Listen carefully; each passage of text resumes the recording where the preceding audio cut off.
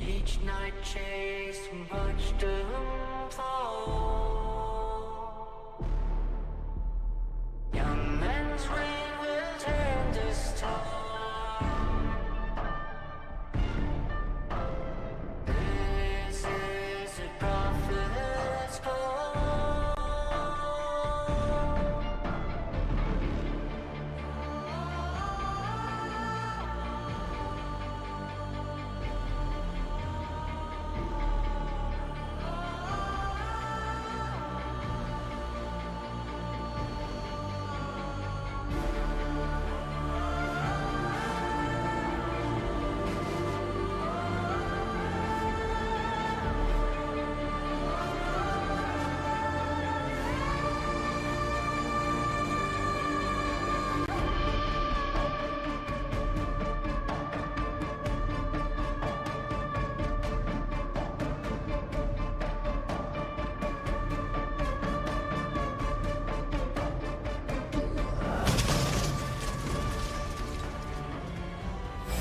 G'day, ladies and gentlemen, and welcome to The Calling, live from beautiful, sunny Brisbane. Now, over the past month, the Compendium of Wraith has brought us powerful tools and a resurgence of heroes past, and now its followers have descended upon stunning Queensland for one of the final stops before Pro Tour Yokohama. My name is Matt Brandwood. I am joined by Sydney Calling champion, Australia's first national champion, and of course, the host of Arsenal Pass, Mr. Hayden Dale. Hayden, I am so excited to be back in the booth with you, second time. I know. Second time. They let us back in together. I know, crazy, We right? had so much fun the first time. So it's super exciting to be here in Brisbane. Of course, last year, at the end of last year, we were down in we're in Sydney, in my neck of the woods. Now we're up in Brisbane, and a bit of a holiday destination here in Brisbane, Queensland. And I know there's a few travellers that are joining us today. Absolutely. From all across the place, myself coming from South Australia. You know, it's a little warm, Hayden. That's why, you know, we're kind of keeping it a bit casual, but we are here for some incredible flesh and blood. And what else could we begin, Hayden? This incredible sort of meta that we are living in. We have seen some of the most unbelievably unexpected decks that have sort of appeared over the past 3 weeks of Classic Constructed. Yeah, this is, you spoke about it, Compendium of Wraith has unlocked the books to the heroes from all across Wraith, and this meta is one of the widest we've ever seen in Flesh and Blood, let alone maybe just TCGs in general. So I'm super excited to get in today and to see what players have brought to the table, because every week so far, we're into the third week now of this Classic Constructed season, it just keeps evolving and evolving rapidly as well. Yeah, rapid is the word. And speaking of rapid and evolving, we're going to see what evolves over the next 2 days of Flesh and Blood. Obviously, day number one, we're going to be looking at 7 Swiss rounds of Classic Constructed. Plenty of action, plenty of diversity in regards to our metagame. And of course, tomorrow on Sunday, we're going to have the final 4 Swiss rounds before we cut into top 8. And Hayden, I am so excited to see what heroes come through. Yeah, I honestly, I don't know. I mean, if we look back at what we've seen over the last 2 weeks, I mean, in Toulouse last week, no hero with double-digit representation. Crazy. 9% was the highest representation of heroes last week. So we are in for, I think, another mix-up this weekend. And of course, if you want to get yourself into that day 2, you're going to need around that Extra 2 record or better to keep yourself in that fight to top 8 this World Tour stop. Yeah, and plenty of players are going to be absolutely battling through every single round. And of course, for you viewers at home, if you are here every single round, there is a chance for you to be winning a cold foil young hero in Marvel as well. Some of the most beautiful art that we have seen, but also your choice of young hero, Hayden. Oh, my choice. What would you choose, Matt Brandwood? Oh, I've got to go for Kano myself. Absolutely, I've been a Kano player since the hero became a thing, and taking a bit of a look, this art for some of these older heroes is just stunning. Yeah, you took my pick, I think, you know, as someone who's played a lot of Kano in the past, but you know what? That's my guy, Rhyan, my green man. If I was here and I was winning this giveaway, that would be my pick. Yeah, I think that's incredible. My favorite art, outside of course, Kano, if you've seen the backside of our Kano Marvel, it is stunning. But that young Prism, the original Prism, I don't know what it is. That art to me is just unbelievable. Going to Solana, just stunning. I know. I mean, that was one of the, I guess, openings of Monarch with Flesh and Blood is getting our light heroes, our light illusionists, of course, but our 2 light heroes, and Yeah, Prism's a pretty good one. Many to choose from though, and actually opening some Compendium of Wraith, I've opened myself a couple of these, all the amazing treatments that we've got in Compendium of Wraith through the case that I opened. I actually managed to pick myself up a dash as well, a dash hero. The original dash? Yeah. Who I've also been known to dabble and play with. I was going to say, if there's a hero that isn't Rhino, it's dash associated with you. For me as well, I just love seeing in particular, if you haven't seen these in person, go and try and find them, because not only is the art incredible, but the borders of each of them around sort of their areas of Wraith is just unreal. I love it so much. And while these are a prize for you guys at home for sticking around with us, we need to talk a little bit about the prize that the players are playing for here, of course. There is some pretty incredible things coming up, Hayden. Yeah, World Tour this year, lots of prize money on the table across the world at all of these events. Players playing this weekend for a total pool of 20,000 USD. First prize, of course, taking away that $5,000, that beautiful trophy, but of course, those gold foil legendaries for our top eights. And there's many things to be playing for here.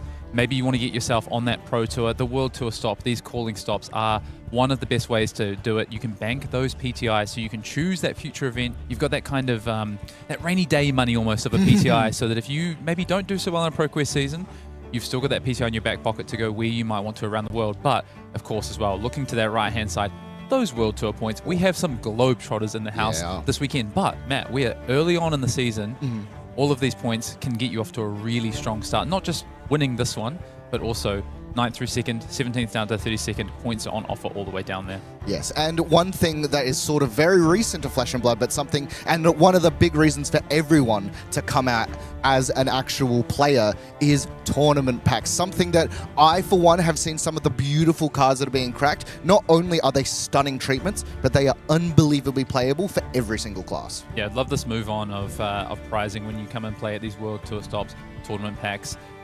Everyone loves cracking packs, right? Yeah. And why not do it while you're playing at a tier 3 or even tier 4 event, get into those tournament packs? Yeah. And of course, for the winner, not only are we looking at the champion, but the stunning double-sided Calling Champion stamped gold foil quick dodge flexes, which, if you've ever seen one in person, they are stunning. They are beautiful, and personally, I'd play with it. Yeah, I love the... Why not? Flicks on them. Yeah. I love the Calling Champion stamp that's been added for this year for these players. I think it's a really nice touch, and of course, that trophy. I know for so many players, what at the end of the day really is about is just having that trophy in hand. Yeah, and you would know, of course. Yeah, it's been a while though. It's been, hey, look, but you still have one sitting on the mantelpiece. But incredible prizes to be playing for throughout the entire weekend. And speaking of the weekend as well, Hayden, we've spoken about it a little bit at the top of the show, but my goodness, this metagame. The most diverse we've ever seen in Flesh and Blood. I mean, it's not even close. No. Like I think as a game, as Flesh and Blood, the meta is something that is always evolving. It's an eternal game, obviously, Flesh and Blood, but Living Legend with heroes coming out. And previously, Living Legend had been probably the biggest impact to meta shifts. You know, a hero Living Legends, potentially a hero at the top of the game, it accelerates in Living Legend points and then heads out the door, right? But Compendium of Wraith, and even, I would say, post-High Seas to a degree, the meta has just continued to shift. If we look at the last, the Road to National season, for instance, right? Really interesting meta, a lot of decks viable, even down into your double digits. Yeah. But Compendium of Wraith, I think, has just blown that wide open. And, of course, we do also see some heroes that have hit Living Legend. We'll talk more about that. Yep. And it just continues to evolve. And right now, I think if you polled 10 people in the room or 100 people, the amount of different answers you're going to get for best deck in the format right now, probably a lot. A lot. I know you and I have some different opinions about best deck in the format as well. But speaking of an evolving format, the easiest way that we've been seeing how this meta shifts is through our ProQuest Vegas season. Still currently going on, we are in the second week of Classic Constructed, and we've seen this metagame sort of evolve and change. And not only is it different to what we're going to be seeing at a calling level, but just some of the decks that are being represented, if I'm being honest with you, Hayden, has taken me a little bit by surprise. Yeah, the meta continues to evolve, as you say, and I think what stands out to me is through week 1 of this, so ProQuest season week 1, we saw Verdance take that top spot, and now we're into the second week, and I think we're probably going to see a completely different hero end up being in that top spot this week, because if you go back to week 1 of this, so we're in technically the 3rd week of this Classic Constructed season. Week 1 was around our calling in Montreal World Tour stop. Week 2 was our first week of ProQuest, and of course the World Tour stop in Toulouse. And now we're in week 3, which is the 2nd week of ProQuest season. Players out there battling for these amazing prizes, of course, Matt. Yeah, absolutely. And again, there is still plenty of Classic Constructed to go around. An incredible event. It's just a fun event to play for a little bit more high stakes. Of course, you get some gem packs for participating. The best packs to crack, in my opinion. They're just so much fun, and they're so easily accessible to you every week, from armories to your ProQuest. Of course, top 8 getting that beautiful Bittering Thorns Rainbow Fallout treatment, a card that we've seen throughout history of Flesh and Blood, throughout Ninjas, and of course that top 4, the beautiful Teklo Vossen cards, and I love them. I think they're so pretty. Some might even say the OG Bittering Thorns, if you go back to the Ira intro deck, decks, yeah, Bittering Thorns featured in that. Yeah, and of course it was, but correct me if I'm wrong, it was also before cycles were a thing. Yeah, correct. Bittering Thorns were like, wow, this is a really powerful card. And looking through here as well, this is a little bit what we were talking about, Hayden. This is the previous week's representation of winning through Classic Constructed. And just look at those numbers and the variety of decks that are there. Yeah, I don't think we've ever seen so many heroes in that sort of 5-6 win range. You know, typically you do get these top 3 heroes, then you get maybe another slew of 4 to 5 underneath, and then you're into the dregs, so to speak. But this meta it's that second bracket. I would say there's 5 to 6 heroes that are really competing at the top right now, and honestly, that entry point is accessible. There's some heroes that are knocking other heroes out week over week in that top 6, but that next group of heroes is really, really wide. I mean, you're talking about heroes like Pleiades, like even McMillan put up 3 wins in ProQuest season last week. Shout out to Pankaj Bhojwani there. I know he wasn't one of them, but I'm sure he was cheering from the sidelines at home. Absolutely. The thing that I love the most about this as well is we are seeing in this spread some of the newest heroes in the game, but also quite literally the oldest heroes in Flesh and Blood. Dorinthia, Katsu, putting up numbers even in 2026, which makes me feel really good on the inside. Yeah, we're going to have to talk a lot through this weekend. It's just going to be, it's non-negotiable, Matt Brown. Yeah. We're going to talk a lot this weekend about the evolution of this meta, because last week we saw the breakouts of decks like Arachne Huntsman, Pablo Pintor taking Arachne Huntsman to a finals. I mean, it's Pablo, right? So he can play anything, but actually Arachne Huntsman is one of the best decks in this format right now, I think. Wow. And how are people going to respond to the likes of Huntsman, to the likes of Vynnset, these heroes that have been rising up over the last few weeks?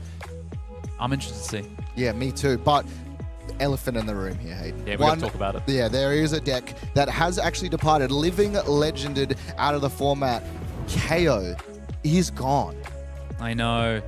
The problem is, goodbye KO, but goodbye Mandible Claw. Mandible Claw. Now, Hayden, I know you have some opinions on this as a Rhino enjoyer. How does this affect every other brute in the room? I mean, Mandible Claw's reach through the game, it first came to us through Crucible of War, all the way back in the 2nd year of Flesh and Blood, and has been through many iterations, whether it be KO, whether it be Leviah, whether it be Rhino, whether it be Underhanded Cheat. It has seen so much play, and so not only are we losing KO, a hero that's featured prominently since its release in Heavy Hitters.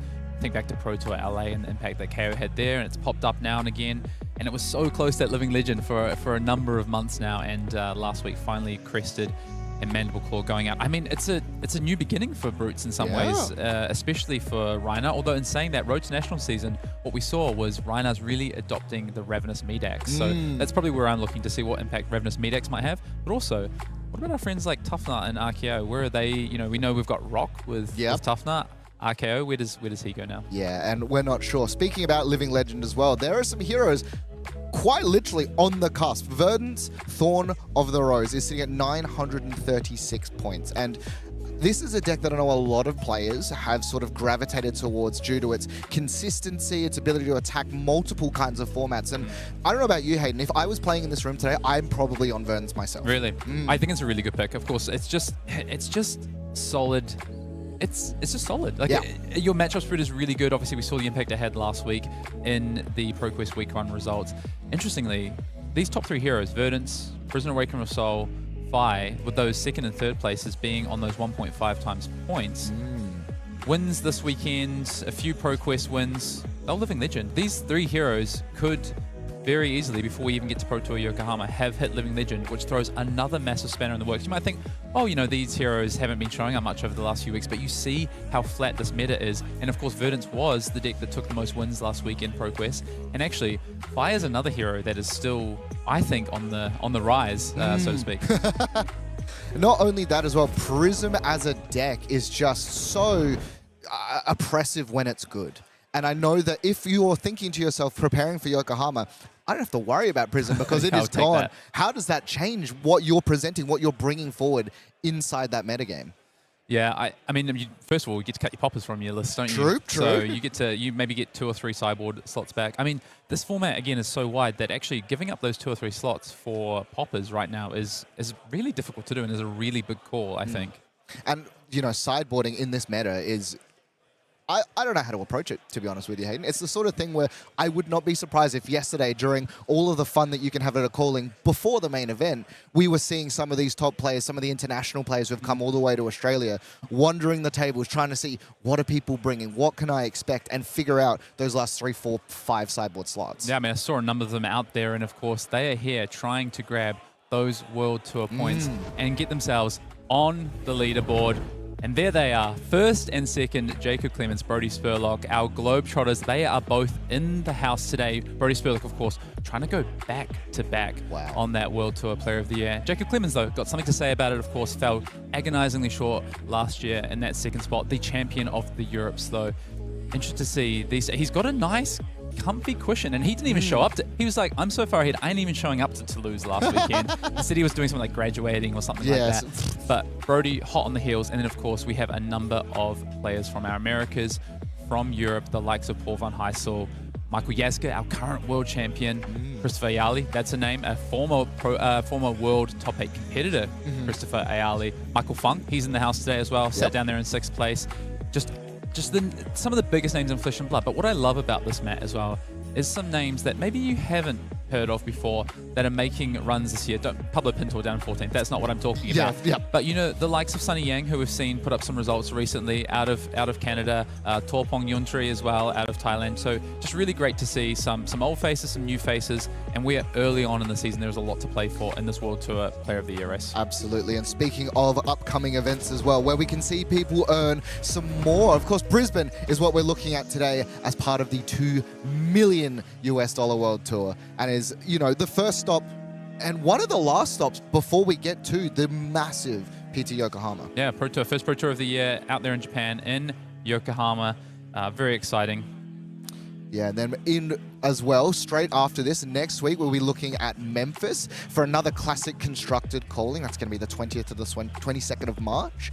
And then following that, we go back to Silver Age in Shanghai, which is going to be just before, so the 3rd to 5th of April. And then, of course, Yokohama, where both formats are going to be shown at the absolute highest level. Yeah, I'm super excited. I'm actually going to be out there in Shanghai on the way to Yokohama. I'm going to be in the back in the booth for Yokohama, which I'm super, super pumped about. But our first ever calling in China. I ain't missing that one. No. And I ain't missing the opportunity to play some Silver Age. I'm absolutely loving this format.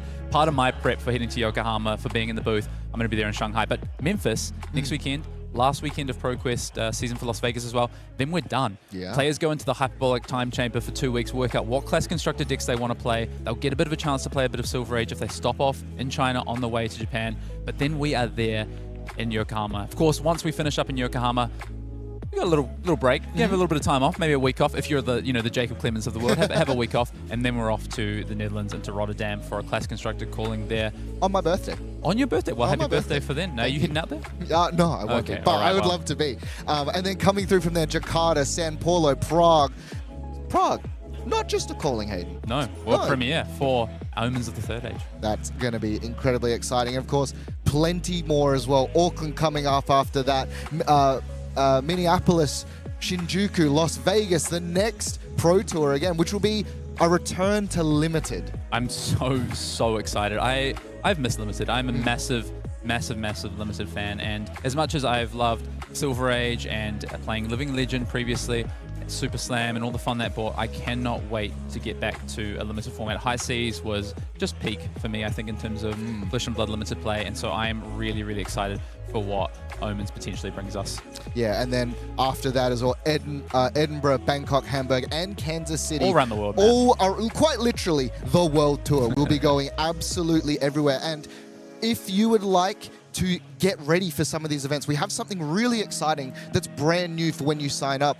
If you do it a little bit in advance, we have early bird packages for the first time ever, starting with that world premiere. Yeah, get a little bit extra in your pocket for getting to these events. Maybe you're thinking, I want to be at the world tour in Prague, for instance, and at that world premiere, and I already don't want to get there. Well, get your early bird packages for the weekend, and you will get a little something extra for doing that. Now, these, of course, are going to be just the promos going forward, at least for a little bit. And we see that stunning Ancestral Strike in full art, alongside Lightning Flows and a couple of like these other new cards, which we don't know the impact of. But if they're going to be good, you want them in that beautiful full art rainbow foil. 100%. I mean, at least some of these are going to be good. Oh, I can guarantee pretty much all of them will be. But, you know, we're still learning about these heroes. And I, for one, am so excited to see the impact that Omens has on this event. Yeah, I'm pretty hyped by these new heroes, to be honest. I love Lightning as a talent. So getting to a full Lightning set, I'd say expectations for me are pretty high. Yeah, and of course, several packages available going through. This here that we're seeing on screen right now is the premium package, the Go Again package as well. You get a couple of different vouchers, but you see in that bottom corner, get an extra bronze ticket if you purchase early bird. That's another free side event for you to be able to jump in and just play for tickets, play for pride, for glory, and also just get the most amount of Flesh and Blood. What I love about this as well is, with these, of course, with these vouchers, you get into your side events. Sage, quick fire. You can play so many side events now. Bank up those tickets and all these new and exciting prizes. The prize wall, it's had a revamp. It looks amazing. There's all these different things you can go after if you want to. Maybe you're looking for these sheets. Maybe you're looking for the giant cards. Maybe you're looking for the promos, the playmats. There's all sorts there at the prize wall. Get your extra event vouchers. Get in there, win your tickets. Yes, and speaking of as well, these here are the dates for those early bird weekends. So it's not just Prague. Prague just happens to be the first. March 21st and 22nd will be that weekend. Next weekend. Yep. Where if you were to purchase events for Prague, but then looking forward, Auckland, Minneapolis, Shinjuku, Las Vegas, Edinburgh, Bangkok, and Kansas City, you will see that these dates here is when you can get those extra tickets available. Yeah, make sure you get in and get your early bird packages. Yeah, incredible. And we see on the side as well here, new a new Aurora, something that I know a bunch of my friends are super excited for her to be back, and I'm so excited to see what is in this brand new set. I feel like a bit of a polarization. Some people are super excited to see Aurora back. Some people a little bit less excited to see Aurora back, I would say. Yeah, but I, for one, am super hyped to see. But before we can even jump into that, Hayden, we have so much incredible Flesh and Blood coming up over the next 2 days as well. And going forward beyond that, there is a couple of really important individual events coming forward that I, for one, love a lot. National Championships. I know. National season is... It's going to come up quickly. Once we hit June, it is going to be here. Of course, it kicks off in the United States with the US National Championships in Minneapolis. We've got that World Tour stop there as well. And I think we've got something pretty exciting to show ahead of National season. I think so too. Check this out.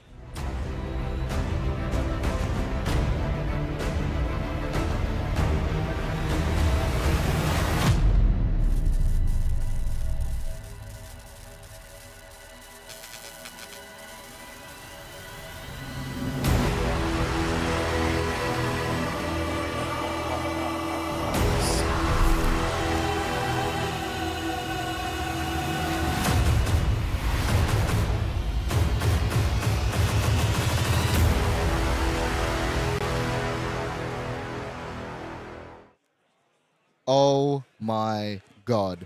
Hayden, National Championship 2026. We have a brand new card that we are... Chat. If you want to see previews this weekend, we got them for you. Flow State Embodiment, your new lightning action attack there, going to be our National Championship competitor package promo. And what do you think about this card? Whenever you play an instant card, this chain link, create an embodiment of lightning or lightning flow token, you got the choice, you got a modal choice. And I know people were saying, well, with no elemental being, you know, they're not, the essence of lightning, they're not elemental heroes. You won't get access to, for instance, you know, some of your elemental cards. But here's some ways to create some good embodiments of lightning, or lightning flow tokens potentially. And of course, other heroes, other lightning heroes that aren't in the set could potentially be playing this as well. Oscilio. This card looks incredible. It blocks for 3. Yes. This card looks unreal. And of course, I got very excited. So did I. What is this next card? It is Runic Reaving, but what does it do? I don't know. We're going to have to wait to find out. Oh my god, the text. Don't worry about the text. Look at that art. Yeah, I know. This thing is incredible. The art, the treatment of it is stunning. And if there's something that you want to get to a national championships for, this is it. This card looks unreal. Yeah, more to be uncovered very soon. I remember when we saw that trailer, that banging trailer for Omens of the Third Age, and we saw this part of the trailer with this key art. I got super excited now knowing it is on a card. Runic Reavening. I mean, anytime I see a Runeblade action attack that is 0 cost and has 4 attack, you've piqued my interest. I want to know what that does. Are we going to see Rune Chants on this bad boy? Are we going to see something else that we haven't potentially seen before on Runic Reavening? We'll have to find out. We'll have to find out. But that art in particular, like, who is that? What is going on here? There is so much happening, and these national championships, not only, of course, do we have incredible promos, brand new cards, but some of the best, and I'm going to be honest with you, people like to fight super hard when it comes to becoming their country's national champion. I mean, I think for me as a competitive player, nationals is almost more important. I think for a lot of players, including myself, I would say I'd rather be a national champion than a top 8 Pro Tour competitor. I know that's a bit of a question. People say, would you rather top 8 a Pro Tour, or would you rather be your national champion? For me personally, I think it's the national championship. I think that title means a lot. Yeah. But I think it just shows you that, you know, it's in that level of a tier 4 event. You're comparing a tier 3 against a tier 4. And that's how much national pride can mean to so many players in this game. Absolutely. And it's just incredible to see. So we're going to have some incredible games. But another really exciting thing as well, when you go to a calling, Hayden, sometimes there's a lot of people that go, and there's a lot of people that maybe don't make top 8, maybe don't make tier 2.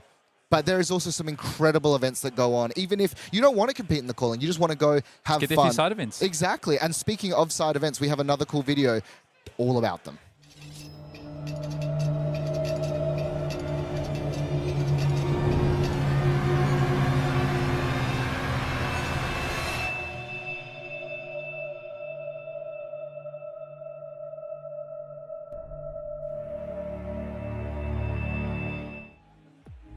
This incredible promo art of Razor Reflex, one of the most iconic cards in the history of Flesh and Blood, is going to essentially replace the current Blanche promo as what you will be getting starting from that world premiere in Prague inside those promo side events. Yeah, a card I've died to many times, Razor Reflex, and hey, why not add a different art and treatment for someone to kill me with their Razor Reflex? I love these calling promo cards. You know, we've seen so many iconic cards over the years, and now we're seeing Razor Reflex get the treatment for side event promos, and as you say, starting from the world premiere in Prague.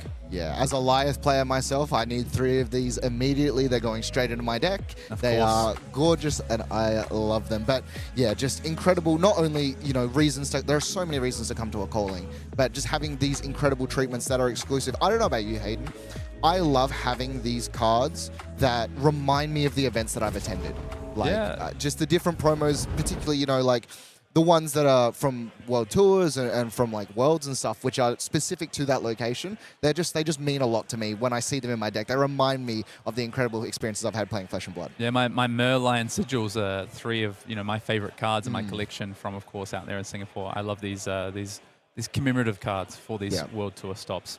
Yeah, absolutely. But enough about that. Let's go back. Let's get into the nitty-gritty of this meta, because Hayden, the top 8 from our most recent event in the Calling Toulouse.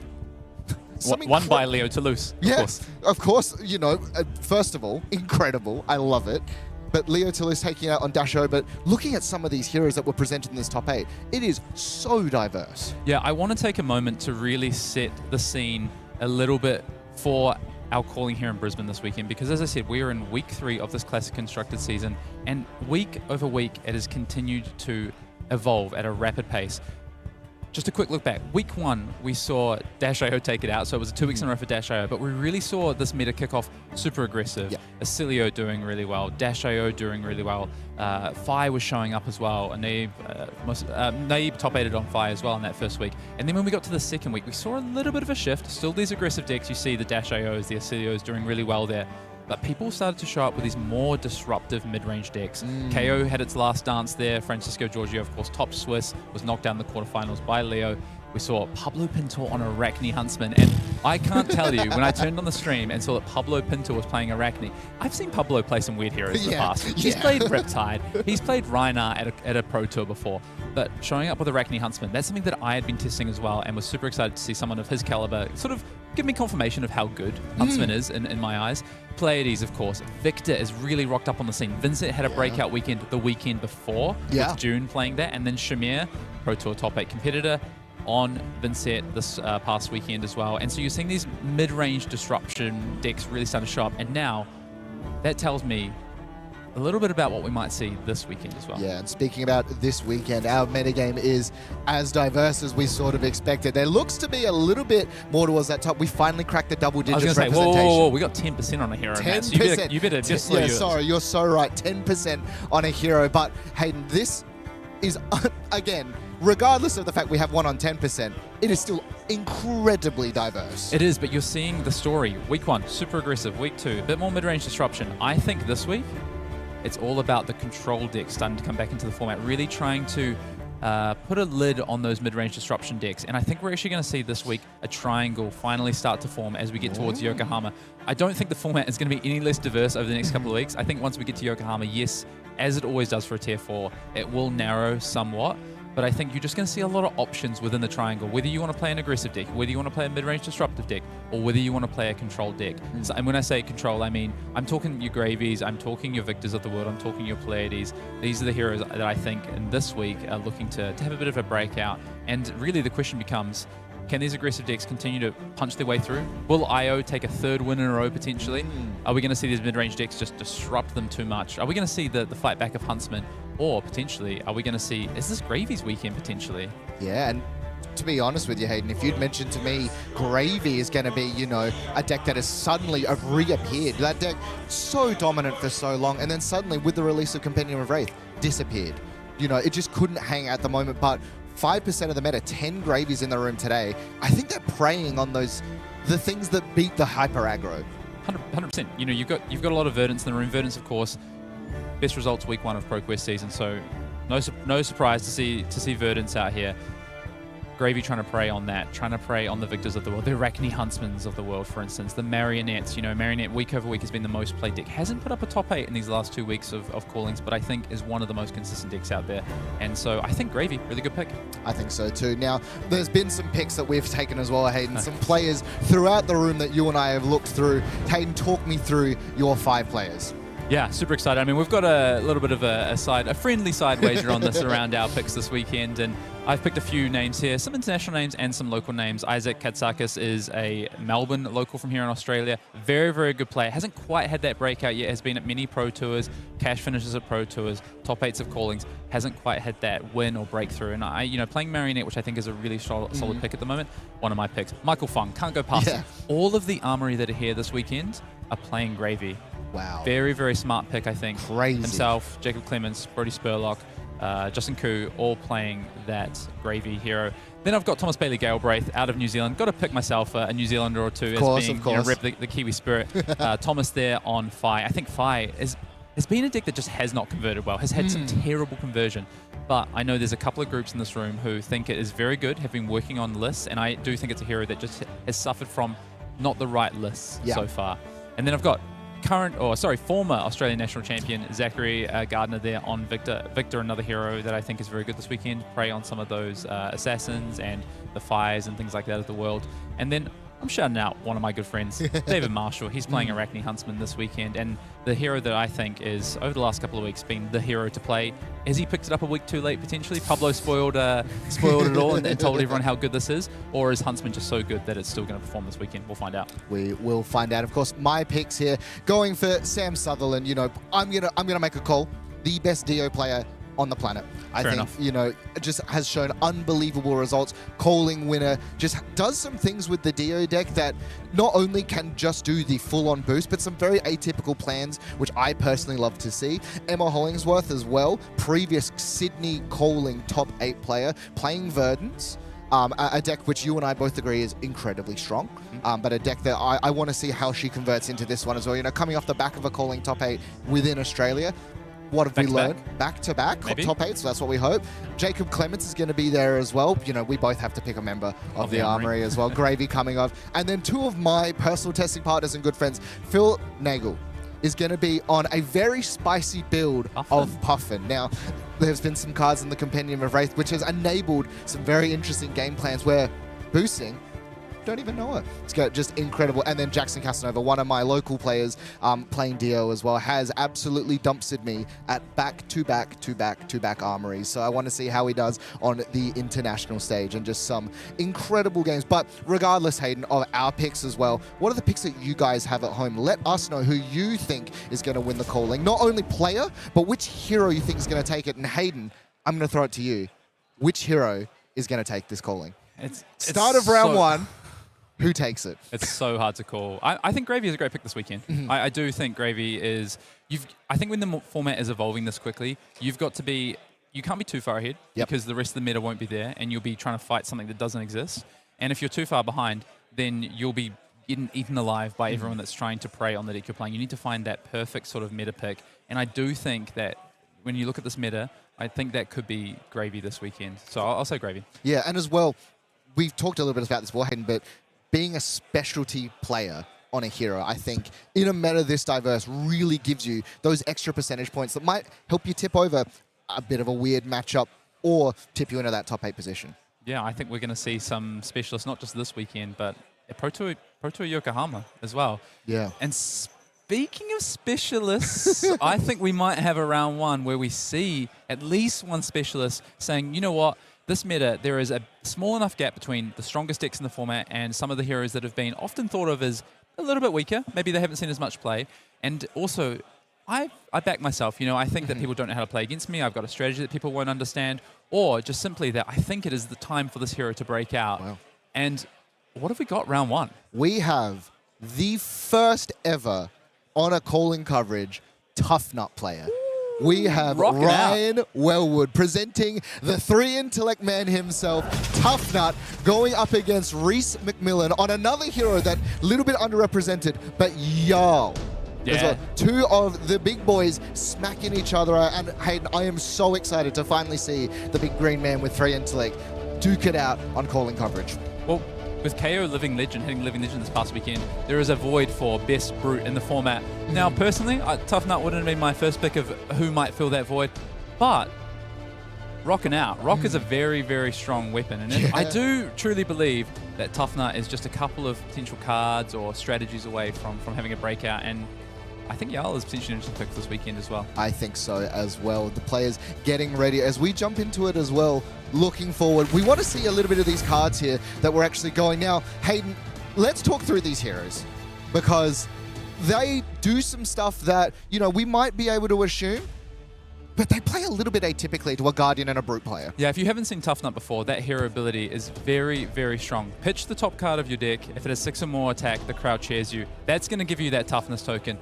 But what you can do is you can just throw your hand on the combat chain, no cards in hand, activate that Tuffnut hero ability, get your effective 4th card that you're missing back as your blue pitch, and all of a sudden, it's a 1-card 7 if you swing with Rock, and that is something that Tuffnuts really, really want to do, either with blues off the top or with yellows plus a Vigor token. So be on the lookout for that. And of course, those toughness tokens, just giving you that added 1 block value. So a lot of truly value in the Tuffnut hero ability, which you wouldn't think with 3 intellect on this hero. On the other side of things, we've got Jarl, and Jarl is a hero that hasn't really had a big breakout, you know, since it came out in that Jarl Armory deck, but is very strong, of course, has essence of both Earth and Ice, has access to a massive, massive card pool, and Guardians are certainly on the rise at the moment in terms of they've had it, let's be honest, man, Guardians have had a bit of a tough time. Yeah. But I think they're in a very good spot right now with the format having started out so aggressive. I believe this might be the weekend for a Guardian. It might have been last weekend for Guardian, could be this weekend. What I would say about Jarl, though, is Jarl can really play up and down. It can play into some of the more controlling decks, and it can also, for instance, it can beat Gravy, whereas some other Guardians can struggle with that, and it can play down really well with all those ice, all those frostbites into the aggressive decks. Yeah, and I'm very interested to see how the frostbites actually affect Tuffnut's ability to swing rock every turn, but there's only one way that we're going to find out as we jump into the game. We see as well Tuffnut is going to be going first, and Hayden, between you and I've not seen this matchup a huge amount. I can imagine this might be a little bit of a slog. Yeah, I think it's going to go long, right? I believe that if you're on the Tuffnut side of things, you really want to be trying to utilize that rock. I think what I'm looking out for is this potentially a fatigue matchup for either side? And if it is, what is the strategies at the end game? What does Rhys have in that Jarl deck? You can see they're presenting the unforgiving weapon on his side, so really trying to make sure. Actually, to be honest, not. You see a lot of Titan's Fists typically out of these Jarl decks, and instead.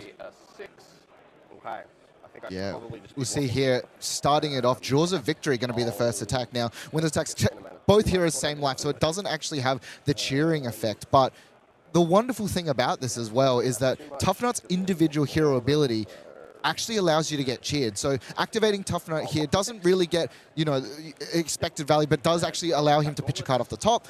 And so 6 go again into immediately sending rock, activating Gauntlets of Tyrannical Rex to make this even more powerful. And we see Jarl has 2 cards in hand, but it's looking to leak a damage here. This is a pretty good first turn. Of course, we'll have no Arsenal on Ryan's side, but just pushing through some damage, getting, importantly, that toughness token on the board, as you said, and starting things off. And if this is a fatigue matchup, I really like the start from Ryan, because you say, well, come on, hold on, Ryan, no Arsenal. Typically, you don't want to end turn 0 with no Arsenal. But what he's done there is he's given up 1 card in the form of Jaws of Victory. He's taken 4 cards out of Rhys's deck, and that points me towards potentially Ryan has an eye towards this being a fatigue matchup. Yeah, and it's interesting as well, because the deck of Tuffnut, from what we've seen thus far, it doesn't really mind not playing on cards, because Rock is such a powerful weapon that if you can swing it every turn, that Arsenal card might be the best place to throw a defense reaction or something along those lines, because your offensive power is actually your weapon.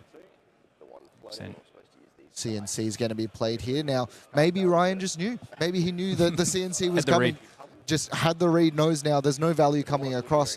And for Rhys, just sending the CNC, can't set up anything, but looking in the side of the hand, Channel Lake Frigid, a card that historically in Flesh and Blood has been incredibly powerful. Clash is going to come across. Tuffnut actually winning the Clash, I believe. No, sorry. No, Jarl winning the Clash. Yeah, Disable in the blue. So he's going to come across a Toughness token available, and that might actually be pretty impactful in this matchup. 100%. These clashes are going to be really important. This is every point of value, I think, is going to potentially matter in this matchup. And so Ryan losing that first clash and the Toughness token on Rhys's side there, you want to block with the least amount of cards, but there's a pummel. Ooh. The pummel coming across, Channel Lake Frigid being used here, but it's actually going to be from hand instead, the instant coming across. Numbskull Charm. What mode's likely just going to create a Toughness token coming across, so it's going to pump it up. No cards left in hand, so can't discard anything. And this is kind of where Tuffnut wants to be. No cards in hand, activate the hero ability, and hopefully swing rock. But it is going to be a random flip off the top here. Yeah, it's just explaining. Rhys is like, I haven't seen these cards before. What do these cards do? What does your hero do?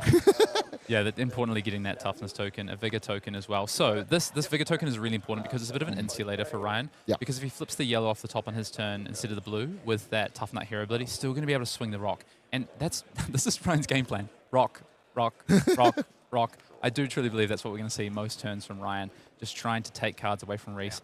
Rhys, I think the key for Rhys is going to be, how do you try and set up some big turns? Ryan wants to play off 0 1-card hands, effectively. So if you attack every turn as Rhys, you're going to give him that ability to do so. So what is your game plan? How do you try and set up maybe a bigger 5 or 6-card hand? Nagle in the hand for Rhys, but 7 damage coming across. And like you say, Hayden, the game plan is working. This is exactly what we want to do. And the thing with it, even though Tuffnut only has 3 cards available to block with, just constantly cycling and not sending physical card attacks, it means that your deck is thinning a lot shorter. And if it gets down to that point of, we're starting to think less about life totals and more about cards in deck, it's just a huge advantage. Now, Rhys going to consider here what he wants to do. Plenty of resources available if he does want to send them Angle, or if he instead wants to take an opportunity to set up. And the headpiece available for Rhys is Coronet Peak, and I don't know if Coronet Peak's actually what you want to be doing into Tuffnut, who is kind of okay. Yeah, gonna see what blocks are lined up here. Again, I wonder if Rhys is... So, Rhys does have the summit weapon, and of course that does cost 2 cards to attack with. You can't get around that. And until that heavy is picked up... Yeah, there we go. So, is he going to start swinging weapon and try and play Ryan's game, or is he going to try and set up potentially some larger hands? That's kind of what I'm wondering. Of course, does have things like Frost Fang. If he can pummel those sorts of things, start to add some disruption. Speaking of Frostfang, a card that we've seen a lot in the past history of Flesh and Blood, coming across for 5. On hit, pay 2 or discard. A sentence that, as an Icelander player previously, I've said many a times myself. But Tuffnut kind of okay with this. Isn't threatening a pummel, has plenty to be able to block with. One of the few reds, and just a singular card here because of those 2 toughness. A clash is going to come across, and the clash is drawn here. Both players flipping non-attack actions. I think what's really going to be important for Rhys here is trying to get rid of one of these equipment slots. So Ryan is not going to give up one of these equipment. He's not going to block with a Scowling Fleshbag basically the whole game until he absolutely has to, because he doesn't want to have an exposed armor slot, because that's going to allow Rhys to start to put those Frostbite tokens in there. That's going to make it hard to rock every turn because you're going to need to have a Vigor plus a blue to actually be able to do it. So that's going to be really tough for Ryan. So I think the game plan for Rhys is try and find a way to destroy one of these pieces of equipment. Yeah, we see the flip off of the top here is actually one of the few reds inside the Tuffnut deck pulping, but it's just going to pitch the second send packing to send it, and this is one of the few pieces of disruption that this deck is often bringing. Send packing, when it attacks a hero, they banish a card from their arsenal. Now, again, no arsenal value here in this specific instance, so maybe thinks, again, doesn't really care too much about the value of ruining the arsenal. This is just taking cards back and forth.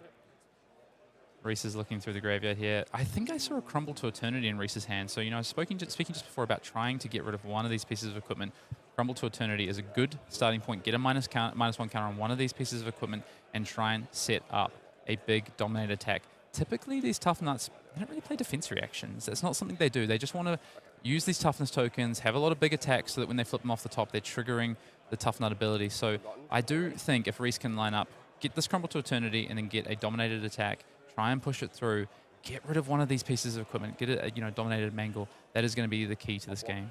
And interesting, looking through the graveyard of Rhys, the Elemental Strike is a card that's been included in this deck, and I know that the card's incredibly powerful, and I've seen some game states where they pitch stack it towards the bottom to just send constant damage. But ladies and gentlemen, 1,500 of you are here to see Tuffnut for the very first time on coverage, and that is just an incredible for round number 1, Hayden. Shout out to our Tuffnut enjoyers out there on this round 1 here at Calling Brisbane.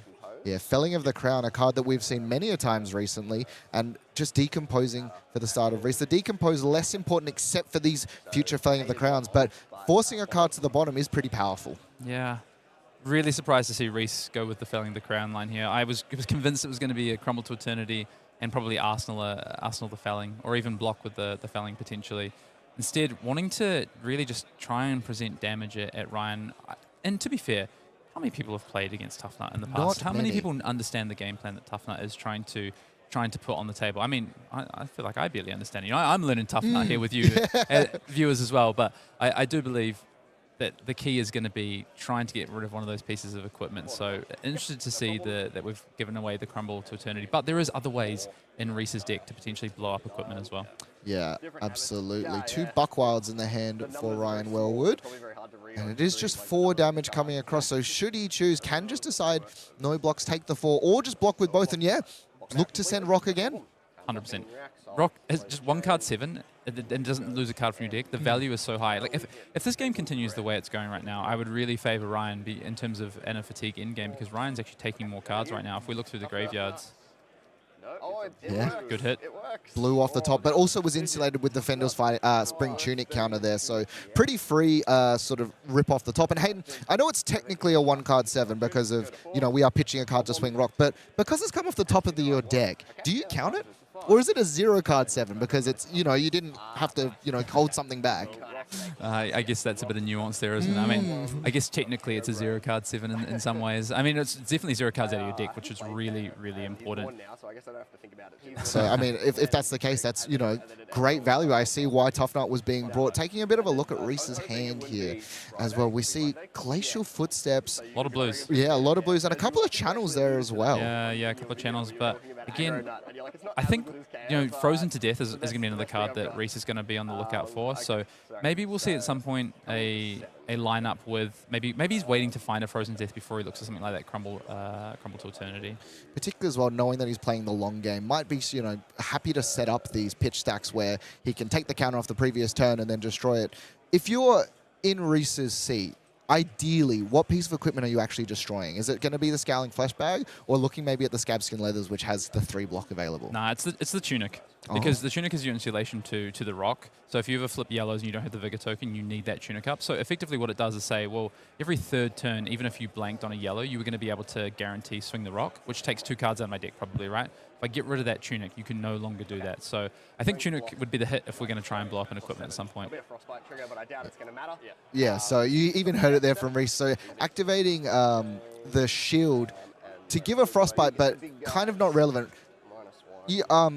Tuffnut, not known for doing a huge amount. And if Rock's the thing that's being sent, it's pretty happy. And interestingly, are Frostbites sometimes actually a bit of a detriment, because it means that you can pitch the if you have a Frostbite, you pitch the last card to activate Tuffnut to remove the card from hand. So sometimes the best play into a Tuffnut is stranding them with a card in hand. Good point. But that last Frostbite might actually sort of almost be beneficial to the deck. Yeah, or even with Tunic, right? You can pitch to activate the Tunic and then still swing your rock off a blue. So yeah, that's a good point. Glacial Footsteps will be the attack here. No fuse, so is just going to be coming across for 8 regular damage. And Rhyan decides he likes the hand actually here, opting for no blocks. And while, yes, it is a fatigue matchup, decides, you know what, I can push a lot of damage in this instance. Stalagmite already has a -1 counter on it. Now, I wonder if Rhys's game plan is actually to aggressively block with this shield, where it is actually impactful, so he turns on that heavy ability of his weapon. Yeah, I do think, though, Stalagmite, it's like this is a perfect Stalagmite block on this turn, right? So Rhyan has taken a bunch of damage, and he's going to send a Buck Wild. He's overpitched, obviously, so he has no cards in hand for Tuffnut. Now, the simple play here is Tunic counter, get 3 resources, swing rock. Of course, Rhys has access to the Stalagmite to give the Frostbite. Rhyan can still, of course, activate Tuffnut's ability, so is pretty insulated there. But once that Stalagmite's gone, Rhyan doesn't have to think about these lines and having to play around, you know, Frostbites and things like that on demand from Stalagmite. So I think Ryan's trying to bait out the Stalagmite here, to be honest. I think that's the line he's going for. I think Rhyan would be cheering if Stalagmite gets involved here, because that's going to mean that he no longer has to worry about, oh, if I have a big white hand with a Buck Wild or draws a victory or whatever it might be, I don't have to worry about it. And do you know what also tells me that? He's swinging a blue Buck Wild. Like, this is not actually the best value for Rhyan, but I think he was really trying to bait out that Stalagmite from Rhys here. Buck Wild, of course, a card we have seen plenty across the Silver Age format, being an absolute all-star in every Brute deck, having the ability just very easily to get go again. And the hand of Rhys does look quite aggressive. Plenty of fused targets, but nothing actually to fuse with. And we'll see the Okanold as well as the arms pushed across to block up this damage. A counter was already on it, so a single point's going to leak through. And as you were saying before, Hayden, yeah, just activate Tuffnut, send the rock. Really wants to insulate and keep that Tunic counter just in case. That is a strategic planning that Rhyan has just pitched there. And I believe that is anti-fatigue, I guess, tech that he's got there in the form of strategic planning. I wonder if we're going to see that come into play. Of course, what it does is put a cost 1 or less from a graveyard on the bottom of its own deck, and then you draw a card. Matt, what do you think he's wanting to aim? It's got to be. It's got to be for fatigue. Yeah. I think it's interesting. So just sort of thinking as well, like, the interesting thing with Tuffnut is if you have 0 cards in deck, you obviously can't swing the weapon. You can't Tuffnut, right? No, you can't activate the hero. So strategic planning to put cards back into the deck. So yeah, it'll put strategic plannings, I assume. Yeah, so they just loop themselves over and over again. On the bottom, and you just then, I guess you have Tunic as the 3rd resource. Yeah. Or if you have, because blue strategic planning is going to be 0, so yeah. I guess you're just using your Tunic counter on that. Yeah, because it's at the end phase you draw the card as well, so there's plenty of time for you to activate Tuffnut. So interesting piece of tech here, and we're interesting. Does Rhys actually sort of identify, oh, okay, they have the tech for if I fatigue them, do I need to play aggressive? And, you know, the card that's come across, Felling of the Crown, having a bottom a card. And if I'm tracking correctly, I do believe this is actually online for the full 8. Yep. This is the second Felling of the Crown we've seen in this game. And then that is good-natured. Good-natured brutality, yeah. So the card itself actually blocks for 0. But if you have no cards in hand, it gets +6.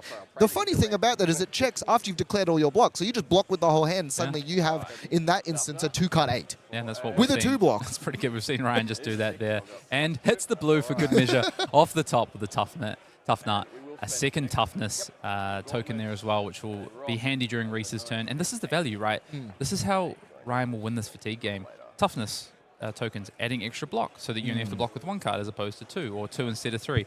And then 0 card 8s with your rock, for instance. Or 0 card 7, 0 card 8s. So if this is a fatigue game right now, don't even worry. To be honest, don't even worry about the strategic planning. I would have Ryan ahead right now. And I think Rhys probably needs to take some time and work out how do I win this game? What is my angle to victory here? I think it's really got to be some 5-card hands. I think I see an Icequake sitting there in Rhys's hand as well. And I think, yeah, it's a red Icequake. That's a good card for setting big attacks, right? That's going to force Ryan to potentially have to leak some damage, add Frostbites into the mix, starts to make it a little bit more complicated. And we see here, almost feeling himself a little bit, Ryan actually activated the Tunic just to use Gauntlets of Tyrannical Rex to give this 8 across. And this is the second mangle from Rhys that we've actually seen blocking. You know, blocks for 3, so 5 damage is going to come across. Kept the Elemental Strike in hand for the side of Rhys, but that's that's 2 big mangles. Regardless of the actual crushability, that's a lot of damage that we've thrown into the graveyard. Yeah, I mean, I am a bit worried about that, losing access to that crushability. Of course, I assume that we're going to have access to Frozen to Death potentially, so I wonder if Rhys is starting to clock it and thinking, I do need to get rid of maybe that Gauntlets. You saw the power of Gauntlets there, add an extra resource. Still all the fridge on Ryan's side as well. So despite Ryan being at 29, has a lot more access to block than Rhys does at this point in the game. But just in general, getting rid of that Tunic ideally, or even the Tyrannical Rex, I think should be really high priority for Rhys. Absolutely. Hasn't been able to find another way of, I guess, manually destroying the equipment, so a little bit up to when Ryan wants to pull the trigger. And Rhys faced with a bit of a decision here. The Elemental Strike in hand, you know, I'd be curious to see if he's on also the Colors of Aria line to see whether or not he's actually instead. But no, he's just going to activate Coronet Peak. Just decide, you know what, I'm going to strand you with 2 cards in hand. What can you do? But the difficult thing about it is Buck Wild is available for the side of Ryan. Yeah, we'll see what Ryan decides to do here. Of course, Coronet Peak, not a card we've seen a lot recently. The Icelander Days, very impactful card. But Ryan is, of course, going to go ahead and pay the resource. You don't want to lose cards in a potential fatigue matchup. No, in particularly because just has the one, because Coronet Peak is just the one. Maybe perhaps Rhys deciding, you know what, they have a plenty of toughness on the Tuffnut side. So instead, I'm just going to force a card out, make you lose value, activating Tuffnut here for a singular resource off of the top. There's a lot more reds in this Tuffnut deck that I'm used to seeing, Hayden. Yeah, and I think Rhys is clocking the plan now, right? Every time I attack and send big, you know, like 2 cards or 3 card hands at Ryan, he just blocks out and swings a rock and I lose value. Now Rhys saying, actually, I think now clocking onto the 5-card hand piece, I need to play big hands. And also, if I just give Ryan 2 cards, what does he do with 2 cards? He can't swing a rock, it blocks it up in his hand. He's got to play cards out from his hand. What you've got to be careful of is don't give Ryan an arsenal plus a couple of cards, because then all of a sudden you're going to have these big Buck Wild turns, right? So I think Rhys is clocked on now to finding that middle ground, which is take 1 card maybe, but leave him with 2 cards. What does that really well? Coronet Peak. So I wouldn't be surprised if now we see Rhys kind of cycle on and off these turns of trying to send, you know, a big Icequake turn or a big Dominated Attack turn or a big Pummel turn. We know he's got access to Pummel in the deck. And then on the off turn, block up, Coronet Peak away. Yeah, and it's going to be these like big bursts of damage now. Looking across, this Buck Wild does have go again, but no resources available. Tuffnut's already been used, so it is just going to be 7. And Rhys looking at the side of the hand, another Elemental Strike. Super awkward hand for Rhys here. Double Frostfang in hand, of course, kept I believe that's the Icequake in the arsenal that he would have popped in there, and then has that Elemental Strike. So it's pretty awkward, and I believe that's an Everbloom Life. So just trying to decide not only what he wants to be presenting in regards to defense, but what does the turn look like? Is it just another Coronet Peak turn? And I mean, Hayden, you were saying that you can't give him an arsenal. There is no arsenal available, but even the modes on this Elemental Strike are not looking particularly great right now. Yeah, where you're going to get Ice, which is Dominate, or you can get Earth, which is the +2, right, with that Everbloom Life. This is difficult. No Lightning, of course, access for Rhys. He's not Starvo. Unless he has colors, which True, would be like Colours of Aria, the one yeah. instance. Colors of Aria. Banishing Colors of Aria with Elemental Strike is probably one of the more powerful things we've seen in recent times. But no, just decides to block with the Everbloom Life and keep the double Frostfang. Yeah, I think we're probably going to see either just play the Frostfang, or we're going to go Icequake into this Elemental Strike with Dominate, thanks to the Ice card, which would of course be 8 Dominate with the Frostbite on hit. And that you do need to leak damage, right? Yeah. I think that's what we're going to see here from Rhys. Just try and leak some damage, give you some Frostbites. And of course, Rhyan would only be able to get rid of 1 card. So again, putting him into that blender of the 2 Awkward 2-card hand. Oh, Yeah, so coming in for 8. Not only with a Frostbite now because of the Icequake, but also the pay 2 or discard clause as well. A singular toughness on the side of Tuffnut here, and so just thinking through, but again, it's not dominated. So Tuffnut can just throw the hand, activate Rock again, activate Tuffnut. Now, it's not a free activation because we don't have the Tunic counter available. It's not, but... What? Yeah, he's got a card that does not block in hand, so it's Strategic Planning, red Wild Ride, and a red Vigorous Smash Up on the side of Rhyan there. You just get a little glimpse of that Vigorous Smash Up. So it's not... it's a bit of an awkward hand that we see here from Rhyan, but, you know, can still go ahead, potentially block with 2 cards. I think... Does Rhyan not want to give up the strategic... No, he will give up the strategic planning. Yeah. I think it's like, I think 1 in Graveyard's totally fine because it allows you to get it back. So it's almost might be good value here. Scavskin Leather is also going to be thrown as well. He's going to win the clash. Pulse of Ironloft, a card available, and probably really regretting now pitching that Elemental Strike. It's great to pitch to it. Does use the first equipment block too as well. Does, but this is another one for Rhyan, I think. You know, is left with a Vigor token and a red in hand, so can flip the Tuffnut, knows it's a yellow, can just swing the Wild Ride, blocked out the turn. And Rhys, I think I really liked the Dominate line there for Rhys to give Rhyan another awkward hand. I think I would have favored that line. But we'll see what Rhyan comes back with. Yeah, so we'll have the Vigor as well, 3 off the top. So he's just going to send this Wild Ride. Now, no cards in hand, so it's just going to be a straight discard. We'll see. This might be interesting, depending on what he actually throws in. But yeah, activating clause to try and got the correct additional first. resource, definitely. Activate the Rex there. Ooh. Interesting. A card that Tuffnuts have actually recently, from what I've sort of speaking with a couple of Tuffnut players, don't always run. Yeah, Crowd goes wild. It's going to hit the bin. 7 coming across here at Rhys. Rhys down to 23 now. And awkwardly, Colors of Aria in hand for Rhys as well. So is running the full line with that Elemental Strike. Would have loved to have maybe parked it in Arsenal, but you can't play towards it throughout the entire game. It's 3 cards in your entire deck. Really tough. Let's take a look at what Rhys is working with there. You said the Colors of Aria. There is Opposing Visage, so it could go get that Crumble to Eternity. There's a Pulse of Ironloft, and is that a... Channel Lake Frigid. Channel Lake Frigid. So again, bit of an awkward hand. Is this potential a Channel Lake Frigid? It doesn't have the extra resource for Opposing Visage there.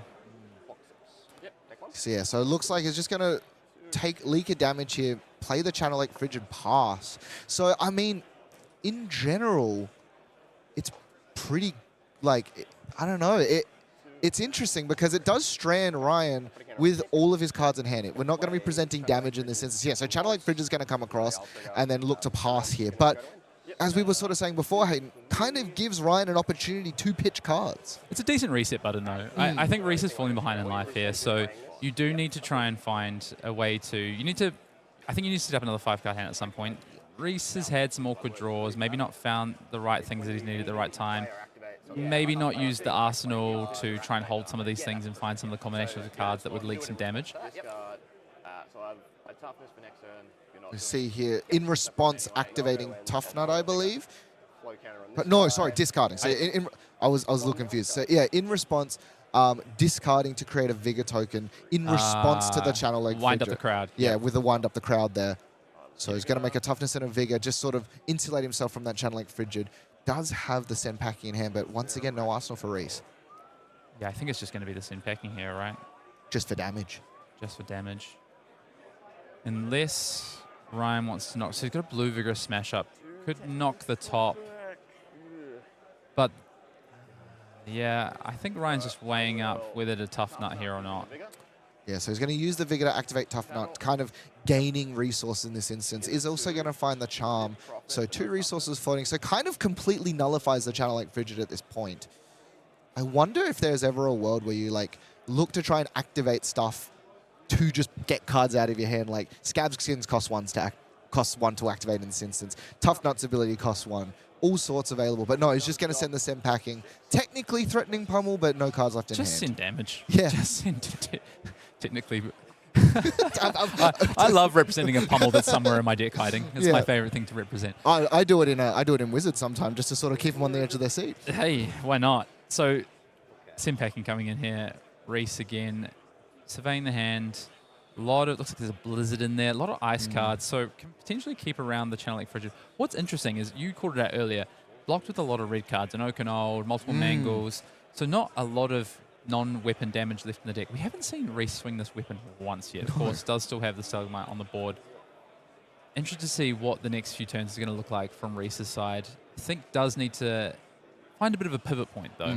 Does have the Channel Link Frigid down. Do you try and protect that Channel Link Frigid for an extra turn?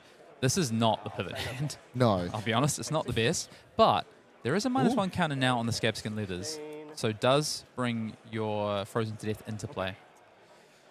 See, just decides to take the damage, dropping to 16 life, keeps a 4-card hand, so does have plenty of ice cards if he wants to prioritize keeping this Channel Link Frigid around. And I mean, Channel Link Frigid does remove the block with 3 cards swing rock ability, but you know, block with 2, activate Tuffnut and swing, does get it out. We'll see. There it is. Frozen to Death is going to be what's available. Pitching Colors of Ire as well as Blizzard, fusing it. And now we're going to see Channel Link Frigid will be kept around because Colors of Ire is face up, so it does count as an ice card. We see Frozen to Death, it destroys a piece of equipment with a -1 counter and then creates a Frostbite. So this is a big blow losing those Scabskin Leathers. I don't know how much you're actually going to be activating it in Tuffnut, but it is a lot of block and also, again, starts this train of being able to Frostbite across Tuffnut.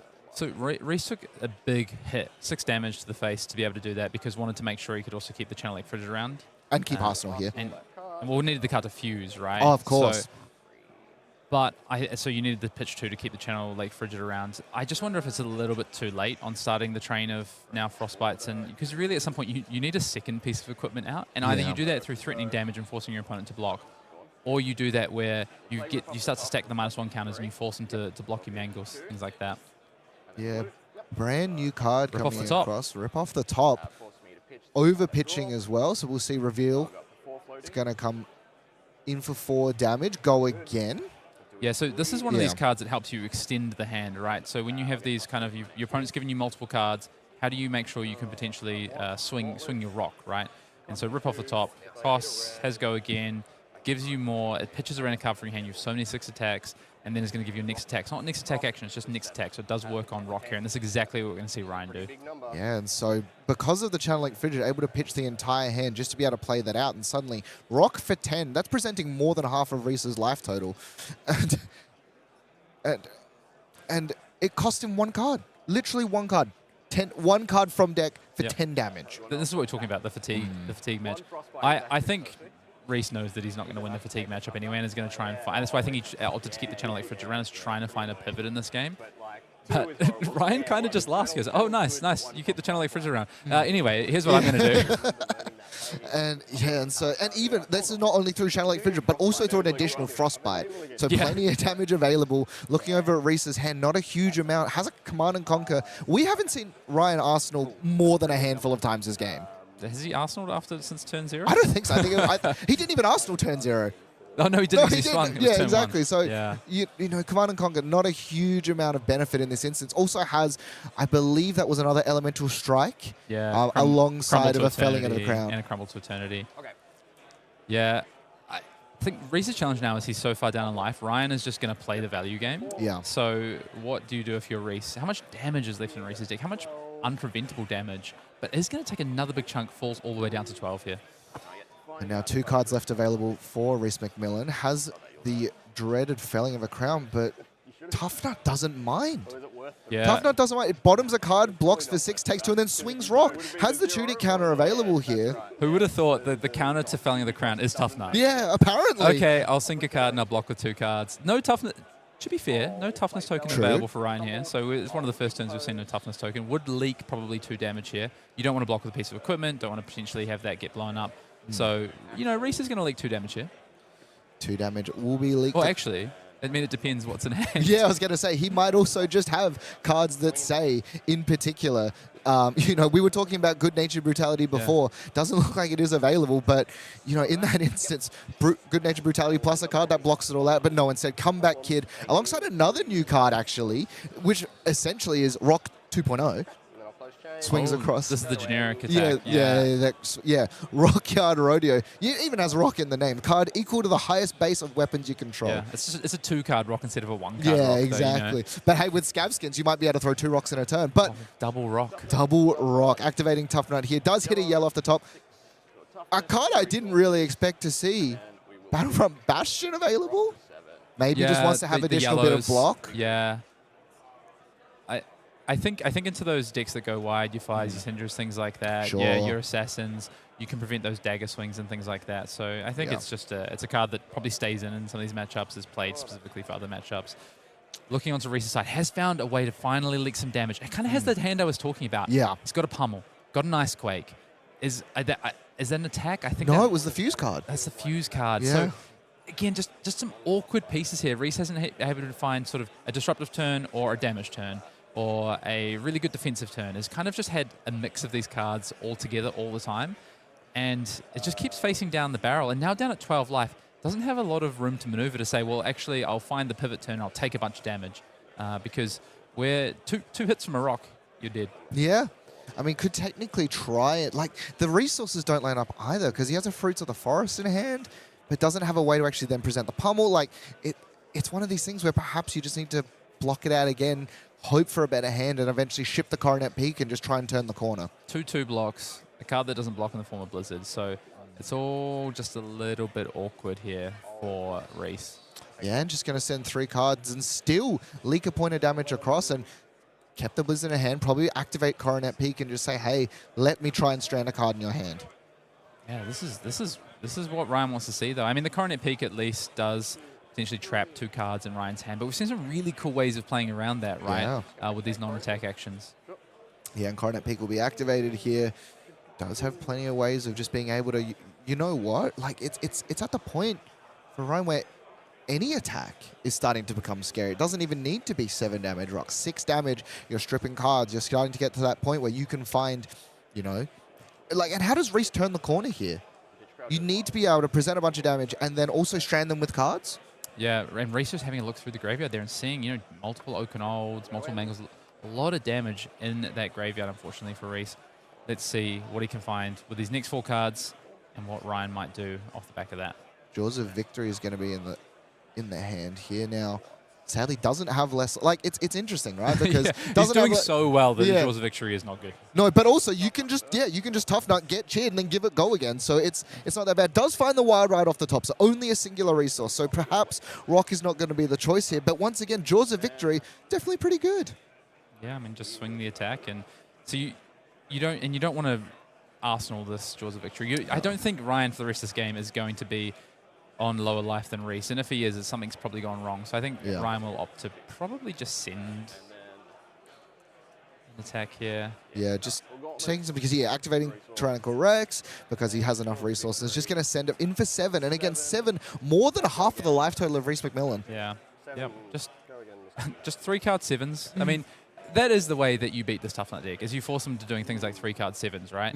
The problem is with the life differential Rhys is at, I wonder if this sort of strategy has come a little bit too late. I think Rhys struggled a little bit in the early game just understanding what his opponent was trying to do with Tuffnut. Has now seen a good chunk of the deck, understands more of it, I think. But now the tough thing is going to have to navigate finding a way back into this game. Does have a sink below here, so can potentially block with the sink below, take a little bit of damage, try and throw back an attack. Does have an Oakenfold. Can we try and set up Oakenfold maybe? Maybe, but you have to clear the Arsenal card as well, and it's a little bit awkward, so I mean, it's one of these things where we need to start trying to set up, but this constant barrage of just 7 damage attacks, oftentimes free. You know, turn on turn, when you think about the defense alongside of this rock attack, it's just the numbers are just super good on the side of this Tuffnut deck. There was some tech that we've seen for this full fatigue, but Hayden, I don't think it's going to matter. Yeah, and of course, so that card in Arsenal is the channel Mount Ison, right? So can just play that out and just get rid of. We could just clear the Arsenal. I believe it's channel Mount Ison, right? I believe so. So we can just clear the Arsenal on Rhys' side and try and set up again. And I do wonder, because we did decide to not sync, kept the cards. So clearly like something about this hand. Are we just going to throw? We've got a Tunic counter up. Yeah, just Tunic counter, Icequake, throw the Oakenol for damage? Yeah, and you know, it's going to come across. Does make a Frostbite. So it has, based on the Jarl ability there. And so Oakenol is going to come across. No fuse, of course. So this is threatening 10 damage on hit, Frostbite token, second Frostbite token. For Rhyan. Does Rhyan just throw the hand here and go, okay, you found a good aggressive hand. Congratulations. Yeah. And then just move on. But I think there's a pulping in hand. There is. Rhyan can't even throw the hand, but could, of course, throw the hand and just Arsenal the pulping. Rhyan does know, of course, as we do, what Rhys' Arsenal card is, because it was revealed to a few. So kind of has all the information he needs. Yeah, just declares no blocks instead. And it will be interesting to see as well, because of the, and we talked about this a little bit beforehand, but does this Frostbite actually enable this deck to be able to swing the rock in this instance? Pitch 2 cards for the pulping to clear the Frostbites, and then activate Tuffnut to be able to go pulping into rock. Yeah, that does work. It depends what you hit off the top, right? Of course. Yeah, so players still talking amongst themselves, having a good laugh. Terra Sunder has been found alongside of a sink below. But yeah, see, just over pitching here. So has also insulated. So unless he hits the red off the top, it is going to be rock coming through. We're going to see. And hits the blue Wrecker Romp as well. Yeah, 4 resources available for the side of Rhyan. Pulping into rock, where Rhys is at 8. Yeah. Not a lot of reds in the deck anyway, so a yellow would have been fine, but the blue is going to allow an activation of the gauntlets, the gloves there, to add +1 to the rock. So rock will be coming in for 8. So this is a nice little 3-card 14 here on the side of Rhyan. We'll talk about value. Rhyan knows value. Yeah, connoisseur. exactly. Tuffnut's a connoisseur of value, as you can see. I think Tuffnut finds value in places that no one else can, I think, is The top of another the thing. Incredible stuff. Now, Hayden, I feel like the Stalagmite has to be thrown here, because currently there's 4 floating. Gauntlets of Tyrannical Rex, again, pushes you 1 over again. So the Stalagmite is worth 1, right? But I think is that a Crumble to Eternity in Rhys' hands? So yeah, no on demand, doesn't have a Blizzard. I mean, this is the turn he wants the Blizzard. Yeah, exactly. He's drawn Blizzard in 2 very awkward hands. This would be the Blizzard turn that would have been really good, but unfortunately doesn't have access to on demand Ice to give another Frostbite, because that would be, alongside Stalagmite, would effectively end the turn. But this looks like Ryan's going to be able to swing. Even if Stalagmite gets involved, just won't be able to. Tyrannical Rex can still swing the rock. So I don't love a Stalagmite block here. I think you've just got to try and block this all out. Rhys' hand does block fairly well. Yeah. Could look to throw the Coronet Peak, potentially. Awkwardly doesn't have the Tunic counter to enable the quick dodge flexes. And I mean, maybe the quick dodge is in there to insulate for the Blizzard hands when you need to block. Yeah, you can get 1 extra value if you throw one of these blues to a quick dodge, because you get 2 on pulping, 2 on rock. But I don't think you need to do that just yet. Yeah, opting to sink in this instance. Maybe going to look to sink one of the cards. Just try and play for this long game. Yeah, Terra Sunder's going to go to the bottom. I believe that's the 3rd one we've actually seen pitched or sunk in this instance, so maybe really wants to find it. Finds a Channel Lake Frigid off the top. It's probably going to have to be blocked with it at this point, or kept around just a Coronet Peak. I don't mind just blocking this hand out and then leaking 2 here, leaking 2 more, go down to 4, Coronet Peak. It's a really tough spot for Rhys, but potentially, I mean, you've just seen Rhyan operate so well with, actually, I called it out earlier in the game. Oh, you set him up with 2 cards, what does he do? But Ryan's been able to find a couple of good turns with those 2-card hands. Yeah, does opt to activate the quick dodge flexes, but Gauntlet of Tyrannical Rex will come across. 8 damage coming here. Can fully efficiently block this out now. Can send both the cards on blocks, as well as reactivation of that quick dodge flexes to soak the damage. But what are we digging for? What are we trying to get to? Maybe find the hand where Tuffnut just can't do anything other than maybe swing for 6. But based on the configuration that Rhyan has presented, I feel like there's this version of Tuffnut can actually punish you for leaving it with 3 cards in hand. Yeah, I'm not sure if Rhys knows what he's doing. Well, maybe he does know what he's digging for because he's gone all the way down to 2 here. So maybe trying to set up something. But of course, Rhys is going to be now out of room to pivot off because this has to be it. This has to be the turn where Rhys starts to put Rhyan under some pressure. Otherwise, Rhyan is going to minimum take 2 cards every turn from Rhys. I mean, it's a good way to close out the game, right? And now we'll see here, going to 2, keeping 2 cards. Channeling Frigid might be the option that we're looking for. Tunic counters, yeah, it's just going to activate the channel and might also be able to play the second channel. No, you can't. The second channel also costs 2. Channel Mount Ison costs 0, but then you can't channel both. You can only channel one of them with only 1 ice card. So this channel Mount Ison has sat around in that arsenal for a number of turns. Oh. Rhys finally also finds the pummel, but off of the top here, rip off the top is going to be another buff to this rock. Yeah, finds a blue. We've seen the same turn again that we saw. Exactly the same. Can also activate. No, can't activate Tyrannical Rex, but he's going to also opt to activate Tuffnut, so going down to 3, trying to finds another blue, 6 resources available. Yeah, so activate Gauntlet Tyrannical Rex and swing the rock. This is going to be a rock for what? 11. 7, 8, 9, 10, 11 damage through Channel Lake Frigid. Yeah, every time that this Channel Lake Frigid has come down, Ryan's gone, let me just see if I can rip off the top. And has achieved glory, I would say. Achieved glory. It's going to send the whole hand. Everything comes across. It has been blocked out. Channel Lake Frigid, though, can't be kept around. And Ryan's sitting pretty at 16, but still a plenty of armor to actually use if he needs it. Yeah, I'm struggling to see how Rhys finds a foothold back into this game, but we'll see. I mean, a brick from Rhyan potentially where he can only send just the rock on a turn could give Rhys an in back. We'll have to see if he can find it. So Ryan just, looking at Channel Fridge, just seeing if he wants to do something end of turn potentially, because get down to just no cards in hand so he can just activate Tuffnut on his turn. So I think he's thinking about pitching the blue that wind up the crowd. Well, he could have been looking to discard it at instant speed. Pitch, discard. And by pitching a card and then going Tyrannical Rex, Tuffnut, go from there. But it doesn't work. The Vigor still would have been available. Yeah, is going to discard it now on his own turn to sort of insulate for that next turn, but also get cards out of hand. Yeah, and I think does have a Wild Ride, right? Yeah. So, and this is the thing. Everything asks for 2 cards. Finds a Buck Wild off the top as well with the Wild Ride. Puts it in. Yeah. It's a blue would have been able to swing rock. No. Yeah. No, but that's off the discard. So 6 and now still has a Tuffnut activation. You're right. Sorry, I thought he was Tuffnutting there. This will be a blue. You can just feel it. You just know it. It is a blue as well. 3 damage coming across. 6 into 7 once again. Double. Looking across from Rhys' side, doesn't look like he actually has the availability for a oh no, has found a shelter here. Yeah, it does have defense reaction plus 3 cards at block 3. I do wonder, we're now so far through the deck, I wonder if Ryan knew his second cycle.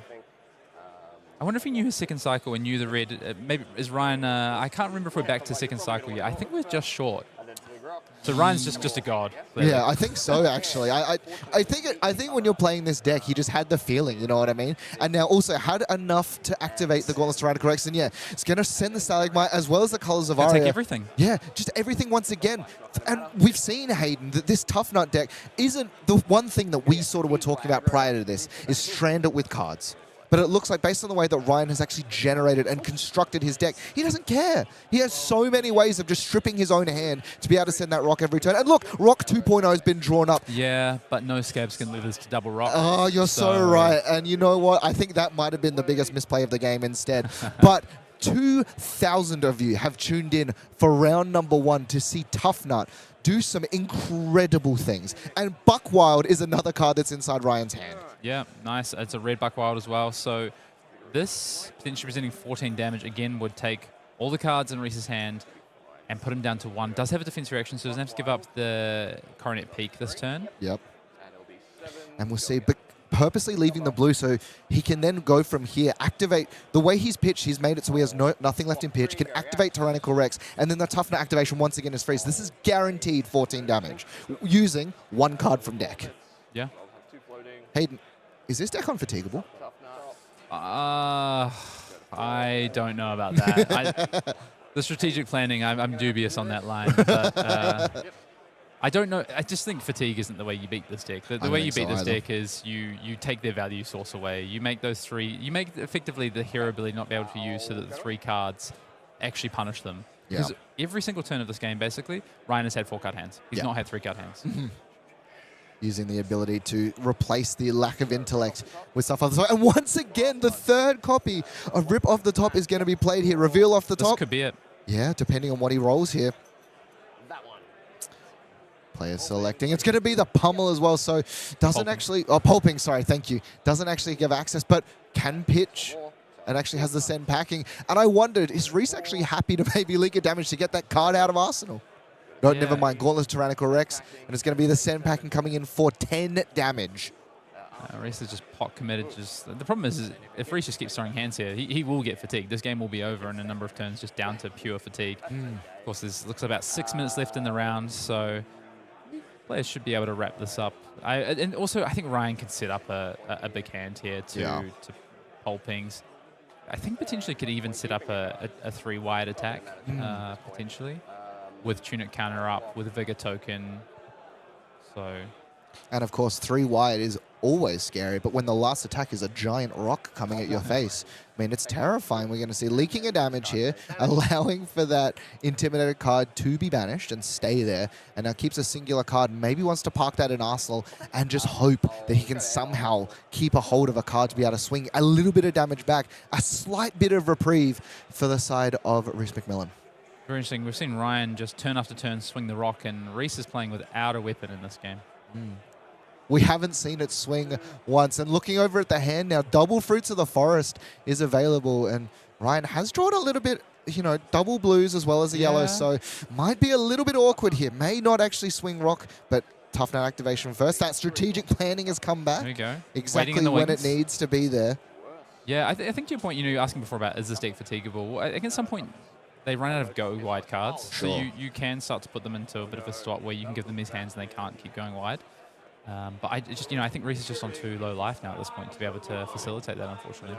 Once again, threatening the pummel in this instance, but Rhys has seen every card in Ryan's deck at this point, so this is just 6, and this might be what Rhys has been playing towards. That final hand of you left your entire hand, you don't have that go again enabler. And so, well, yeah, declaring the blocks, no pause on the reaction step, I absolutely would have. Make him sweat a little, and a card's going to go into Arsenal finally, and so does have a Frostfang available as well as a card in Arsenal for the side of Rhys McMillan, but as we've been saying this entire time, Hayden, they don't mind blocking. Yeah, I think it's a blue glacial footsteps in the arsenal for Rhys. Let's see what Rhyan wants to do here. Rhyan has Jaws of Victory in hand by the looks of it. Will we see... I think just this is so funny. You know, usually you go, oh, Frostfang, and I just block to not lose cards in hand. But Ryan's like, do I want to lose a card in hand potentially so that I can activate my hero ability? Well, has also got a Frostbiter for the Jarl ability as well. Does indeed. So and could just block with 2, activate gauntlets, Tuffnut, go through there. So Yep. I do wonder, Just going to take Hayden. it, though. Yeah, I do. Yeah. You know what? Why not? Yeah, pitch, keep cards in deck. So 2 cards available, 1 card in Arsenal for the side of Ryan here. Down to 11 on Ryan's side. So Rhys is chipping away, trying to find a way. To be fair, you know, if Rhys can find these hands where Ryan does decide to leak some damage to try and send back, and Rhys can block it out, go to the next turn, Ryan draws an awkward hand, chip back some more damage. You know, Rhys could find a way. It's going to be a big uphill slog, though. Yeah, I was going to say, it's going to be here, the Jaws of Victory, but interestingly, off the Tuffnut activation, it was one of the few actual misses. Vigorous Smash Up was ripped off the top, and as a result, doesn't have the ability to send rock. Yeah, so it does get go again off the fact that a 6 is in the pitch zone. But yeah, no ability to send rock, and is this the time? Has awkwardly, though, for Rhys, drawn a Blizzard. Yeah, we'll see. Jaws of Victory is such a cool card. You know, like, obviously, to be cheered itself, you have to have less life, but then of course you can use the Tuffnut ability to go wide. It blocks 3. Yeah. Fun fact, Arsenal Pass preview card, Jaws of Victory right Wow. there. So seeing it on the feature match area. Yeah, represented, and it seems to be an incredibly powerful card inside this Tuffnut deck. So yeah, might be looking to use this Pulse of Eisenloft as a defense reaction. Yeah, pitching the colors. Gonna use the Tunic counter and a Pulse of Eisenloft in this instance. Is going to give a Frostbite, of course, Yep. importantly. And yeah, just to sort of insulate what is that card in the arsenal as well. And yeah, Ryan's forced to pass back, and now suddenly 2 cards available as well as a card in arsenal for the side of Rhys. Can we look to turn the corner? 11 life isn't much, but Hayden, plenty of cards to block with in regards. No, just going to send We're the weapon. swinging the weapon. Finally, it Here has we been go. activated, and it is heavy as well. Doesn't have the shield, so it is going to be the Summit, the Unforgiving, coming across for 6 damage. But you know what Tuffnut really likes to do? Send 2 cards to block with Yeah, it. block with 2 cards. Almost feel like it's a good thing for you. Yeah, it's interesting. It's so funny. You look at the Summit, the Unforgiving, and it's a 2-card 6, whereas Ryan's like, I got 1-card 7s on my Yeah. side. But yeah, look at this. Is just instead going to opt. Let's insulate, try and going to block with the equipment here. Interesting. Must have a hand that can convert into these really go wides, and knows now on board there's no way of gaining a Frostbite. Is going to give 1 off the Summit, but if you keep in the whole hand, you can play around it, obviously. Yeah, typically once you get 1 spot exposed in these sort of in-game situations, I don't think getting a second spot exposed to the equipment matters too much. Unless they have double Blizzard, and we do see Rhys with 1 Blizzard. 1 Blizzard as well as 2 Terra Sunders. So, you know, if there is a way for him to keep their hand, Terra Sunder is a way that a lot of decks can close the game. Numbskull Charm going to be coming across as the initial play, as well as pitching alongside. Tuffnut activation of Vigor being created. Still a card in hand and 4 resources floating. Sorry, not a Tuffnut activation. The Not yet, not Numbskull yet. Charm actually being used in that instance for essentially the second one, and suddenly now unexpectedly 6 resources available alongside 2 toughness. That's good insulation And for Buck whatever. Wild. And Buck Wild are going to be the card to come across. Is this going to be it? Is this going to wrap up? Because this Blizzard, does this Blizzard get involved? Can it stop? So this Blizzard is good enough here. Yeah. It's going to stop the go again, and won't be able to swing Rock. Yeah, so you're going to activate Blizzards here. So even though you can pay for it, no way of getting additional resources across. So Are we going to remember the Frostbite trigger here? Okay. Oh, I see. So I think they're heading towards time, and Rhys is Yeah. going to... Extend the hand across, even though that it is, you know, time in the round, understands that in this position, 1 health available, no way of gaining large amounts of life. The Rock coming across, the first ever game of Tuffnut on our coverage is going to be its first victory. And Hayden, a deck that you and I did not expect to be here, has come and converted into what I would think is a pretty difficult matchup in Jarl. Yeah, but just you saw the value of Rock and 2-card hands and 3-card hands, and you know, when you can just use your hero ability to swing, like you said, you called it a 0-card 7. You don't need 4 cards. Give me 3 cards if my last card off the top of the deck is always going to be for 7. And basically almost every single turn, Rhyan was able to make that happen. So very cool showing there for Tuffnut. Very interesting deck building. A lot of go again built in. Had that strategic planning package. Yeah. Ultimately didn't need it. Didn't come down to that fatigue state. And in the end there, you know, as we're getting close to time, Rhys just couldn't see a way through it and extends the hand. I also think as well, though, like incredibly well navigated by the side of Rhyan, put himself in situations where he couldn't really miss. You know, Yeah. the way that he was pitching and playing around his equipment suite, knowing when to block with the entirety of the hand, knowing when to block with none of it, just really, and again, we talked about it, masterful of this deck and showing the incredible abilities that these players have when they play their pet decks. Yeah, super impressive to just rip off the top was the standout for me, I think. That card was really, really cool to see. Yeah. Just unbricking hands. And yeah, I'm excited to see, you know, I think this meta, there's a close enough gap between these decks that have been forgotten. You know, maybe some heroes with 0 living legend points, like a Tuffnut, and some of the decks that are stronger in the format. And I'm interested to see, can some of these heroes bridge the gap?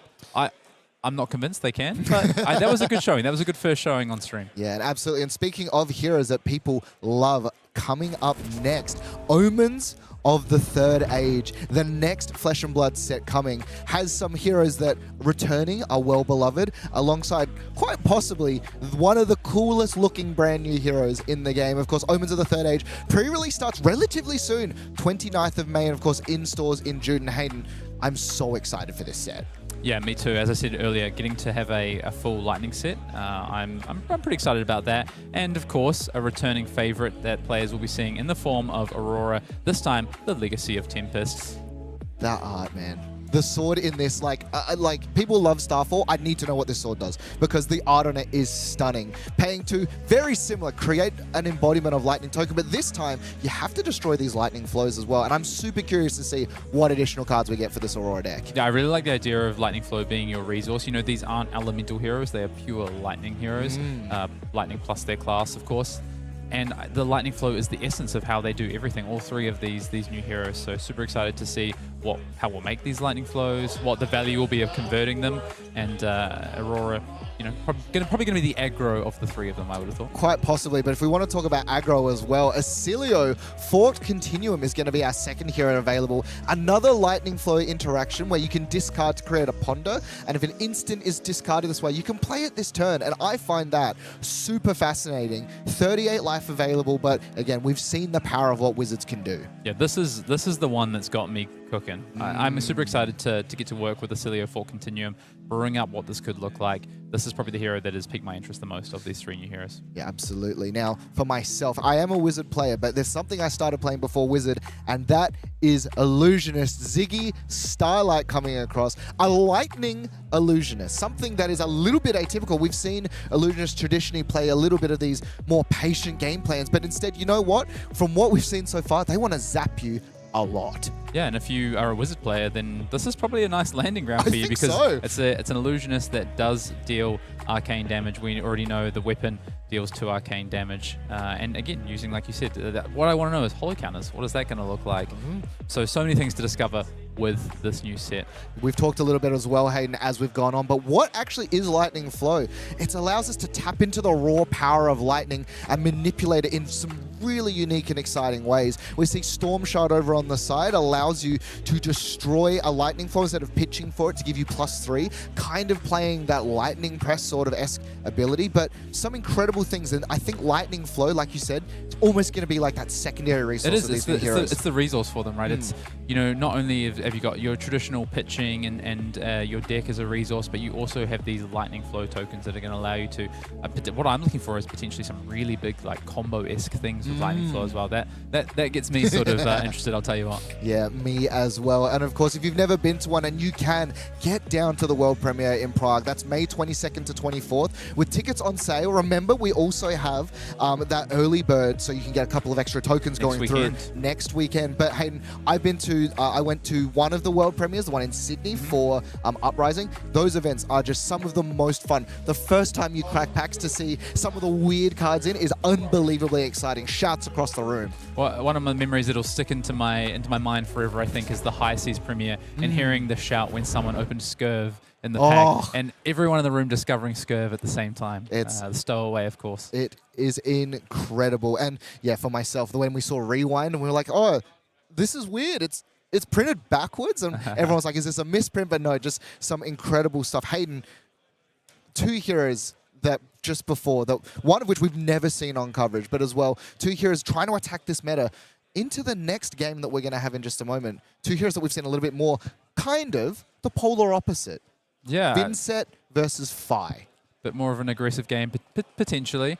And 2 heroes that have been trying to stake their claim over the last couple of weeks in this more aggressive meta, and we'll see what they have to offer us. I cannot wait. Ladies and gentlemen, do not go anywhere. We're going to go to a quick break, and then we'll be back right after that with round 2.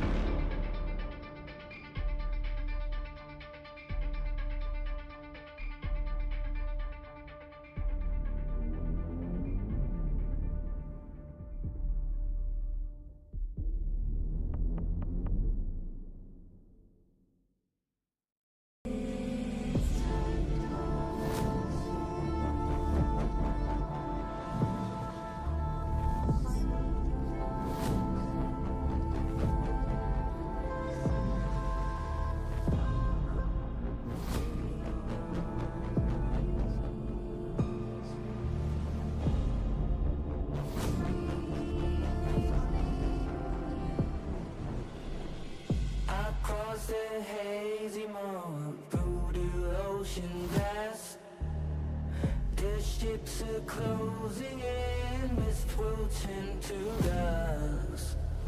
Beyond the murky cloud, the story will unfold. The dragon of the horizon, history untold. Almighty Katsu, lead us fame and glory. We shall be victorious. All will know our story. They came from frozen plains, waltzing through the soul.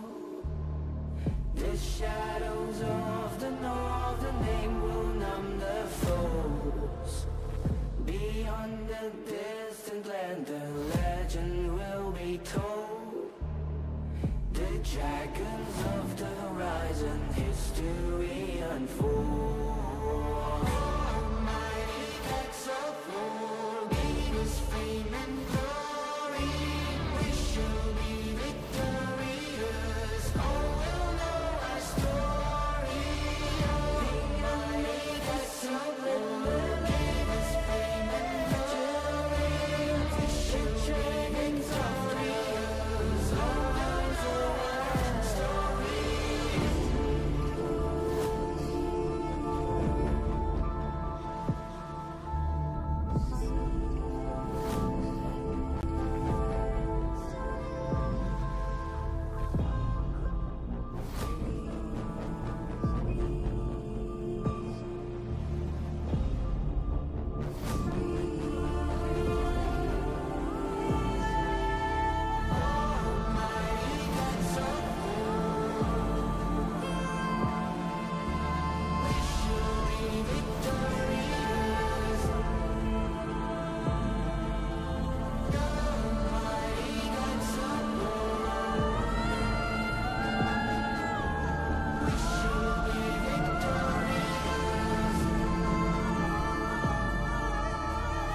Beneath the boundless sky, the voyage carries on. The dragons of the north, history untold.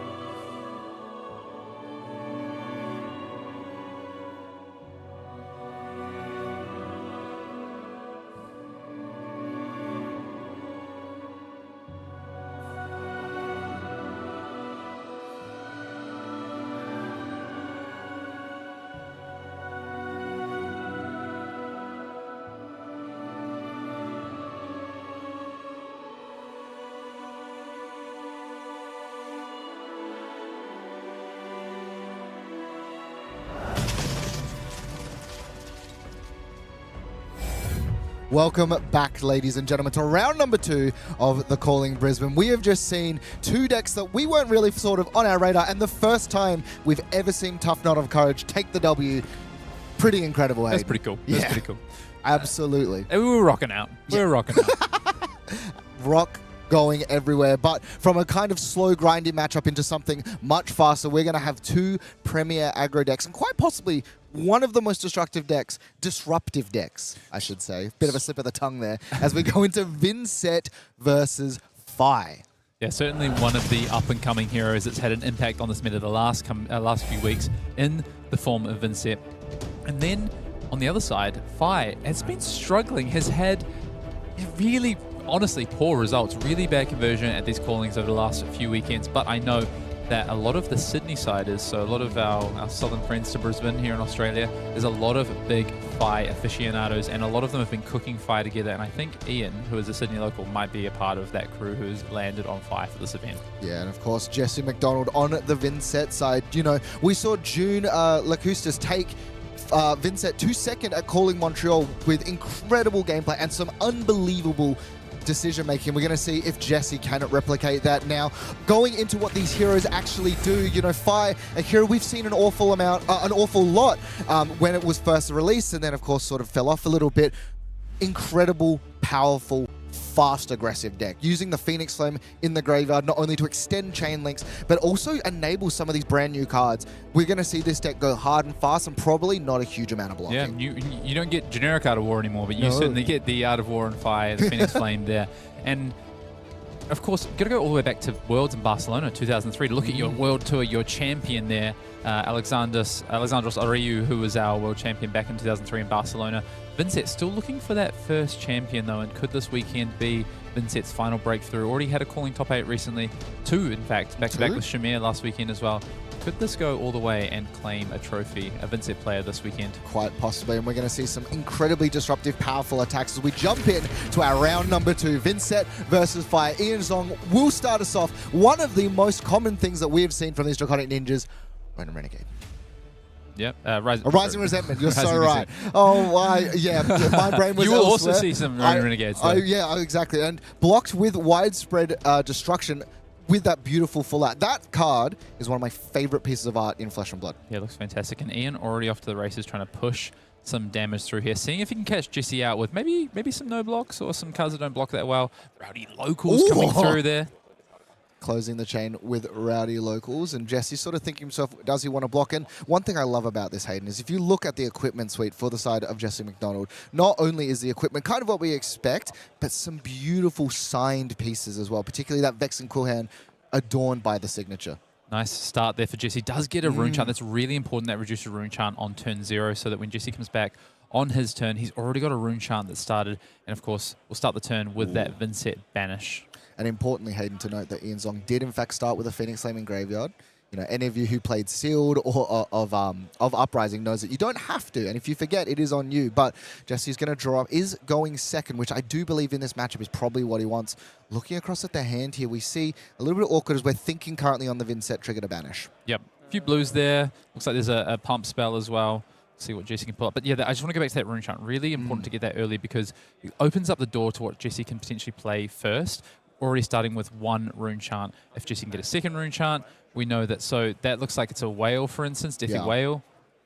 Probably the most common card that we are going to see being banished. Requires 3 rune chants to be played, but is just consistent. And also makes you another rune chant, so sort of lets you to go through. And we're going to see here pitching immediately. Straight to the Grimoire Song to create that rune chant. So that's a really, really high value resource used early. Yeah. Jesse wants to get off to the races. This is a quick matchup. So Jesse wants to get going early. And as you can see on Ian's side, doesn't have access to Arcane Barrier. So these 3 rune chants are all going to connect immediately. Write that down. That is money in the bank there for Jesse. And then thanks to that pump, this is coming through for that Beseech. This is coming through for 9. Yeah, and importantly, one of the really key things about not running AB is it means there is, first of all, Vynnset doesn't have to use its own life total to ensure that we're going to get hits from Arcane. But additionally as well, it means every single ability that you read on these RuneGate cards will be active. And some of them are back-breaking for a deck like Fire. Yeah, and Ian just says, send me the bill. Not surprising. We're off to the races quickly. But Ian's hand is... There's a lot of damage in Ian's hand. We have a way to go and find the Phoenix Flame off the bat with our Flame Song. We've got a way to go and find one. And then we've also got Spreading Flames. We've got the Art of War. Ian kind of has everything he needs on this turn, except for what I would say, the 3rd counter on Spring Tunic. Yeah. That's probably the only missing element here. That is actually really important. Often 4 resources is what you kind of need on these turns, especially if you want to get the weapon involved in the fray. Yeah, and we'll see here, interestingly, pitching Warmonger's Diplomacy. So a card probably brought in, one, to increase the amount that you can pitch, but also Vynnset is a Rune Blade. Requires the ability to play both non-attack and attack actions to fully optimize. This first 3 damage is going to come across. Warmongers is so good in this matchup, honestly. I actually half was wondering if Ian didn't have that Art of War, I think he might have just blocked out and Warmongers and tried to set up. If he didn't have, a card in Arsenal and try and set up that Art of War in Arsenal. I think this is potentially... Yeah, so I think so you're okay to use the first chain link to play the Spreading Flames, and then on the second chain link, you can play the Flame Call Awakening, go and find your Phoenix Flame. Now you can play the Art of War. You only miss out on 1 damage, really, from the Spreading Flames. And I think as well, it just sort of enables these giant terms. Still has a card in Arsenal available for Ian Zhong. And so depending on what he draws off the top here, this could be an unbelievably powerful term. Spreading Flames, the longer the chain links go, the more likely you're going to trigger on every single thing. And so 3 damage coming across once again. Jesse Sort of considering. Has 2 rune chants available, so has plenty of options on the following turn based on the banish already. And if needs to, can go to the cool hand to make 2 more. Yeah, many people probably don't know our players on stream right now, but I can attest to Ian Zhong. He's a Sydney local of mine. Knocked me out of a Pro Quest a couple of weeks ago in the quarterfinals. Is part of this group that have been working on a fire build, and this build is very strong. Using it here during the reaction step as well, so is going to pump this Flame Call Awakening up to 4, drawing 2 cards, and now suddenly the hand has been refilled. No resources available floating, but 2 cards in hand alongside the weapon. Hasn't activated fire yet either, so still can bring another Phoenix Flame in. And that card in Arsenal looming as well. Looks like a rake over the coals drawn for Ian. So that is another card that tells me that we're seeing this list that is being very prevalent within Sydney. I lost to it. I lost to this list last weekend in the semi-finals of my Pro Quest. It knocked me out, unfortunately. And I can attest that I think this is a very clean build of fire, and probably more towards what I think, or what we're going to move towards more of as we move towards Yokohama. So I think, I wonder if we're going to use the rake of the coals or we'll just save it. I'm guessing we're going to save it since we didn't use it on the last chain link. Yeah, and interestingly, it does look like there have been 3 chain links, but because of how it works, the Art of Phoenix Ward doesn't actually count as a chain link due to being an instant. So that's why we see the blue being pitched here to actually enable the fire ability, bring the Phoenix Flame back and attack with it. And this is coming in for 3, has Spreading Flames alongside that Art of Phoenix War, and then also the Shuko is live as well. And importantly, that means the Ember Blade's going to get the pump from the Spreading Flames. This will come out for 4 here. Doesn't get the pump off the Art of War Phoenix. That's only for attack actions, but does see the pump off the Spreading Flames here. And looks like we'll play the last card from Arsenal, and then we'll set that rake up the coals for a future turn. And Jesse so far has just said, I like my hand. I don't want to be defending here. We'll see if that changes. It's also quite scary as well because Vynnset is a deck that doesn't actually mind blocking very frequently. It can block with some cards, banish, play off the rune gate, but when your opponent's sitting there with a bunch of cards in hand and goes, you know what, that's fine, it means that they've got ways of going wide. It means they've got ways of attacking not only your life total, your hand, your arsenal, and so I wonder if it's a consideration of, do you actually send the arsenal here in case they actually have a way of disrupting it? You try to get your value now. Yeah, I think if you were going to do that, you would have used the rake of the coals immediately. I'm surprised. I'm with you. I'm surprised that we didn't see Ian opt to do that off the bat. This looks like a good mask turn though, so I wonder if Ian's going to on this next. I'm actually surprised on the Phoenix Flame that we didn't just straight up pop the mask, to be honest, and just go for the big damage. So do you find the Lava Burst? Yeah, it's just the Lava Burst. I don't know if these lists play Salt the Wound. I mean, if you do, it would have been around the same damage. I wonder if that's why Jesse is trying to line up this block and saying, well, yeah. So Face Purgatory is actually going to come across alongside a non-attack and an attack action. In response, though, is actually going to discard here. So now doesn't have to discard as well. Is that? Overcrowded. Overcrowded coming from the Arsenal? For 2. Or 3 because of the Shuko. This is going to come in for 3. So no pump, sees the rune chant. I think this should be for 3, right? Because the rune chant should give it +1. Yeah, so we'll see here. Looking, and just wants to determine, do we actually want to pop the boots? I don't believe you can because it's target draconic action if I'm not mistaken. Yeah, correct. You can, if this card had natural go again, you're popping it on the weapon anyway, so you can swing the weapon twice. It's kind of what the boots are doing in these 5 decks. Sure. It's not the days of Syndra where you were doing some broken things with Kunai on a Wrath turn. Typically what the boots enable you to do is attack a second time with an Ember Blade when you have additional resources at some point. Now, importantly as well, because of how the card was discarded, it means that there was no card discarded actually to the effect of Face Purgatory. So I wonder there, is that like, that's a very important piece of equipment for stopping these ginormous turns. Jesse. Yeah, now it does still enable the draw. Yeah, you just don't get the value of the discard. Yeah. So Jesse kept the high end, starting with 2 rune chants, makes the 3rd, and this is a Deathly Whale starting us off. So going to assume that we're going to get involved with some, I'm going to guess Spellbound Creepers are going to get involved here at some point. Yeah. Spellbound Creepers, I will say, is probably one of my favorite cards of all time. There is also always ever looming. There's a Succumb, though. Yes, Succumb being one of them. I was going to say Cull being the other option as well after taking the damage. Succumb to Temptation, though, of course, since that you know that arcane damage, though, it's always hitting. So Succumb is just so powerful in this matchup, and Ian's not blocking. Ian's not blocking a Deathly Whale, so you're pretty much guaranteed it's going to hit. Interesting here, we see the 2 blues, the Rise from the Ashes, and the Oath of Loyalty. No Arsenal, of course, for Ian. So if you're Jesse here, I mean, do you just take this Formongers? I was thinking the same thing, right? the thing is the damage is not that high. He can't play the Warmongers if he plays the Oath of Loyalty, right? Those two do not go into one. So you can take the Oath of Loyalty, but then he's just going to probably do a hand of Rise from the Ashes, attack with a weapon, and drop the Warmongers.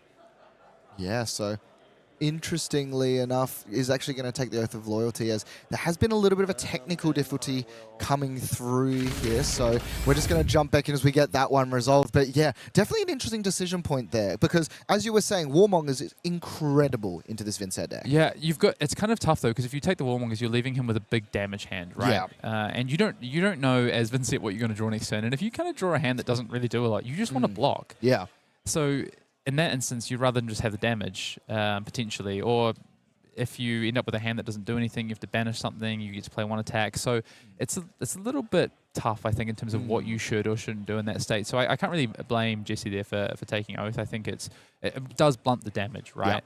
What he's got to be aware of is that, and what also helps, the Warmongers is there. So what you can do is you can block in a way, well, if you play the Warmongers, you're only going to take maybe one value of card from my hand. If you don't play the Warmongers, then I still get to maybe attack with a pump, a non-attack plus an attack action. Yeah, absolutely. So what we're going to do is we're going to jump back in. We did miss a little bit of the action here. So just to catch you guys up, in the result, we actually got the Warmongers played. I believe Peace was actually called. And then, yeah, just playing out a Malefic Incantation just to set up. Jesse did take a point of blood debt off of that Deathly Whale sitting there, but 25 plays 20 as that Warmongers is available. And now passing all the way back to Ian, the next turn. Interestingly, Salt and the Wound is available inside this deck. Yeah, they do play Salt and the Wound. And I think, a fairly decent turn for Jesse there, considering Warmongers was played.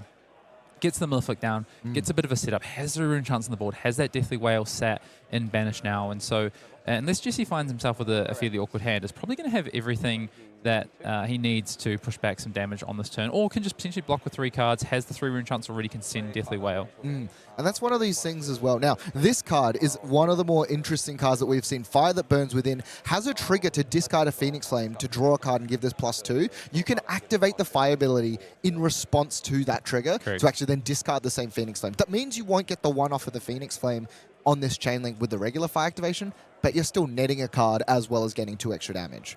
Yeah, and I think this card is arguably as important, if not more important, than Art of War, to be honest. I think this card is so impactful because it's a natural starter. You can do what you said with the ability. If you just have extra flames because of something like a Flame Call Awakening, you can just pitch it to that and turn it into another card. The card is so good in terms of what it does. And as well, the cost curve as well, because it costs 1, if you pitch a blue, even if it's your first activation, it becomes a card on the chain link first. So your fire activation only costs 2. So it's just a perfect sequence there. We'll see the Blaze Headlong as well coming in, another brand new card that is being presented. Flame the Firebrand, another ender that is just terrifying. And it is chain link 4. Oh. So it is fully active. All of these effects on Flame the Firebrand, since it is chain link 4, are fully active. So it's going to get that +2 as well as the Go Again, and all attacks remaining will be Draconic.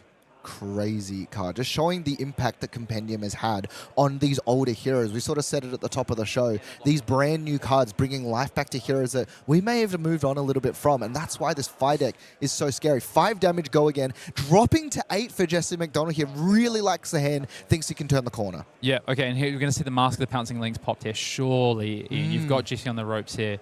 You need to push as much damage as possible, because if Jesse is happy to keep the hand here, you've got to start to worry about what's in the hand. Is there something like some culls, some pumps? Are we going double wide on this? We're starting with 3 Rune Chants. And the thing that Ian has to be really careful of is no AB. Yeah. So if you get into that 5-6 life territory, all of a sudden you give Jesse all this ability to block out with a few cards, send an attack, chip some arcane damage here or there. But just decides, no, I'll hold on to the Mask for now.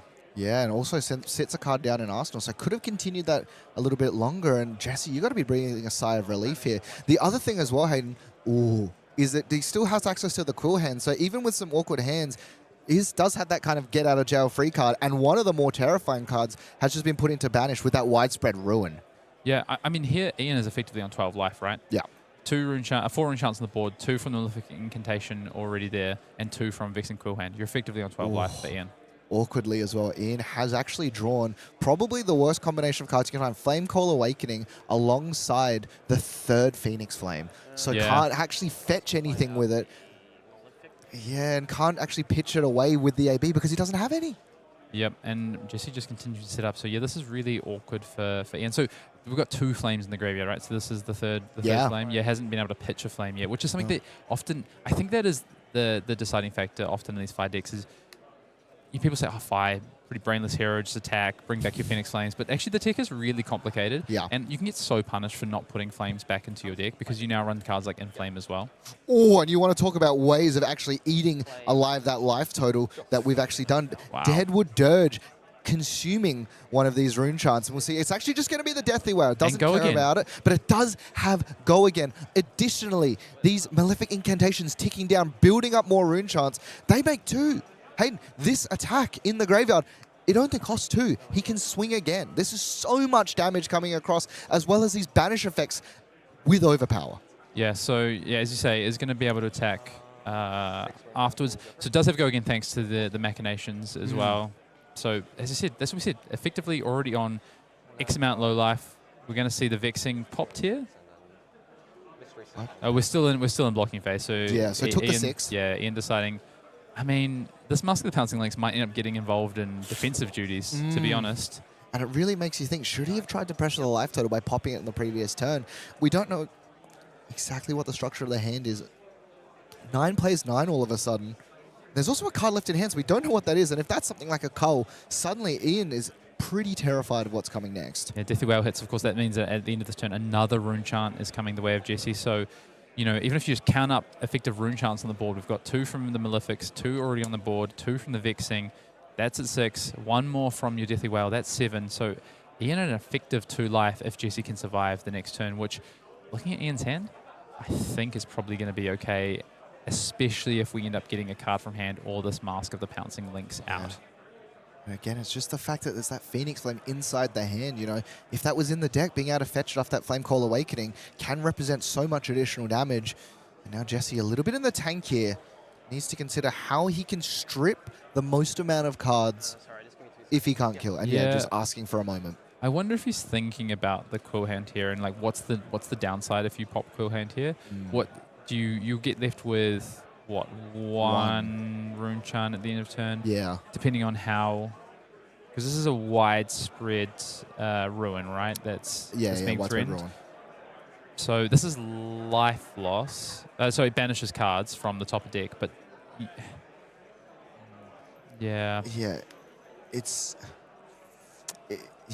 it's interesting as well because there are ways in which you can activate creepers. There is a tunic counter available to sort of extend these turns out, but yeah, I think it's more about next turn. It's more about next turn, right? Because if you're Jesse and you have to end up committing a bunch of cards to stop Ian's big turn, what happens after that? So I think he's just going to opt to. I don't really see a reason you need to crack the Quill Hand here. I think it's one of those things where it's like it puts your opponent lower, but 1 is not 0.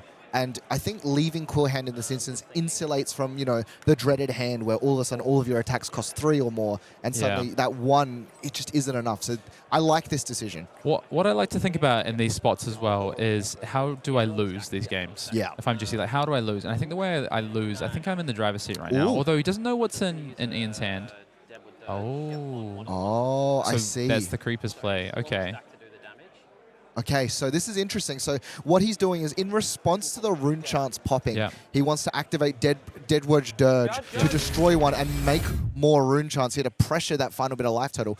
Judge calls actually, they wants to sort of think, is there still damage when it's destroyed? So your rune chant, this is an interaction that we've seen with Viscerai before, where you can, the rune chants all go on the stack, and then you can actually creepers in to destroy the rune chants. Use and put the counters on Looming Doom. This is like an old Looming Doom thing that you might have seen back in the day. I love Looming Doom. So my understanding is that the damage still does happen. The damage because the rune chants have gone onto, they've effectively popped. The trigger is on the stack, but you can still then flash in or I guess creepers in, destroy the token and get the effect from it. So my question here, Hayden, though, is that let's say he does destroy it, and it creates 4 more. Yeah. Do those rune chants then go on the stack as damage, or are they left behind?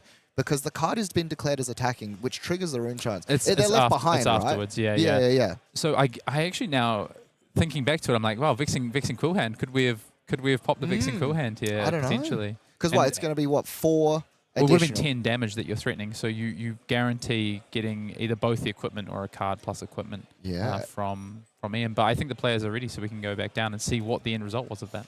Yeah, so the players jumping back in. A little bit of a judge call to sort of determine what's actually happening. So you can see the judge walking away here. And so, Destroy. yeah, destroy, just sort of listening out to what the players are saying. I do believe, as you were saying, Hayden, the 2 damage is still prevalent.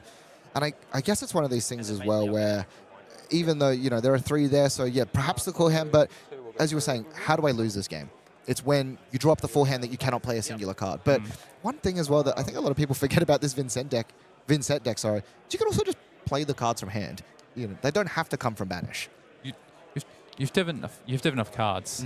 Yeah, you have to have enough cards to have in hand. Of course, Jesse does have an action point because of the Spellbound Creepers. Deal with Dirge, go again, gives an action point. So can swing in with the Whale afterwards and pop the Rune Chance. And also, so I wonder if actually just keeping the Vexing just hid the information a little bit more as well. You don't pop the Vexing, and now Ian has to think about all this of, well, actually, there's another 5 arcane damage. Can throw the Tunic in front of the Whale. That's fine. It's the arcane damage that's going to kill him. As we said, no arcane barrier being presented in this game. And to be fair, as Fire, it's really hard to be presenting arcane barrier, I think. And we'll see here the full equipment suite coming across because he knows that he's essentially right now at 2. Interesting. So we're going to see the Tunic committed here, which means with the Whale, won't be able to block the Tunic in front of the Whale and doesn't have access to those flight path scalers. Yeah, and we'll see here. Yeah, so 3's going to come across. Can't block the 3, so... Yeah, so you hear Ian saying, can't block the 3. Yep. So that's going to come across now. And now with this 1 off the Whale again, you can take it, but it does put you at 1. And Vynnset has a pretty decent way, easy way of making Rune Chance on its turn. Yeah. No action points left, right? So Okay. could have left the Vexing behind. I do wonder if he could have actually had 4 more Rune Chance to throw here with the Deathly Whale, right? Does that give and the Widespread Ruin? Right, because, yeah, their abilities trigger when the chain is closed. So if you close the chain, it would have made a Rune Chant off that Deadly It's Whale. only 3, though. Yeah, it's only so... It's lethal, but he can block the attack. Yeah. It does present lethal, though. But I think what this does as well is you leave the Vexing Quill hand behind for next turn. Gonna rip a Reducer Rune Chant off top. May have actually really wanted that, and that's off of course, that Widespread Ruin. It is a symmetrical effect. So Phoenix Form actually being ripped off the top of this Ian Zhong deck. And while, you know, it's an interesting card, we've not always seen it in these Fire decks. Yeah, interesting. I wonder if this is slightly different than some of the other lists I've seen coming out of Australia on Fire here. I haven't seen Phoenix Form as much, but it's a really potent card. Ian has to basically take all of Jesse's hand here. Yeah. Otherwise, is facing down lethal that he can't prevent. There's 3 Rune Chants already on the board. Yeah. We'll see, starting off Rise from the Ashes is going to get back one of those Phoenix Flames. So now has 2 in hand. Now, this first one is going to have +3 should he decide to swing that first. And interestingly enough, though, had to block with the Shuko. So the Phoenix Flames are a little bit less scary coming across. Because I played another red dot card this turn. Yeah, you hear him explain. Inflame is going to come across. And another Phoenix Flame here is going to enter the hand. These Phoenix Flames, they're not as scary as they probably could be. Maybe he's just going to pitch them away for the Searing Ember Blade, but 4 damage coming across with the +3 that Rise from the Ashes. Yeah, Jesse has to be careful here. Obviously doesn't know about the additional Phoenix Flame in the hand. Yeah. And so, yeah, has to think, well, what's the rest of this turn potentially look like? Also has to worry about the mask of the Pouncing Link. So Jesse has to think about what are the right blocks on each of these turns. Jesse knows that they just have to get back to their turn, banish a card, assuming there's a card in hand that has Rune Gate, send the attack. Those Rune Chants will take the remainder of Ian's life total and game, set, match. Yeah, Phoenix Flame coming across for 1 off its own ability. This is the 2nd chain link. I know that it looks like it's the 3rd, but because that first Rise from the Ashes is actually a non-attack, it technically isn't on the chain. So this is going to be Phoenix Flame now coming in for 1, followed by number 2. I really like these blocks from Jesse here. Just potentially, if your opponent's hand is bad, you just stop the mask coming into play. And I wonder if Jesse might even be considering committing a card here because there's only 2 cards left in Ian's hand. Yeah, and does it. I really like this play from Jesse. Me as well. It just means that, you know, when you're in this sort of position where you know your opponent doesn't have any ways of interacting, it's highly unlikely that anything like Sigil or any other way of sort of denying this arcane damage. Just insulate the fact of the way you lose this game is by losing to yourself. You get blown out by something you don't expect, so just being kind of strict amongst yourself. And also, let's say there's some world where these 3 rune charms don't kill. He also has 2 Malefics still sitting there, and as well can sort of set up so the Quill Hand. Yeah, and the Quill Hand. So the way that this game spirals, it's Jesse just knows I just need to make it back. Ian is trying to work out how and what world do I get 2 cards out of Jesse's hand here. I don't believe that world exists, but it's got to be Threatening Mask, of course. Phoenix Flame and a Flame Call Awakening that has nothing to go and find at this stage, with the other 2 Phoenix Flames on the table. It's just going to send it for 3 to pitch and get this Phoenix Flame back into the deck. Yes, and you know, you think, oh, it's pitches to the bottom, we're never seeing it again, but the Fire deck has many ways of actually pulling them back out. So I don't think we're seeing this one. Oh, no, going to reactions instead. Actually has reduced the rune chart. It's really just sort of insulating the fact that now we have a 4th rune chart available. Vynnset trigger is going to happen to banish a card from hand. My assumption, it's going to be a Cull. So yeah, just going to activate the weapon. 5's going to come across, and Jesse McDonald showing the power of rune chants in these hyper aggro decks, taking it against Fire. That Fire deck, though, that singular turn that it had, did some incredible numbers in regards to the damage. Yeah, see Jesse there just show the power of Vynnset. Didn't see the disruptive element as much come through there from Jesse's deck, but what you did see is just the fact of, I'm going to throw Deathly Whales at you, I'm going to create rune chants, I'm going to create value, you don't have Arcane Barrier. Succumb to Temptation was really big, I think, pulling out that Warmongers, really that turn was navigated quite well from Jesse's side. Set up some Malefic, and just keep pumping on the damage, really. And ultimately, we saw a decent Art of War turn there from Ian, but really needed another big turn. And interestingly, I think Ian will look back at that game and say, I ended that game with Mask on the table and didn't go and get that Lava Burst, which would have come in for 7 because of the Spreading Flames and because of the Art of War as well. Yeah. So I think Ian will look back on that part of the game and think maybe that was a decision that could have given me an avenue potentially. I'm not saying that's the difference in the game, because I think Jesse was quite far ahead at the end there. But I think Ian will definitely look back on that play. Yeah, I agree. But some incredible stuff showing, you know, the Shadow Runeblade has some incredibly powerful things that it can do at any level of play. And of course, Hayden, something super exciting that's coming relatively soon to not only, you know, events where you're traveling, but also just at home is going to be these new battlegrounds. These events I am so excited for. I love playing for stakes, and I love feeling that sort of energy where you're using the life pad and you're, you know, instead of just tapping on the phone. It makes me feel like I play better, and it makes me super excited. Yeah, really excited to see this new in-store play program from LSS, the pinnacle of in-store organized play, as you see. And we've had Battle Hardens for such a long time. We're seeing the change up now. We have the showdowns at the World Tour events, and now in-store play is going to turn to these events where there's great prizes as well. PTI. So you take those Battle Hardens from, you know, the organized play stage outside of your LGS, and you pop it in the LGS. Personally, I think props to LSS for supporting our local game stores and putting these kind of events in the hands of our local game stores. And also personally, just super excited to get in and play these kinds of events locally. But also, some people might even, like you say, want to travel locally to be able to play in these events as well. Try and shore up those PTIs. But yeah, gold foils, cold foils, all these beautiful prizes available. Yeah, and we're going to have the launch event prize kit. So this is essentially going to be almost like an early access to the Battlegrounds, where there's going to be events all across the world happening, and then later down the track, they're going to be popping up left, right, and center. But this launch event using Glyph Power Spell. One of my favorite cards from Penn is a top 8, and we've seen Rockyard Rodeo, what that card can do in the Tuffnut event, and that beautiful playmat I love so much. Yeah, it looks awesome. And of course, and maybe you've been watching our coverage today, you've seen round 1 Tuffnut, and you thought, you know what? Tuffnut is for me. I'm excited to brew it up. I got to get down to a Battlegrounds. Get me some of these top 4 Rockyard Rodeo promos. I'm going to be at one of these first events. There's one happening in Sydney in my hometown, and I will be there playing some Silver Age in preparation for Shanghai. Very, very excited for these Battlegrounds events. I'm super excited for them as well, Hayden. Now, we've had Tuffnut and Jarl sort of duking out into an aggressive matchup that we've just had, being Vynnset and Fire. And up next, we have one of my caster picks coming in.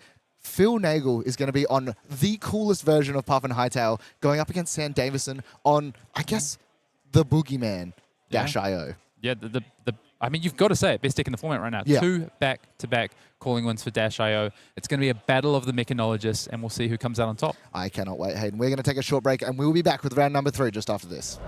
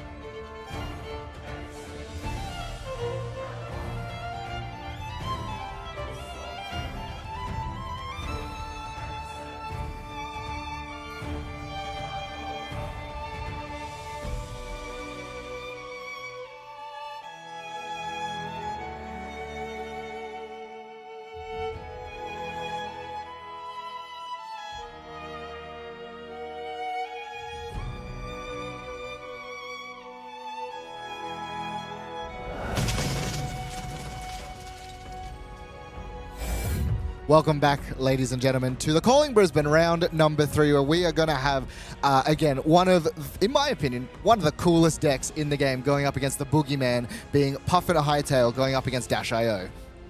Yeah, I don't know a lot about Puffin other than when it first came out, and I messed around with it for a bit. Felt like I couldn't quite get there with the hero. Sometimes played a lot of Mechanologist, so I defaulted back to Dash at the time. But I've been seeing a lot of Puffin recently. We saw it on stream through a couple of callings recently. It's been a bit of a surprise, I would say, and I think that really talks to this format in terms of there's different ways to build it as well. And I think some people are starting to work out exactly what Puffin should look like. Yeah, and in particular, this is one of my caster picks as well. Phil Nagle is going to be the pilot on Puffin as we jump into the game, going up against what heroes they do. But before we jump into that, sorry, Hayden.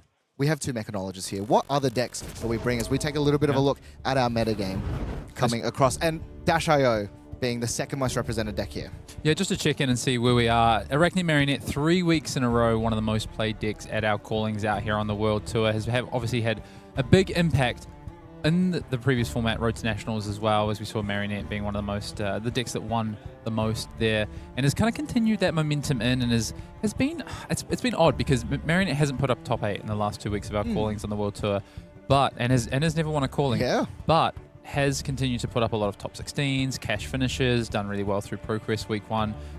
Dash.io, on the other hand, though, back-to-back calling wins, looking to make it a third this weekend. And then you have these heroes that are trying to sit in the mid-range and trying to potentially prey on Marionettes as well. Arachne Huntsman, Victor Goldmain, Verdance, and then Oscilio, who's kind of dropped off a little bit over the last few weeks. Hasn't had the same results as it had through week 1.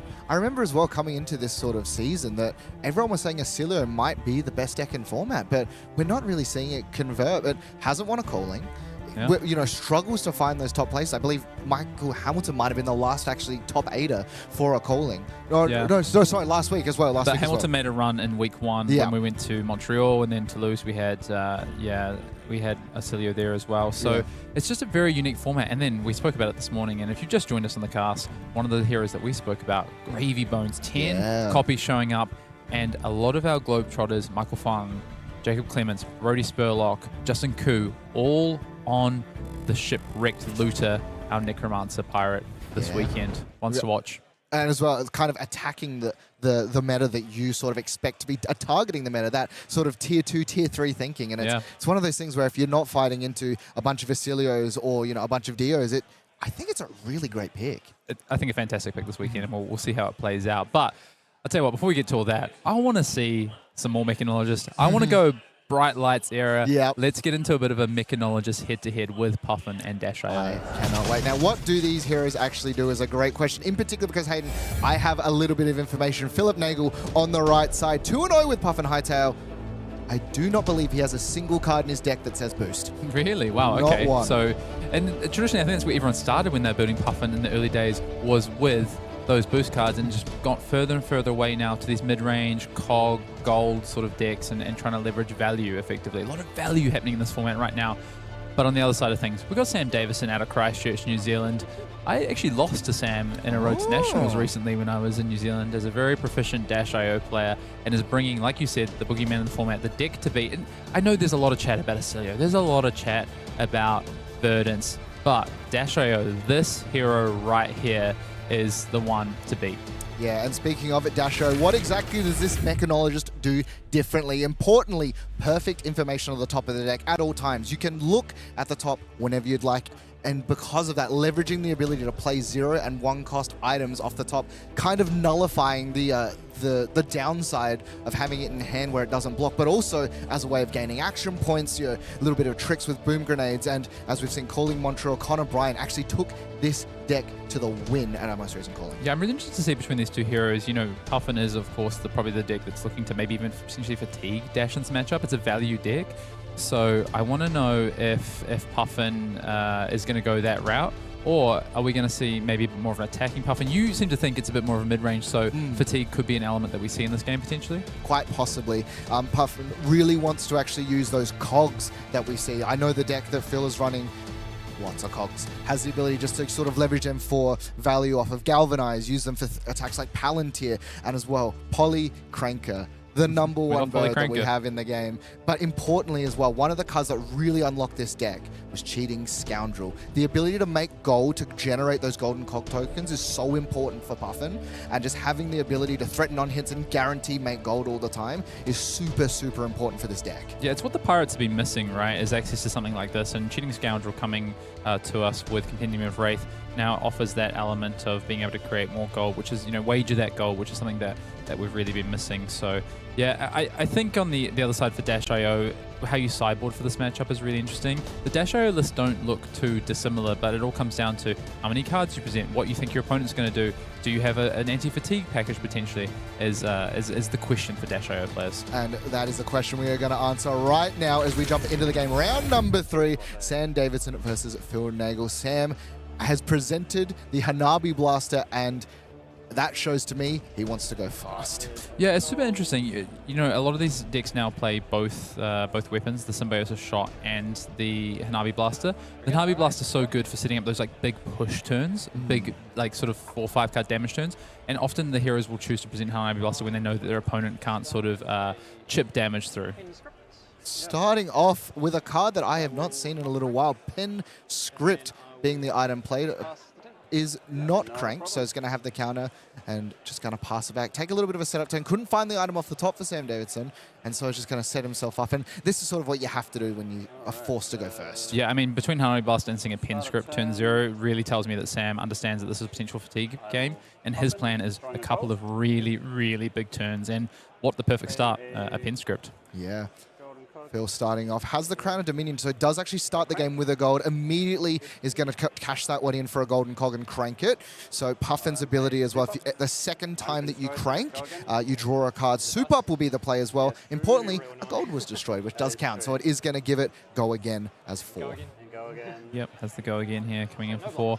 I want to take a little peek, if we can, though, at Philip's equipment slot. If I can get the right spot would help me, wouldn't? Well, that's going to be Sam's equipment spot. That is Interesting Sam's adaptive default. plating, but yeah, going across. Yeah, it's definitely interesting. Quit Dog's Fetch is being brought in. Cogwork, Zeppelin coming in here. Yeah, Clockwork Zeppelin. I'll get it right one day. Yeah, we'll get there. It's day 1, round number 3. But yeah, the Clockwork Zeppelin, one of these kind of, I guess, one of the reasons why you don't need to boost. Whenever you have a card, see, it does actually create it. It is going to give it +1 by activating it. Now you can tap. Because of the creation of the cog, has actually drawn a card here, and Phil kind of thinking about what he wants to go for. Yeah, I quite like these, especially DG6 that don't really want to block you. I mean, Dash.io can block, but with things like Cogwork Zeppelin where you can sort of push over the top with that extra damage. This is a big turn, though, from Phil going second here. I thought we were about to see potentially a bit of a fatigue sloggy matchup, and Phil's coming in, going wide, and Sam's saying, yeah, just take it all. Yeah, Skywarden number 161803, upon talking to Phil, is actually one of the cards that he believes is why this deck is good, because the Galvanize ability is so strong when you're constantly generating cogs, and being able to have these plays where you remove them and get value off of them is super important. Already, off of that third attack, Sam down to 23, but plays out a Boom Grenade, cranks it, and suddenly we're going to be the Expedite coming across, and this is one of the more scary on hits available. Yeah, of course, it's going to be 4 because of that Pen Script. As Sam points out there, this is going to start the clock on Hanabi Blaster for the turn as well. And Sam with a fairly strong hand here. A couple of zipper hits, a red and a yellow, to follow this up. But is going to need to find some resources. So I wonder if we're going to... I think Sam ideally needs to find an item. Probably something like... I mean, the perfect would be finding a Cerebellum. Yeah, now we're sort of seeing Phil lining up the blocks, taking a little quick actual look at the hand for Phil. Ripple Away in Light and Strike, Sky Skimmer, Command and Conquer in a Mechanologist, Hayden. Yeah, the Ripple Away I think is just such a good card. If you're not boosting and you can play access to these generic cards, Ripple Away is really strong in this format right now, among all the gold and stopping graphene creations out of the Assassins, for instance. Yeah, and Phil not opting for this fatigue at all. Just opts to take not only the Expedite alongside of the Boom Grenade, calls the bluff of Sam Davison, says, no, I don't have an item, sorry. And pitching the yellow zipper hit to attack with the red is going to boost away. One of those new cards as well, the Trebuchet, one of the more powerful cards coming out from Penn.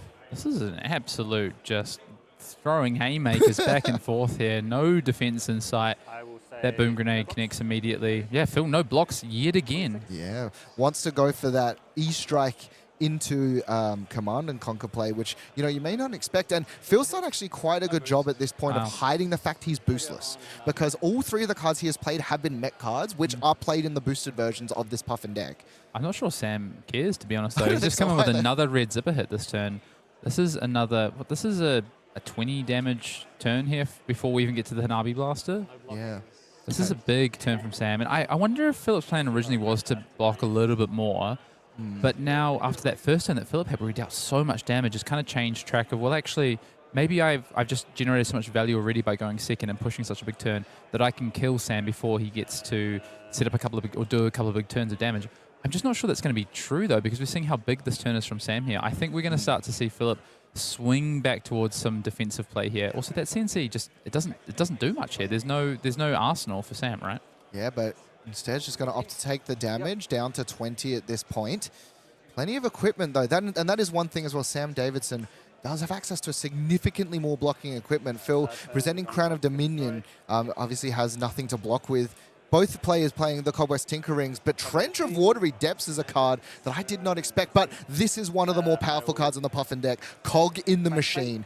Double Crank allows you to gain 2 action points, draw a card, and can recycle, but you know what? This isn't gone to Fatigue's gone straight in the bin. Yeah. Yeah, no, just wants to... I mean, this is not... It doesn't seem to be a Fatigue matchup. It seems to be a very aggressive matchup. E-Strike's going to come across. Draw a card? And Zay's actually just going to... No, opts to draw a card here, so draws another one. And now suddenly Phil, keeping a lot of cards in hand, draws up the second. Keeps throwing that hand down every time we try and take a look, though. Doesn't want to show us. No, he wants to keep us in suspense equally as much as you guys at home. 5 cards. And interestingly enough, Null Time Zone in the hand for Sam Davison here. Really wants to call out one of the most back-breaking things you can call in this matchup is Copper Cog. Because if you call Copper Cog with Null Time Zone, suddenly their pitch is gone. Yeah. They can't actually activate a lot of their best cards. The Adaptive Plating and the Teklo Foundry Heart going in front here, kind of identifying the fact, and yes, using that Adaptive Plating to galvanize away the pen script to give it additional block value and block this entire out. Sky Skimmer's going to, considering. This doesn't look very mid-rangey from Phil, though. I'll tell you what, this looks very, very aggressive here. Sam has an interesting hand here. Has a Boom Grenade, has a Max Velocity, has the Null Time Zone, as you said. I think we're going to see a setup turn. I think we're going to crown away one of these items. Looks like probably the Boom Grenade. Yeah, Boom Grenade is going to go away. Knows what's on top. Didn't quite see what it is, but I think we're going to look towards potentially a setup turn. Yeah. And again, Null Time Zone is going to be one of these things. Now, takes the damage because it is an instant, the ability on Sky Skimmer to give it go again. It's not a reaction. So 1 cog still available. Now, doesn't have access to some of the more tricky plays that this deck can do with the Unicycle because it's opted for those quick dodge flexes. But closing the chain here with 2 resources floating just to take and consider. And of course, we saw those quick dodge flexes once I finally found the right button to see our equipment there. And yeah, look at this. Cheating Scoundrel into Command and Conquer. Now, doesn't have the value to destroy the Arsenal, but 9 damage, wagering a gold. Yeah.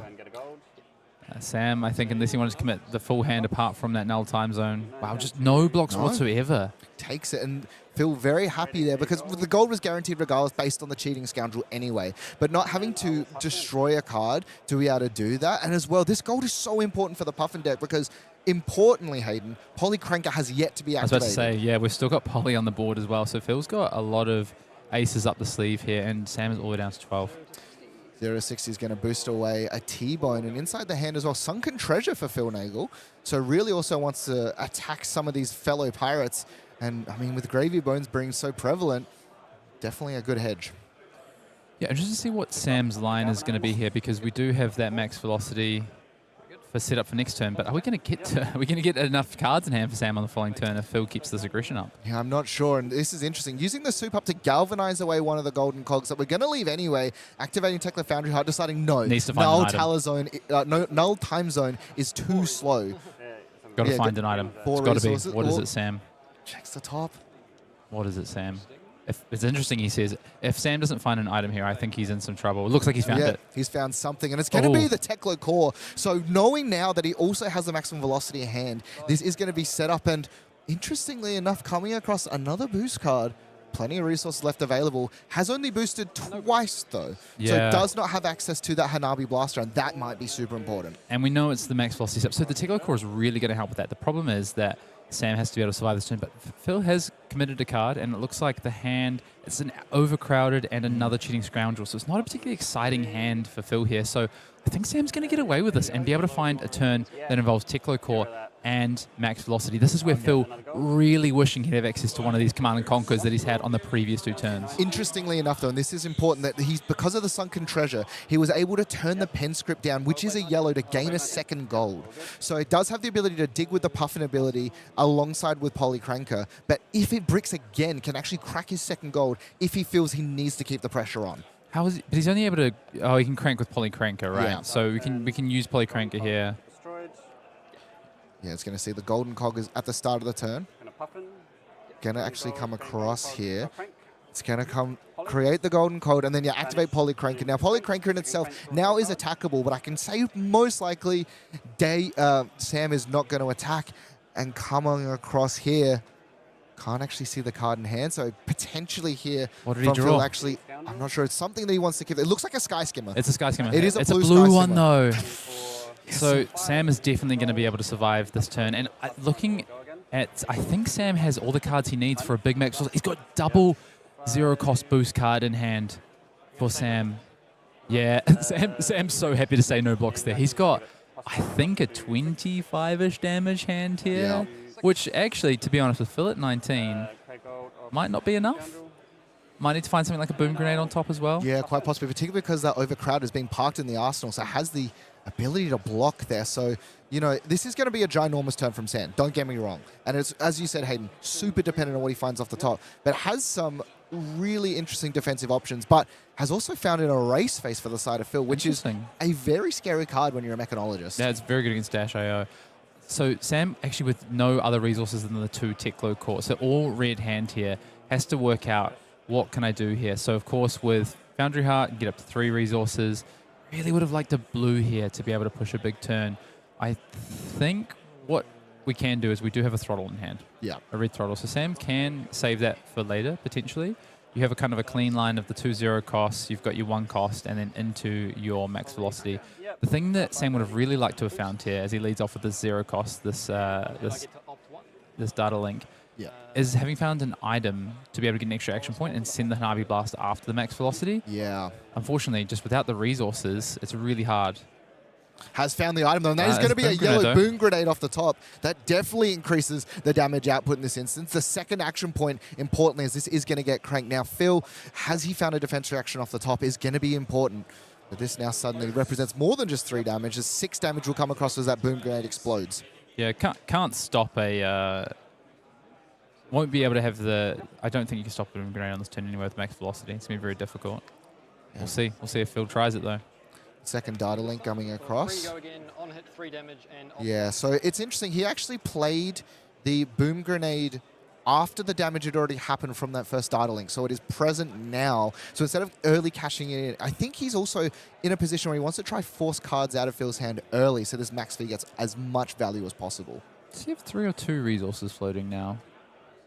He should have paid 1 for flipping the item off the top, right? So yeah, he did Tekla Foundry Heart, but going from 2 to 1. Gone from 1 to 2. Yeah, so it should be on right? 2, I think Sam has 2 resources floating here, which is kind of my point, because his throttle plus the 1 cost in hand plus the 2 cost in arsenal, and in order to be able to play the max velocity plus the outpace, would have to pitch the throttle after having flipped that item off of the top here. You have to go for the maximum velocity of this. 100%. Turn, right? You've got to force cards out of field. You're on 6 life with no equipment left apart from 1. Oh, you got 1 block on your chest and then the cogworks, but you can't. You've already used your adaptive plating. Yeah. There's no combo with the cogworks there. I'm going to see, from the arsenal is going to be blocking with the chess piece as well as... Now, interestingly... so Trench of Watery Depths is a very fascinating card for you pitched including. the blue card.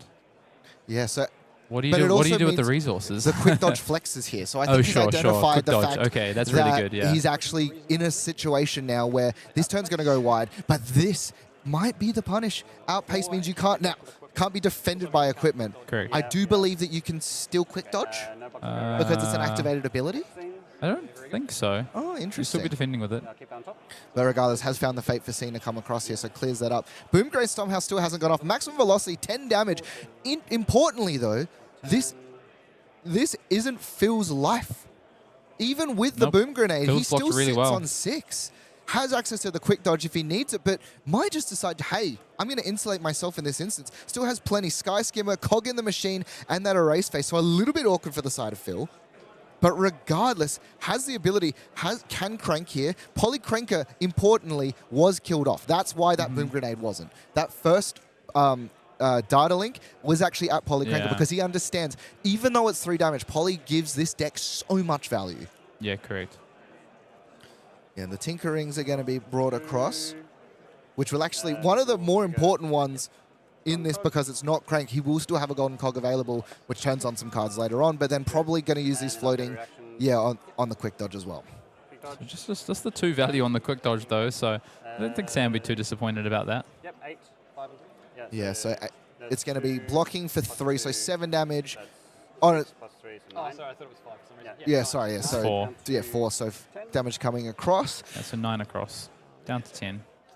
But 10 is plenty of life with 3 cards in hand. Again, it has found that cog in the machine, which is one of the more powerful cards, and yeah, it's just going to arsenal that red thrall. So he guarantees he's going to have, even if he has to block with his whole hand now, a 0 card play with the Tekla core. What's Phil trying to find off the top though here with this cog in the machine? Perhaps He's just got the blue? 3 reds in hand, so it's the blue, right? Just need resources at this point. Yeah, plenty of damage left. Has 2 gold available as well. But does he pitch the Sky Skimmer into it is the question, because You just in the erase face to just Quite get a possibly, card out of Sam's hand potentially. Cog in the machine. no, he's going to go for. He's actually pitching away the erase face here. So going for Wants trying the to damage. Well, he just wants damage, right? Because you can use your Sky Skimmer plus your Spitfire at a minimum. Yeah. A defense reaction might be the best draw here, to be honest. Oh, it's a... What's he found? Is it another Sky Skimmer? No, I think it's a Dovetail, potentially. I think you might have found a Dovetail. It is, and Cogworks Dovetail, one of the more terrifying cards inside this deck. So it's a 5 attack by default that you can tap 3 cogs, which turns out, using those Tinker Rings at the right time, you can give it go again, and on hit it actually untaps the cogs. Spitfire is available too. This is kind of the perfect draw. I think so. Like being able to threaten 8 damage here or 7 with go again, on hit untap your cogs, Spitfire you for a bunch, you're at 6 life. Yep. So we'll see what Sam tries to line up for blocks here. Of course, you know with these dash decks, no defense reactions. So however Sam decides to defend, you have all the information at your disposal in terms of what you need to do with your cogs here. So if Sam chooses just to try and cover the 5, you can give the go again, or you can just pump the damage, depending on what you want to do this turn. Yeah, so it's going to be for 3, 4, 5. So he's going to try and block. He's going to try and block out the full 8. Yeah. Yeah. But then in this instance, all Phil does is gives it go again and then swings the Spitfire. Exactly. And Spitfire. Yeah, so tapping the second cog alongside with the Spitfire. So that's 3 damage that is going to leak through. So puts him to 3, still has some cards in hands, and Phil's at 10. So there's definitely a lot of lines where, particularly when we know the red throttle's in the bin. Of course, didn't need to give it go again because had the extra action point off the cog in the machine. So course. just had it all kind of available there. Didn't really matter what Sam did. Sam just needed to clean up the damage as best as possible. Yeah, and Phil finds a defense reaction as well. One of the best cards he could have found with that Golden Sky Warden, because he can galvanize these 3 cogs. So suddenly this comes in, this blocks for 5.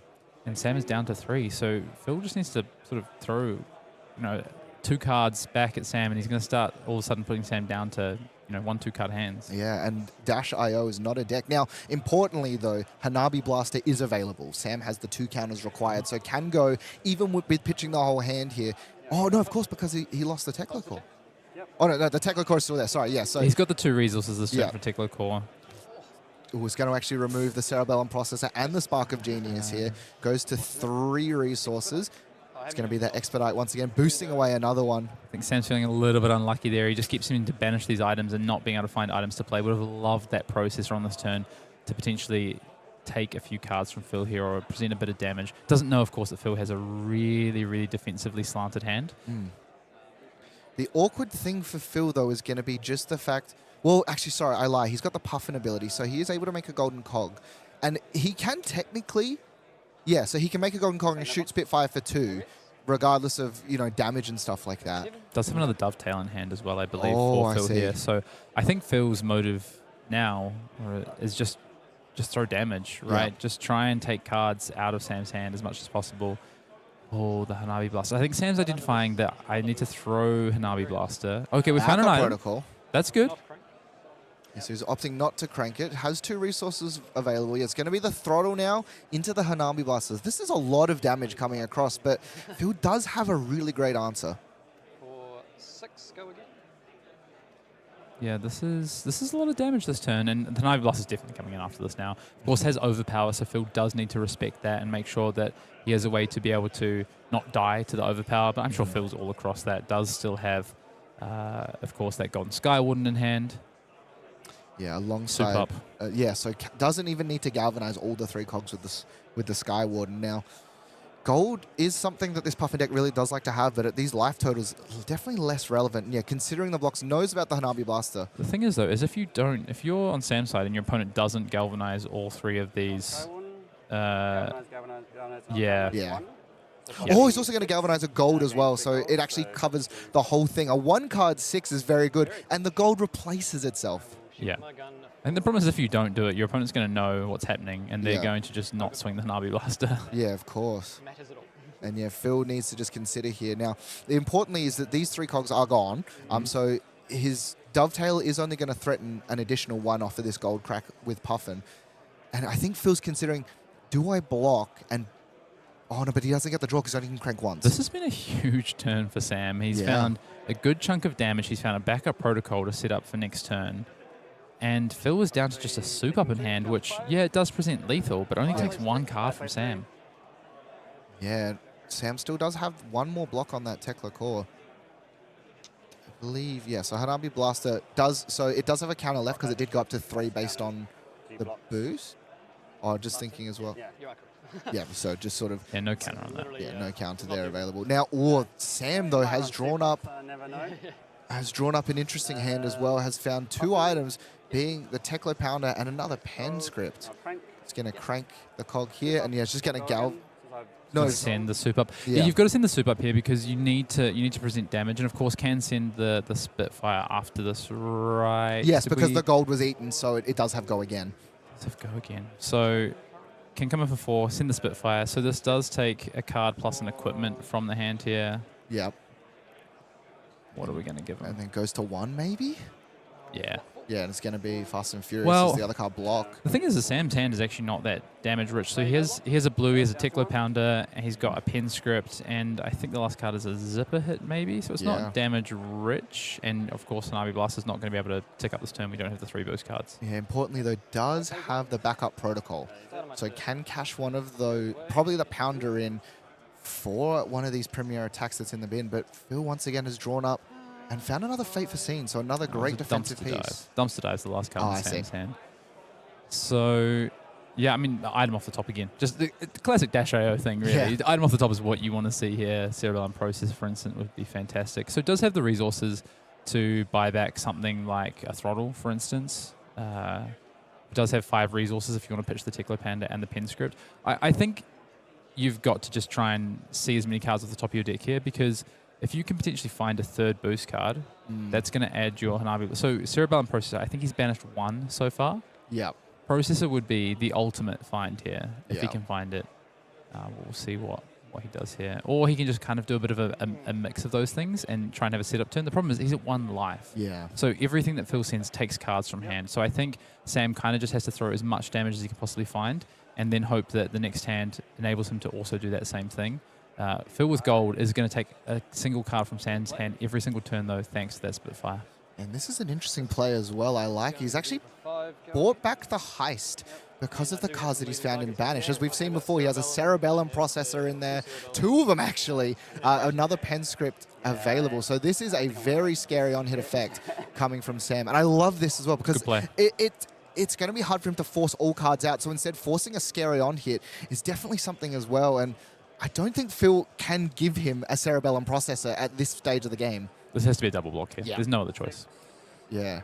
It's going to be coming across another sunken treasure as well, so he can flip over another yellow to make a gold. And I'm curious, so at this point, he is gold rich, and he's going to just probably flip over a red attack. No, he's going to opt for the yellow. Yep. Get that yellow, get that gold. Yeah, there's a boom grenade still in there. Yep. Yeah. Activate Tickler.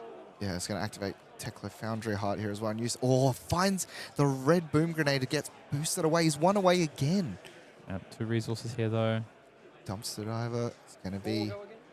another 4. But now we know that there's nothing following up. And Phil Sam's needs like, to... please, item on top. Yeah. I'll say no blocks. Yeah, Phil's going to go to no blocks. He's going to just fate for seeing this one as well. Look at the top card. 1 card available in hand. And as we were saying before, Hayden, he has so much gold, he can constantly make... So he just needs anything with go again into the Spitfire, and suddenly it's ripping the entire hand apart. Phil keeping that card on top there, liked what he saw. But yet again, Sam does not find an item. It's been the challenge for Sam in these games. And one thing as well is that, so the golden cog's gone, but he has so much gold that if he's got a resource card in hand, he can also just crack a gold manually to draw whatever's there. I think what he likes is that this 3 gold or 4 that we another had one. before just represents that Spitfire's coming. I'm taking a card from you every single turn. Yeah. There's nothing you can do about it. And this is 2 cards. This takes 2 cards from Sam here this turn. He's going to be left with 2 cards. And then probably can't take more than 1 card from Phil's hand. Puts Phil in a really nice spot in the following turn, provided he doesn't draw the defensive half of his deck and see a bunch of defense reactions potentially. Yeah, it's going to be the T-Bone presented there, and then he's going to shoot for 2. And it's going to be another one, Fast and Furious. And interestingly, I think he's found a Throttle in hand as well, so may be able to strip some cards, because blue plus Throttle does represent a boom grenade. And we talked before, Hayden, about the ways that you lose the game. Trigger on the stick. Fast and Furious. I like this. So because he's boosted the Fast and Furious, he does have a trigger available. Now he's taking a moment to think, which does make me inclined he's found an item. Or is he just bluffing? Bluffing that he's got the boom grenade on top so that Phil is priced into doing the double block. It's hard to know, right? But Exactly. if there's no item on top, I like this pause from Sam. Trigger on the stack. Let me just think about this. I mean, if you're Phil here, you just block with 2 cards anyway. Yeah. I don't like. You're so. I think you're in control of this game. The way you lose this game is your opponent finding the boom grenade, the lucky boom grenade that they need to be able to kill you. Yeah, and you see Phil sort of thinking he has found another soup up. So Galvanize is available defensively in this instance, and kind of think, so he's got a what? He has a pummel available in hand. I don't know what is happening. And Light and Strike, backspin thrust, and a pummel is going to be available alongside that soup up. So keeping the E-Strike has got to be your number 1 objective here, because the E-Strike allows you to take 3 cards from Sam's hand, because Sam is on 1, presents that awkward break point. But Phil with the 2 blocks does just make it a bit awkward.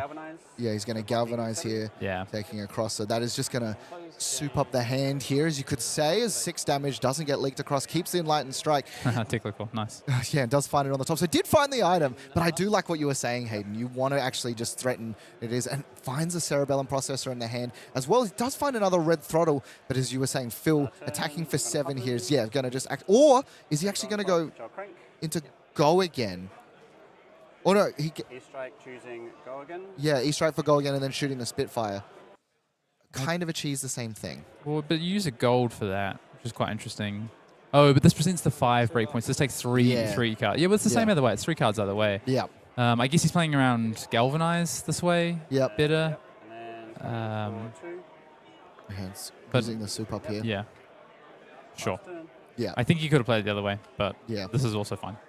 Sam now with 1 card in hand. So Phil just needs to kind of not brick this hand, and it's probably in a really good spot. And I don't think he has a Cheating Scoundrel, a Dovetail, and 2 Blue Sky Skimmers. Kind of everything that you are looking for in this instance. He can go wide. The Cerebellum Processor played and then activated to place a card in the arsenal. And 2 Boom Grenades have been drawn up for Sam. Oh, that's not good. Those don't block. No, they do not, Hayden. That's not going to help you. Let's see what Phil can do here. Pretty good hand, as you said. Has definitely got some damage to play with. And now just considering, knows for a fact he is in a dominant position, just counts up what he needs and has so much damage available. That Cheating Scoundrel, the card that when I spoke to Phil last said is what ties this deck together. Yeah, Phil has lethal in hand because of the 2 Boom Grenades in Sam's hand, but obviously Phil doesn't know that, so he's just going to make sure he plays the sequence correctly.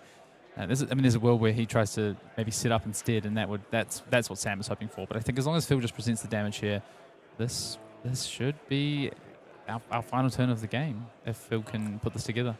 Yeah, and I like this, just slowing it down. 21 minutes left in the round, so just think through your plays, consider what do I lose to? How do I throw this game and just play it out? And you kind of see really considering every single line. And there's, with every mechanologist, there are so many lines available at every given point. Dash.io being sort of that premier one, but yeah, plenty to consider in this moment. Yeah, I'm trying to work. I guess the awkward thing is you only have access to the one cog, right? So if you're trying to work out, I think it just presents the most amount of damage, which I believe would be 8 with the cog works dovetail. Yeah, this is just the lethal, right? Yeah. 2 floating. So coming across has the ability to give it go again. So 5 plus 3 is 8. Also can buff it up to 9 because, as you were saying, Hayden, there's no way that he can have defense reactions. And the 2 boom grenades in hand will seal the fate as Philip Nagle on Pirate Puffin is able to take down the boogeyman of Dash.io in a mech off where not once did I see not only no boost cards from Phil, no blue cogs. Not a single one of those copper cogs available. Doesn't need them. Plenty of gold available as the Pirate is going to plunder their way through to 3-0 in what I think is an incredibly interesting deck. Yeah, and your caster picks starting to look pretty good there. Philip so. Nagle, one of your caster picks there on Puffin. I was a little bit dubious when you said I got Philip Nagle on Puffin, but he has now moved through to 3-0 there, beating the best deck in the format, at least the deck to beat this weekend after back-to-back calling wins. And shout out to Sam there, tried to find those lines. Just the items off the top weren't coming for Sam. No. Got a little bit awkward there, couldn't find the sit-up turn. Hanabi Blast only got in once. That is, I think that really tells you how well that game went for him. There was multiple turns where he couldn't boost 3 times and ultimately could only get the Hanabi Blaster in once in that game. It seemed like every single time he was trying to play an item off the top, it was one away. We were seeing, the activation of the Tekla Core and the second card off the top was the item, but unable to find it. And, that is the thing with Dash.io. Sometimes you just don't get there. But Dash.io, an incredibly powerful deck that you can also be playing inside the last 2 weeks of ProQuest going towards Vegas. There is still plenty of Classic Constructed for you guys to be playing at home, playing for some incredible promos as well. Yeah, take a look at these. The Bittering Thorns, the top 8 promo. Of course, just for participating, you'll get yourself some gem packs there and lots of great goodies in those. One of my favorite cards in my collection came from a gem pack, which is my other side of my Hunter's Clave, my gold foil Hunter's Clave. Ghost, the playmats as well there. Of course, the gold foil for the winner. Couple of weeks left this weekend and next weekend. So, I assume that if you're not tuned into the stream, it's because you're at a ProQuest. Otherwise, I don't know. I don't know what you're doing. I don't know what you're doing. But yeah, fair enough. As we move through, you can see so far what has been happening through this ProQuest season. Verdance, as we said, sitting there at the top. And we're just going to continue to see this meta unfold, not just through the ProQuest season, but this weekend in Brisbane. Yeah, and we'll see as well. If you're not sure what to play, not sure what are the best players in the world playing, make sure you keep tuning in because we are going to see, how this sort of meta evolves and sort of what we're looking for. Yeah, and I've heard that we're going to see a player who is coming off the back of a calling at the end of calling top 8 at the end of last year here in Australia, Liam Bennett, one of our, speaking about the best players in the country at least on Prism. And I think a really interesting pick this weekend. He is a main. He is a Prism main, well known for it. But I do actually think Prism is a very interesting pick this weekend, especially with the rise of those mid-range decks. And with KO going as well. 100%, exactly. Living Legend of KO, what the time to bring Prism. Exactly, and that is going to be coming up next. Do not go anywhere as we'll be bringing you more rounds of Flesh and Blood. Some incredible games we've had thus far. It's only going to get better from here.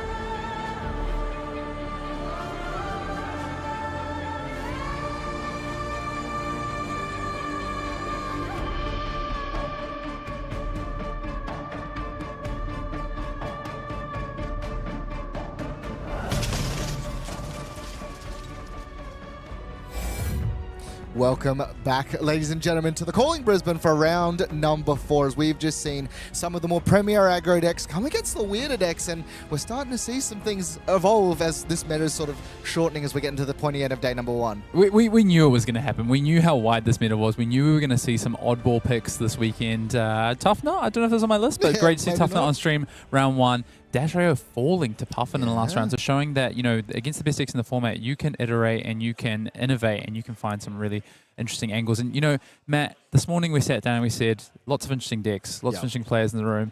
Who were our picks to potentially do well today? And let's go and check in on mine first. Let's see how I'm doing. And I got a bit of a mixed bag here a little bit. You see there, Isaac Katsakis at 1-2 on that Marionette, along with Thomas Daly Galebraith at 1-2 as well. On the Fi, my Armory pick, Michael Fung there, 2-1 on Gravy. Former Australian national champion though, pulling through, giving me a 3-0 there. Zach Gardner on Victor. Again, we spoke about Victor being potentially a really strong pick this weekend. And then David Marshall there, 2-1 on that Huntsman. I went with a bit of a slew of different heroes that I think are in prime contention this weekend. Yeah, and it looks like your picks are working out very well, Hayden. Now, if we jump into my picks here, Sam Sutherland, 3-0 on that Dash.io, alongside Philip Nagle, which we just saw on stream with Puffin, so looking very good for them. Ever Hollingworth, one of the Verdances, a deck that we both saw, you know, ProQuest season is the most represented. We're seeing 2-1 here. I think only falling to a Gravy, which, you know, maybe not as expected. Jacob Clements, my pick from the Armory, sitting exactly the same as you at 2-1, and then my boy from my local meta, Jackson Casanova, 1-2, but definitely can claw themselves back to making day number 2. Yeah, you're doing a bit better than me so far. We'll have to check in later in the day and see how our picks are going. But yeah, lots of different heroes represented here and lots of different results. Why don't we check in on just how wide or diverse that meta is and what's happening so far with 3-0s. Yeah, absolutely. Looking across, we see from the top our caster picks sitting at number 1 and number 2 seed. But looking through, there are so many 3-0s currently sitting. And look at just the heroes that are represented here. Just some absolutely crazy things. In particular, I want to direct you to number 18.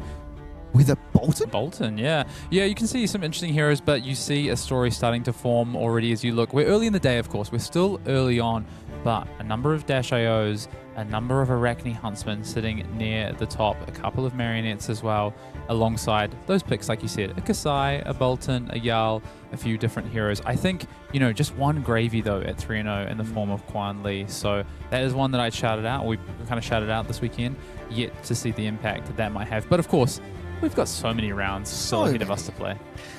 And one thing as well, as we sort of take a little bit further down, when we go into those 2-1s, Philip Nagelson towards the bottom, another Oscilio, and then look at this run of victors.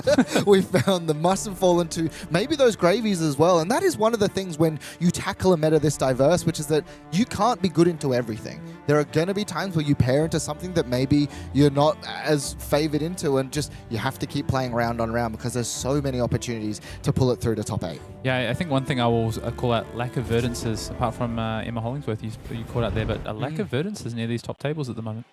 Yeah, and it's one of these decks where it's been really fascinating to see that sometimes in these Tier 3, Tier 4 events, the deck does sort of fall a little bit, but at the ProQuest level, it's just super dominant. Dominant, yeah. Well, we have a game ready. Yeah. We're going to go and see Prism versus Katsu, I heard. Katsu?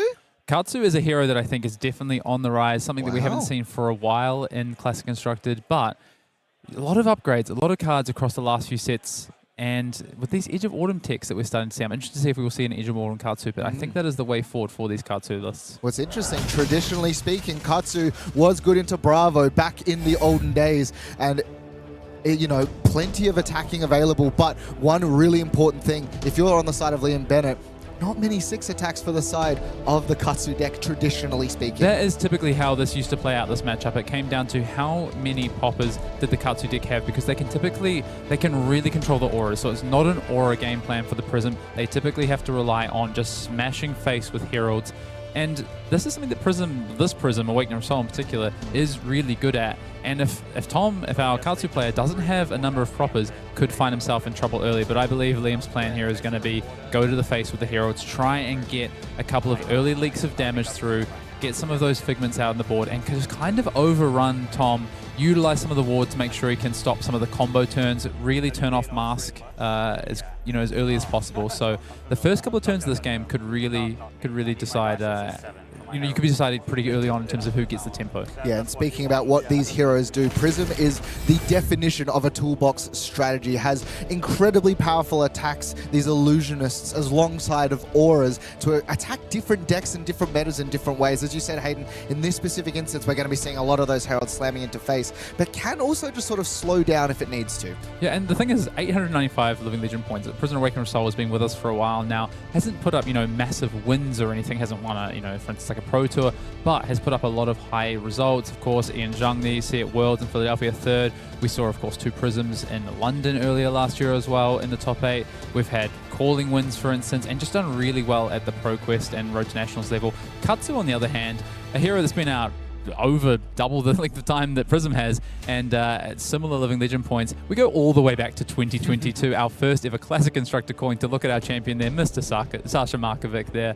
Since then, Katsu not done a lot at the Tier 3 and Tier 4 level. No, but the ability to just find the cards that you need at any point with this combo ability does mean that one misblock, one misstep can result in some pretty nasty punishment. As we jump into round number 4 of the Calling Brisbane, Prism versus Katsu.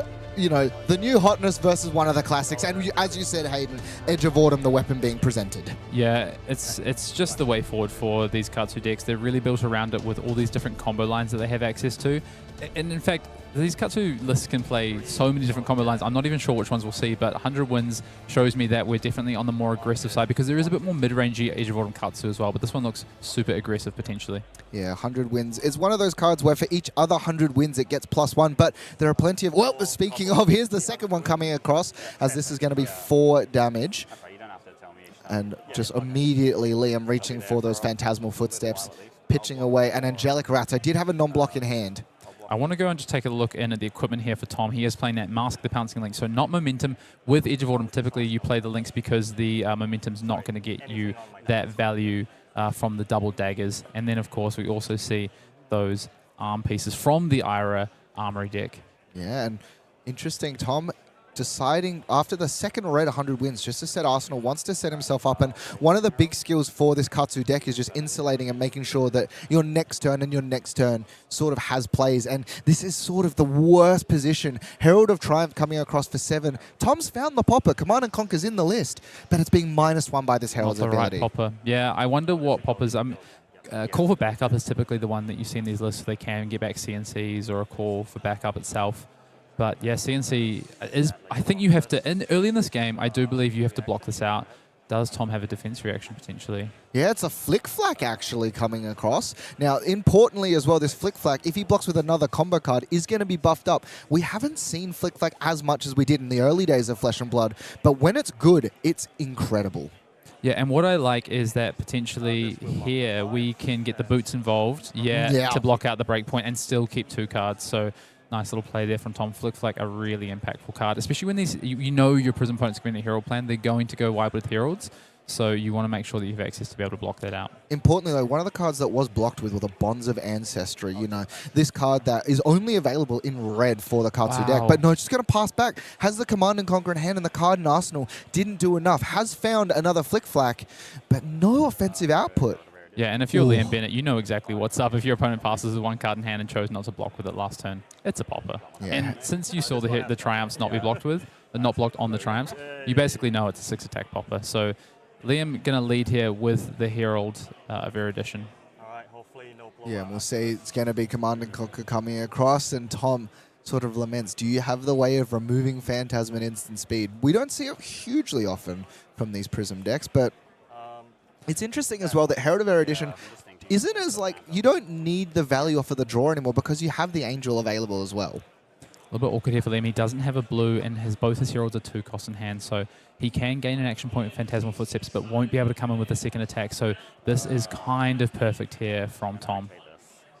Oh, he's actually going to activate the Halo in this instance. Put the Red Herald into the Arsenal. Needs to do something off the top, and I think he's actually ripped Light of Soul.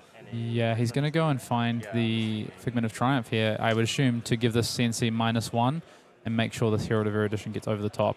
Only thing he's got to worry about then is if Tom also has another defense reaction. And of course, he's already seen Flick Flak, so knows that Tom does play defense reactions. Has to be in the Arsenal, though, right? Because of the Dominator of Herald of Erudition. Correct. So Would have to be an Arsenal cut.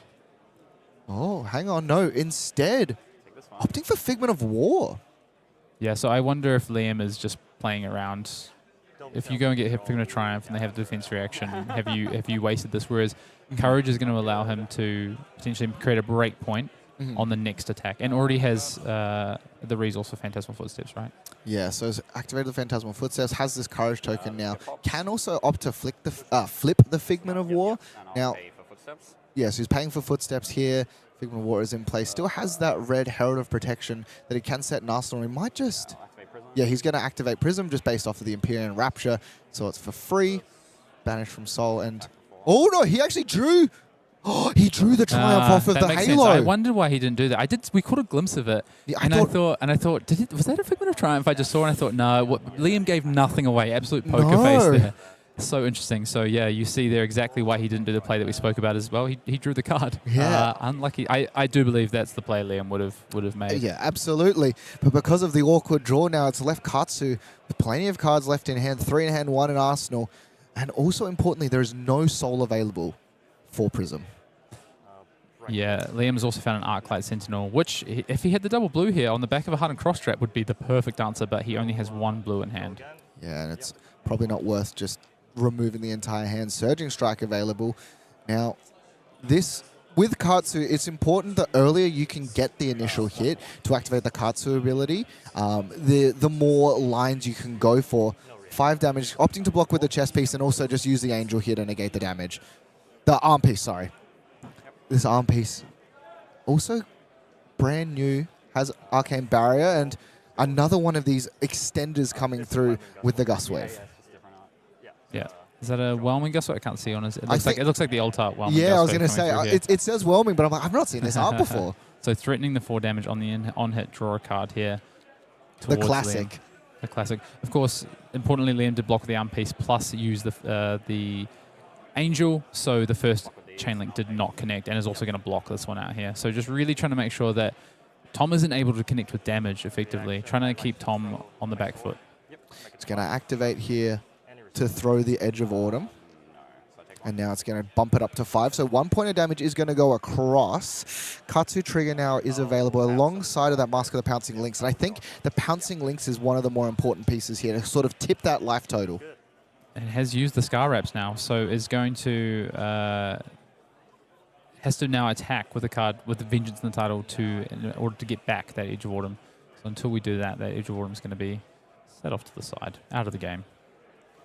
Yeah, plenty of cards with the word Vengeance available. No Arsenal, so may not look for the value of that payoff combo piece that we've sort of been seeing picked up with these Edge of Autumn lists, that Enact Vengeance card. Yeah, you see Tom considering what's left in the deck. It's only been 2 turns, but these Katsu decks really are just fascinating in trying to find which line to navigate through. Yeah, and can just go and get something like a Seek Vengeance if he wanted to get back the Edge of Autumn with the Scar Wraps just to push damage. He's kind of done what he needed to do for the turn though, got rid of the Angel on the board. Also though, because of the flick of the Scar Wraps, he was able to draw a card here. And has found a Flick Flack, so he's going to Katsu in this, I believe, discarding Flusterfist to go search for a card. And I think this is going to be really sort of showing what he's looking for. I would expect a Vengeance card here, though. A couple of just blue cards in hand there. So a couple of cards does, I think, actually have Ancestral Harmony in hand here. Yeah. He's going to go find the Bonds of Ancestry. Does he have a Be Like Water or a Gust Wave in hand?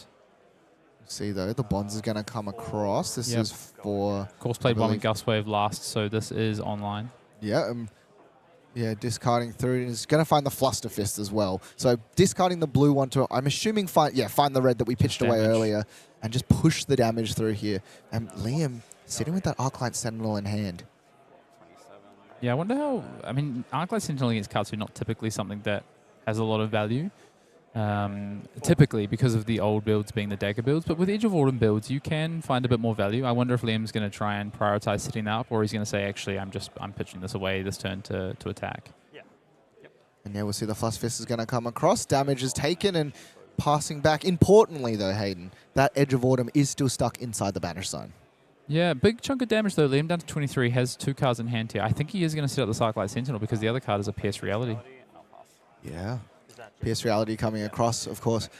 When they attack with... Ooh, interesting. When they attack with their first Illusionist attack, it does get +2, so really making those terrifying breakpoints even scarier. And drawing up to the side of Liam Bennett. And as you said, Hayden has parked that Arclight Sentinel, and I believe has found the blues required. Yeah, found a couple of blues. 2 blues, but it looks like maybe even 3 blues. So has everything he needs. Let's see how Tom navigates the start of this hand and if he's even concerned about Arclight Sentinel. I guess if you're worried about Arclight Sentinel, you can start with more damage up front, which can be... Oh yeah, Phantasmal Footsteps should still be there. You can start with more damage up front so that Arclight has a lot less potency to it. But if you start with something like last turn with that Hardened Cross Trap and an Arclight Sentinel comes down... Okay. Yeah, it's just going to start with the Descending Gust Wave. Doesn't have any of the additional abilities, but it is still 3 go again for 1. So when you've got plenty of blues available, it's pretty decent. Now, Liam has to make a call here. Is this the turn to pull the trigger? I don't know if he needs to. It depends how much damage he thinks is in the hand. But once you see a blue pitch to play just a Descending Gust Wave to start, you're kind of thinking this hand might not be that big. And also, if Liam can present double Herald if he keeps his hand, I think I would prefer doing that. It just depends if he has... He does have another yellow, so he could present double Herald if he wanted to. One Herald is going to be good enough now because it's coming in with +3 effectively. That's probably going to connect. So he could afford to potentially defend with a couple of cards. That all you got in the hand as well. Really great into Katsu when they are swinging the weapon, but as we said before, that weapon's sitting pretty inside the banished zone. Plenty of thinking here. And again, the scary thing with this Katsu deck is that if you do let this hit, you don't know what you're enabling, and it's just going to opt to block with the Blue Herald of Triumph. Yeah, that's very fair at this point in the game. Ooh, a second one's going to come across, so the Descendant Gust Wave. So, as you were saying, Hayden, you're kind of happy if you're from the side of Liam Bennett here, knowing that, hey, there's not a huge amount of damage. I can just send a Herald, protect my life total. It's going to use that all you got in this instance. Won't gain the draw a card ability, but it's still just efficient. I wonder if Liam's going to choose to try and block this out and just play, has a passing Mirage in hand, just set up auras, which is interesting. Yeah, I think that's what we're going to go for. Just set up auras potentially. Herald of Judgment also in the hand. How important is Herald of Judgment in this matchup? Is it just a Herald? Yeah, there's no trickery or anything, I don't think. You don't get to... The Edge of Autumn's already in Banish, so that doesn't help you. And it's just going to be the Herald of Judgment coming across. Blue pitch, so we know no go again is enabled, but 9 damage. Has he found the popper on the side of Tom is the question. We will find out. He has a Command and Conquer in hand. Liam can't catch a break here, unfortunately. As we come into the hand here. Enact Vengeance as well, so 2 poppers have been found, but the hand itself on the offensive value does look a little bit awkward. And he's just going to pop it with that Command and Conquer. Sometimes it's a little risky when there's multiple cards and they've pitched a blue to like give them the ability to play something second with the Phantasmal Footsteps, but no, instead just going to be able to pop and keep 4 cards with including the one in Arsenal. And we'll see just Enact Vengeance just by itself. Yeah, but importantly, does get the Edge of Autumn back. It will. Unfortunately for Liam there as well, losing the Courage tokens, that was a pretty big tempo swing for Tom here, and I think, Liam's really going to have to work to get back into this game now. That popper was very well timed. Unfortunately for Liam, fortunately for Tom here. Liam as well, with a bit of a decision to make, of course. This is just 6 coming in. It's just damage. What does the hand look like? Is this a turn where potentially Liam can say, okay, send me the bill, and then come back in with 2 Heralds, really try and push the issue on getting a Figment? I think that's what Liam is weighing up here. Can I just afford to go down to 13 here and just push damage? Still 2 cards available. There's never an instance where you'd crack Breeze Riders at this point, right? Potentially. But instead just going to isolate against that. Spends 2 Heralds to block it up. Thinking as well, it's going to be the Ancestral Empowerment to get 1 over the top. The card is drawn, a single damage leaks through, and now Tom has a decision if he'd like to Katsu, activate the ability. It all just depends on what he's drawn. Yeah, he's thinking on the Breeze Rider boots right now that he has connected. So the Edge of Autumn will return regardless. That has come back at this point. And now we'll see, is he going to activate Breeze Riders and discard the card? It's interesting as well because there's not a huge amount, but no, he's going to go for it at this instance. 18 life available, and he knows for a fact that this deck doesn't have much, and he's also going to pop the Mask of Pouncing Lynx. Yeah, if you're Liam, you're feeling a little bit hard done by here. Every play you've gone for, Tom just happens to have the exact cards to counter that line. Yes, well, Popper at the right time, has the Ancestral Empowerment at the right time. Rips the blue off the empowerment as well. Liam doesn't Also find a with the zero blue in cost, response to the Hardened Cross Strap. Everything is not coming up Liam at the moment, that's for sure. Yeah, and Whelming Guswade will be the next one. This does have Go Again regardless because of the Breeze Rider boots. And importantly, Bonds of Ancestry, this is sort of the perfect 2-card fetch that you can get because it extends you once further again. Yeah, I mean, Liam can see exactly what's going to happen here. Of course, Whelming doesn't have the combo text. It just had Go Again, but is, of course, a Gust Wave for the Bonds of Ancestry, like you said. Yeah, and he's also going to Seek Vengeance. The Seek Vengeance that he just binned in order to activate Katsu is going to be found as well. Yep, going to go find a red one. Yep. And this gets Go Again if Edge of Autumn was the last attack of this combat chain. But regardless of the Breeze Rider boots, it's just going to be another 4. Has Go Again based off of that, and suddenly this turn of just, I'm going to send a 6 is going wider and wider, flicking again now for an additional point of damage, and this is so scary for Liam at this point. Prism, probably one of the better decks in the game at stabilizing at low life, but this Katsu deck, yeah, going to buy it back again, just based on the fact of it was a Vengeance card. Yep. And there's still a card in Arsenal, which I believe is a Flick Flack, so Tom is insulated against any sort of crackback. Yeah, and this is what Liam is going for here, right? He's saying, okay, I just have to take this damage because if I don't get a Figment on the board right now and try and protect it, he's going. What he wants to do here is he wants this to hit. He wants Tom to say, well, I can let one hit, go and find Erudition, play the Arclight on Tom's turn, and hopefully try and get a bit of a pivot going. But if Tom's just got, I mean, at this rate, Tom's probably just got another popper in hand. The way he's been drawing. If we take a look, he's hiding it from us as well. Going I don't in. think there's a popper. I know, if not from that quick little look that we had. 8 damage coming across. Does, as I said, have a Flick Flack in the arsenal. So I don't think you give up the equipment here, do you? I think that is just so important in this deck.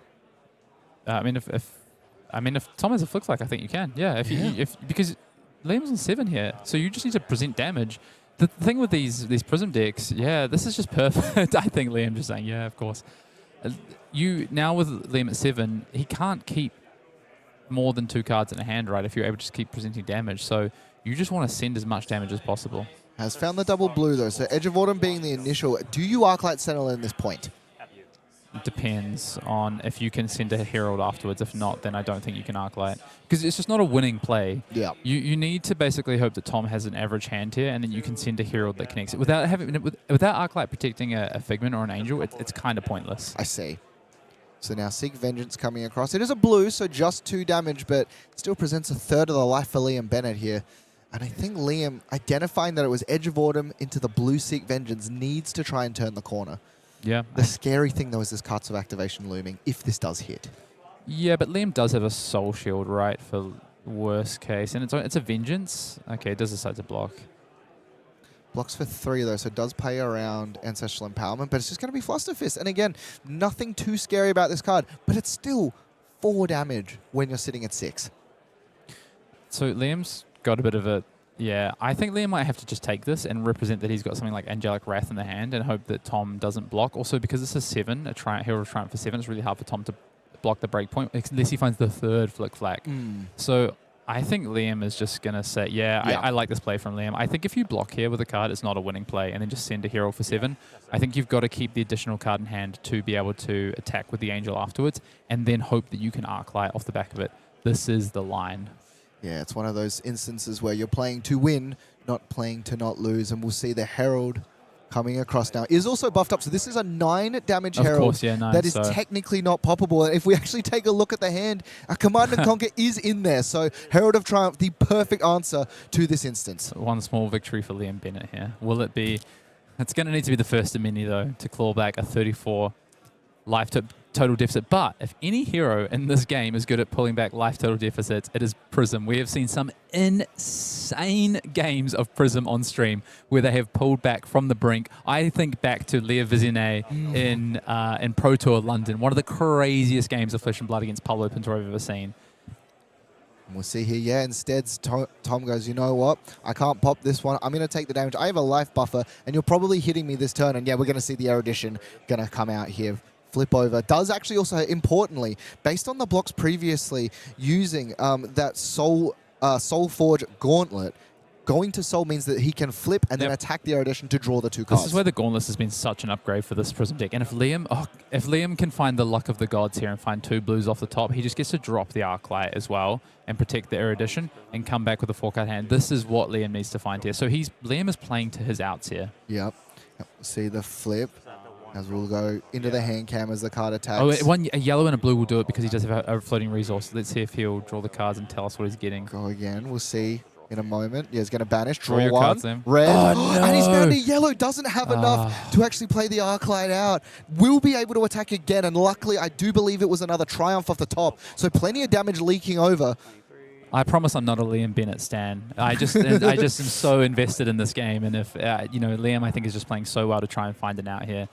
But ultimately, this will be able to go and find another Figment. And the Arclight is still around, right? We haven't lost the Arclight. And you have Angel Protection. Unfortunately, it's the Angel you want to keep around in the form of Erudition.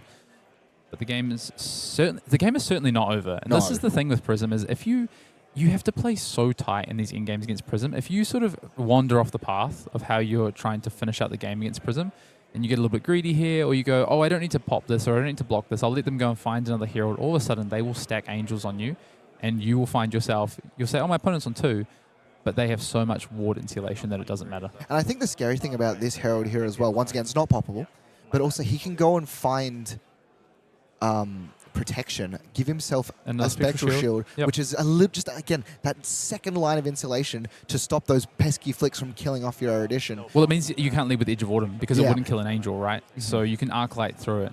So he'd have to leave with, I think he has a yellow Surging Strike in hand for Tom. So, I mean, Tom's kept the full 4-card hand here, right? So an Arclight would be good if you can get it. The problem is if Tom leads with a Surging Strike, you're losing your Erudition no matter what. But I think Liam is probably pretty priced into throwing down the Arclight on this turn. Let's see what he draws. I mean, he does have other lines. It's just he doesn't have a lot of life to play with, that's for sure. No, 2 life is not a lot to play with. Essentially 6 currently. 7 now with this additional Spectral Shield. Is unable to flip it because it's once per turn, but still has some options available now if he's drawing, the hands which have no block. And that's important that he does have a card in Soul, but it's actually drawn the second copy of Arclight Sentinel. And another yellow that doesn't block. I believe he's found in hand. Is it an Angelic Attendant as well? I think it is. It does block 3. But that does block, luckily. Yeah. Liam with his blinged out. He's one of them Prism players with the blinged out deck. Sometimes it's hard to see what cards they've got through all the glare and the altar. They're too shiny. The extended arts. So Tom working out how to start this turn. If Tom starts with the Edge of Autumn, Liam Bennett is going to pump the fist, I believe, in excitement. Yeah. And it's one of these things. I think getting that... Oh, he's going to double pitch red there. And if you're Liam, you're kind of breathing a bit of a sigh of relief. But Surging Strike, importantly though, Hayden, is yellow. Yeah, okay. So with the Spectral Shield, can you potentially, if you're Liam, try and block this out? You have only 1 card that doesn't block. It's your Arclight, which can be your resource card for swinging a Herald on the following turn. That gives you 2 cards to block with. 1 on the Surging Strike plus your Spectral Shield, and then 1 other card for 3. The problem is if Tom has a card that has more than 3 power, it is going to pop your Angel. That might be okay though. It's another one of these things as well where we've seen Ancestral Empowerments already in the deck, and if you're Liam, you're kind of thinking, oh, what if he has it? Now, he does have a couple of ways of playing around that. Empyrean Rapture can be activated if required, if he believes that this Angel is super important to keep around, but it's a difficult decision. And, if you are Liam Bennett, you're pretty happy to see the fact that 2 cards were used in pitching, but this next attack is so scary with what it represents. I just think you can't play around those cards anymore. So you can just let the Herald go here if you want, the Angel rather, sorry, go if you want and play safer, so to speak. I just don't think that's a winning play. I think your hope is that Tom's hand kind of sucks. He had to keep the hand, he had to pitch 2 reds to swing a yellow. So he's obviously trying to go wide on something. I think you just have to assume it's a 4 attack, in which case maybe you do just let the Herald go because you can't block out another 4 attack after this. What was Tom's other line? Pitch a Surging Strike, come in with Descendant Gustwave, then come in with CNC, so 9 damage.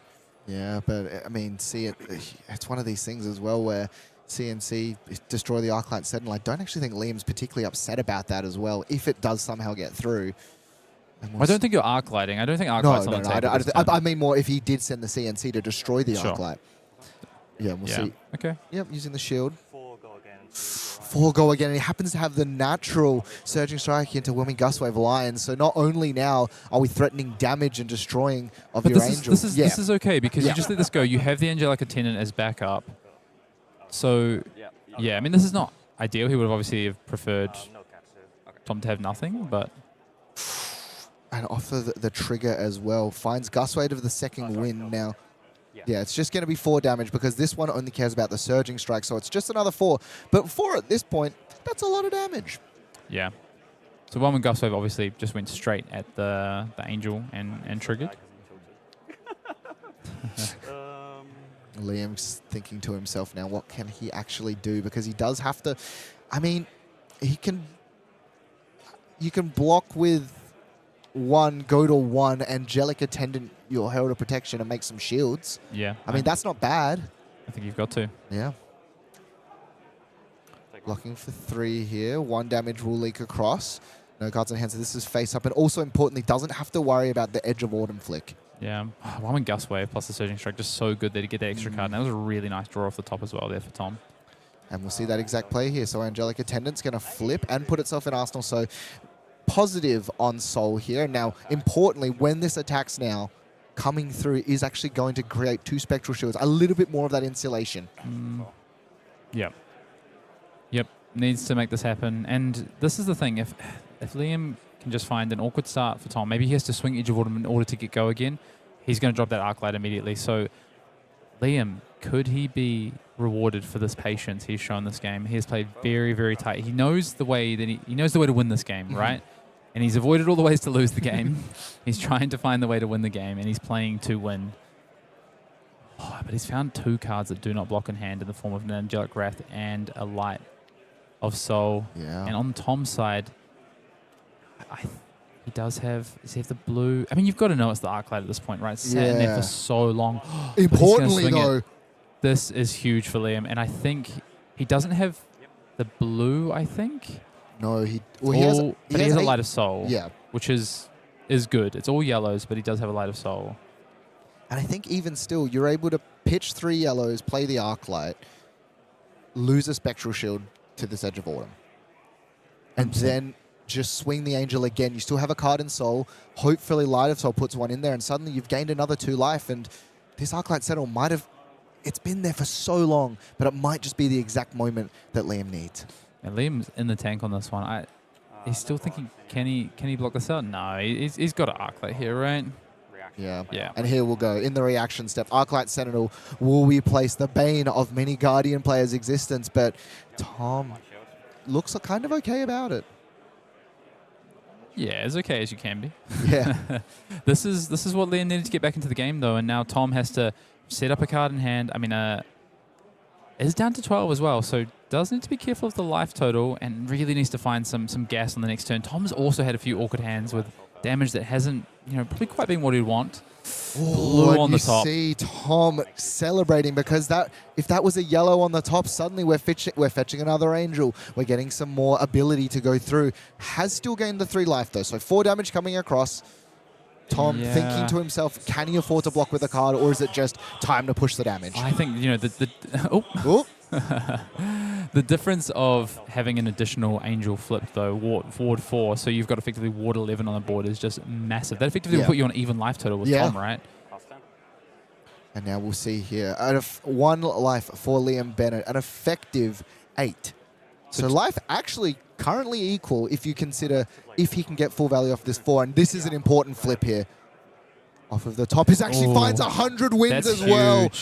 An incredible starter coming across with the ancestral harmony. Yeah, I think he needed that starter. I think he, and that's crazy because it only flips combo cards, and there's not that many combo starters. So this is kind of perfect for Tom. It's also the 3rd copy of that red 100 wins. He played the first 2 on turn 0, which I think he pitched away early. No, he played the first 2 on turn 0. Oh, that's right. I thought he pitched 1 as well, but yeah. Oh, maybe? I may be wrong, but he definitely played 2 turn 0. We know that for a fact.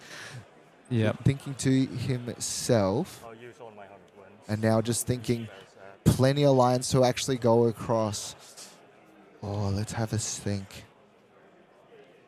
And this is the thing, though, and when you're playing Katsu, it is really important that you go through and consider what actually do I have left? Because these combo cards, when paired together, are incredible, but eventually you get to a point where you've used resources to pitch, to play, to block with, and you don't know what you can lead off with. And as we've said before, Hayden, there's no more red 100 wins.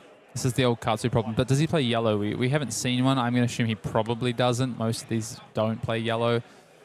I think the best card he can actually find is Be Like Water and name it 100 wins. Yeah. As a way of getting that breakpoint to come across. These all have a breakpoint as well. He's going to use a shield on this Edge of Autumn. Doesn't get buffed by the Ancestral Visions, but still so many cards and plenty of resources available. Yeah, I mean, Ancestral Harmony is going to do some work on this turn. I think as well, Tom, committed to this. He's like, I want the full 5-card hand. And he did need to hit off the Harmony, but he didn't need to actually hit a starter. It's just that this is going to be a 0 for 4, or like a 1-card 4 is just really powerful off the top. And we're going to see Seek Vengeance come through, which of course gets go again, thanks to being the Age of Autumn being the previous attack.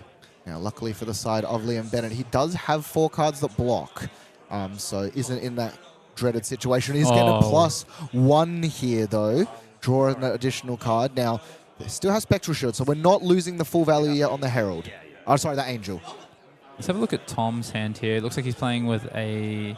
Oh, what does he have here? He's flicking his cards very quickly. Just thinking as well, these new cards. Tempest, Palm, Gust Wave was definitely one of them. I think he did have a Tempest Palm in his hand. And is it Legacy Vikaru? It could have been. That's the reaction, right? Correct. Which gives the Ninja Attack +1, so... Yeah, and this is really smart. Immediately just clear the Angel here. Katsu trigger is available because it is an on hit, and is immediately going to go. Yeah, it is the reaction. It is a Karu. Do you find... Now, this is important. Does he have another 100 wins in the deck? Or no, he's just going to find Enact Vengeance. Just damage. He's got the 2 resources floating, right? So just find damage. And the last card in hand, it's the Tempest Palm. Yeah. Yeah, and it gets go again based on the chain links available. And importantly, this is 4 as well, so we'll lose the last shield. And this last attack comes in for 7.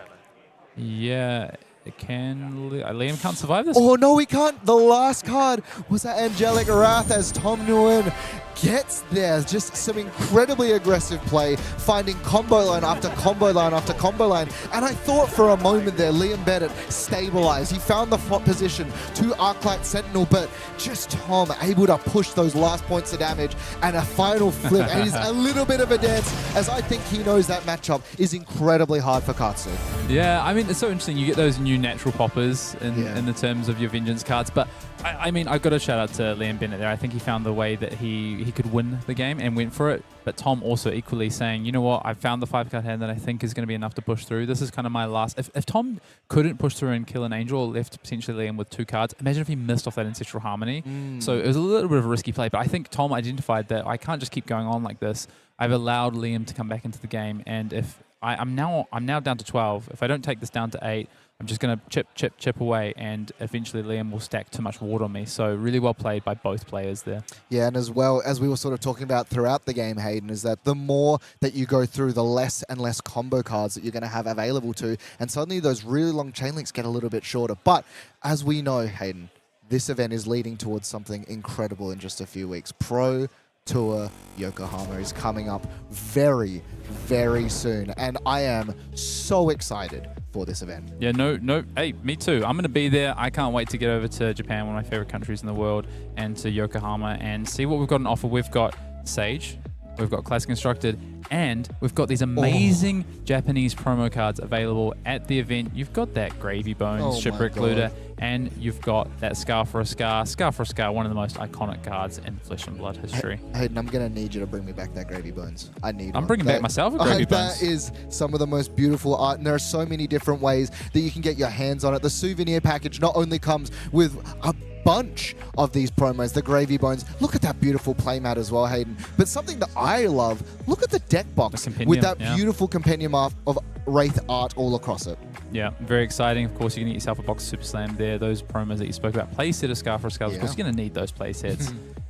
As well. And just for participating, you get a singular copy of Scar for Scar, the Gravy Bones, and then, as per tradition, the beautiful Fabled playmat. No zones, just show the fact that you were there for Pro Tour Yokohama, and it's such a stunning playmat. I love that we've kept this theme going of these Fables, of the gems, of the different Fables as the Pro Tour playmats. And you were speaking before, earlier in the stream, about, you love these unique promo cards that you get at each of the events. I love the playmats. Yeah. And in terms of, being able to say, these are my playmates from the different Pro Tours or different World Champs that I've played at, and they look very, very cool. And that's, of course, all to play for at Pro Tour Yokohama, happening April 9th to 12th. Just a couple of weeks' time, of course.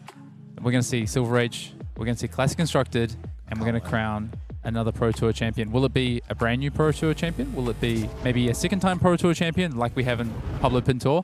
Or is Pablo going to be the third-time Pro Tour champion? Crazy. Now, as going into this, Hayden, we talked a lot about this meta and how wide and diverse this meta is. And there was a pick that we're seeing a lot of, particularly from the Armory boys, that hasn't been around for a while, Gravy Bones. Yeah, I think a really smart pick for this weekend. And interestingly, we're going to see Gravy Bones coming up in the next round against another hero that we shouted out as a potential strong pick this weekend. We said, was it last weekend's pick, or is it this weekend's pick, or is it both? That is Victor Goldmain, and we're going to see how he can fare into Gravy Bones. I cannot wait. This matchup is super intricate and very, very awesome to watch. So do not go anywhere. We're going to take a short break, and then we'll be right back for the next round.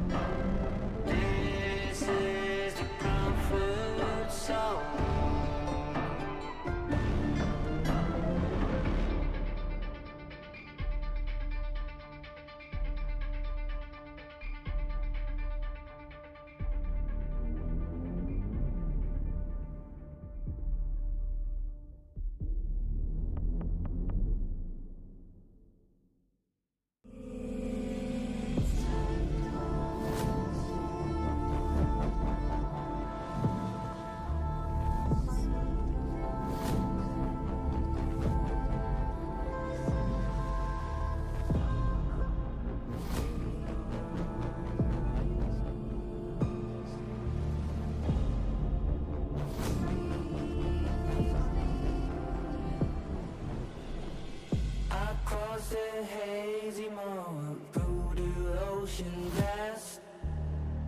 The ships are closing in, mist will turn to dust. Beyond the murky cloud, the story will unfold. The dragon of the horizon, history untold. Almighty Katsu will lead us free and glory. We shall be victorious. All will know our story. They came from frozen plains, waltzing through the storm. The shadows of the north, the name will numb the foes. Beyond the distant land, the legend will be told. The dragons of the horizon, history unfold. Almighty Katsu will lead us fame and glory. We shall be victorious. All will know our story. Almighty Katsu will lead us fame and glory.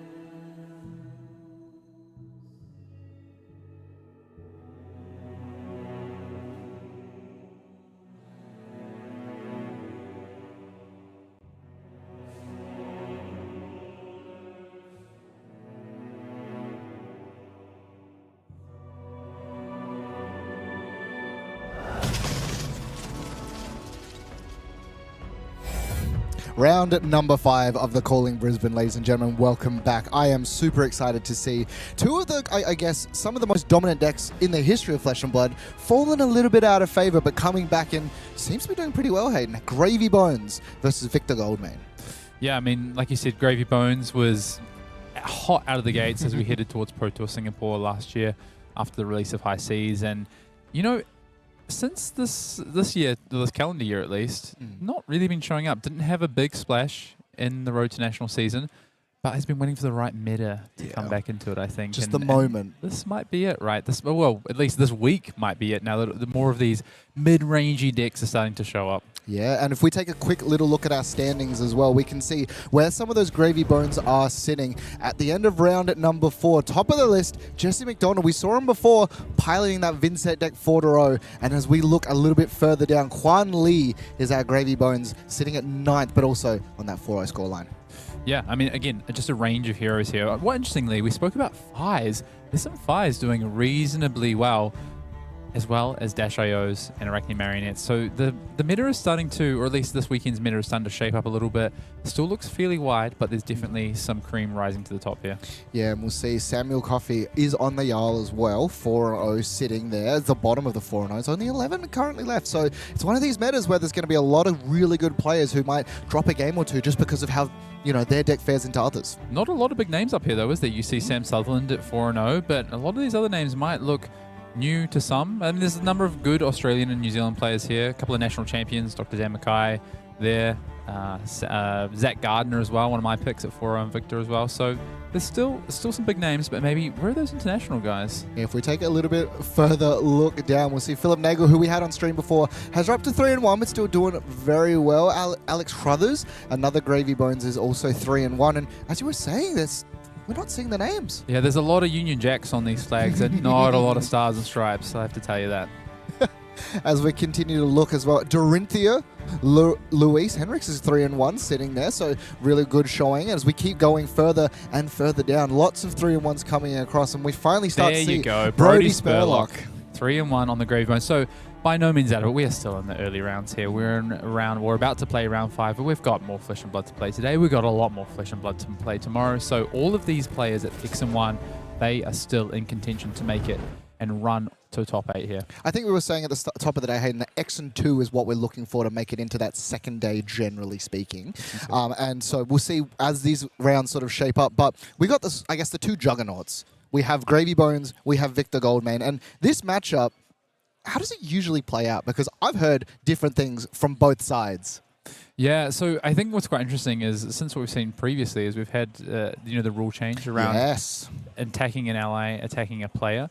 But traditionally, Gravy Bones wants to just amass value on the board and cause Victor a bit of a problem in terms of being able to clear those allies. You know, for instance, your one health allies, your rigor mortises of the world can be quite hard, or your sawbones can be quite hard for Victor to clear out. But Victor can deal some really big damage, especially if they get into the mid game and they've stacked some gold.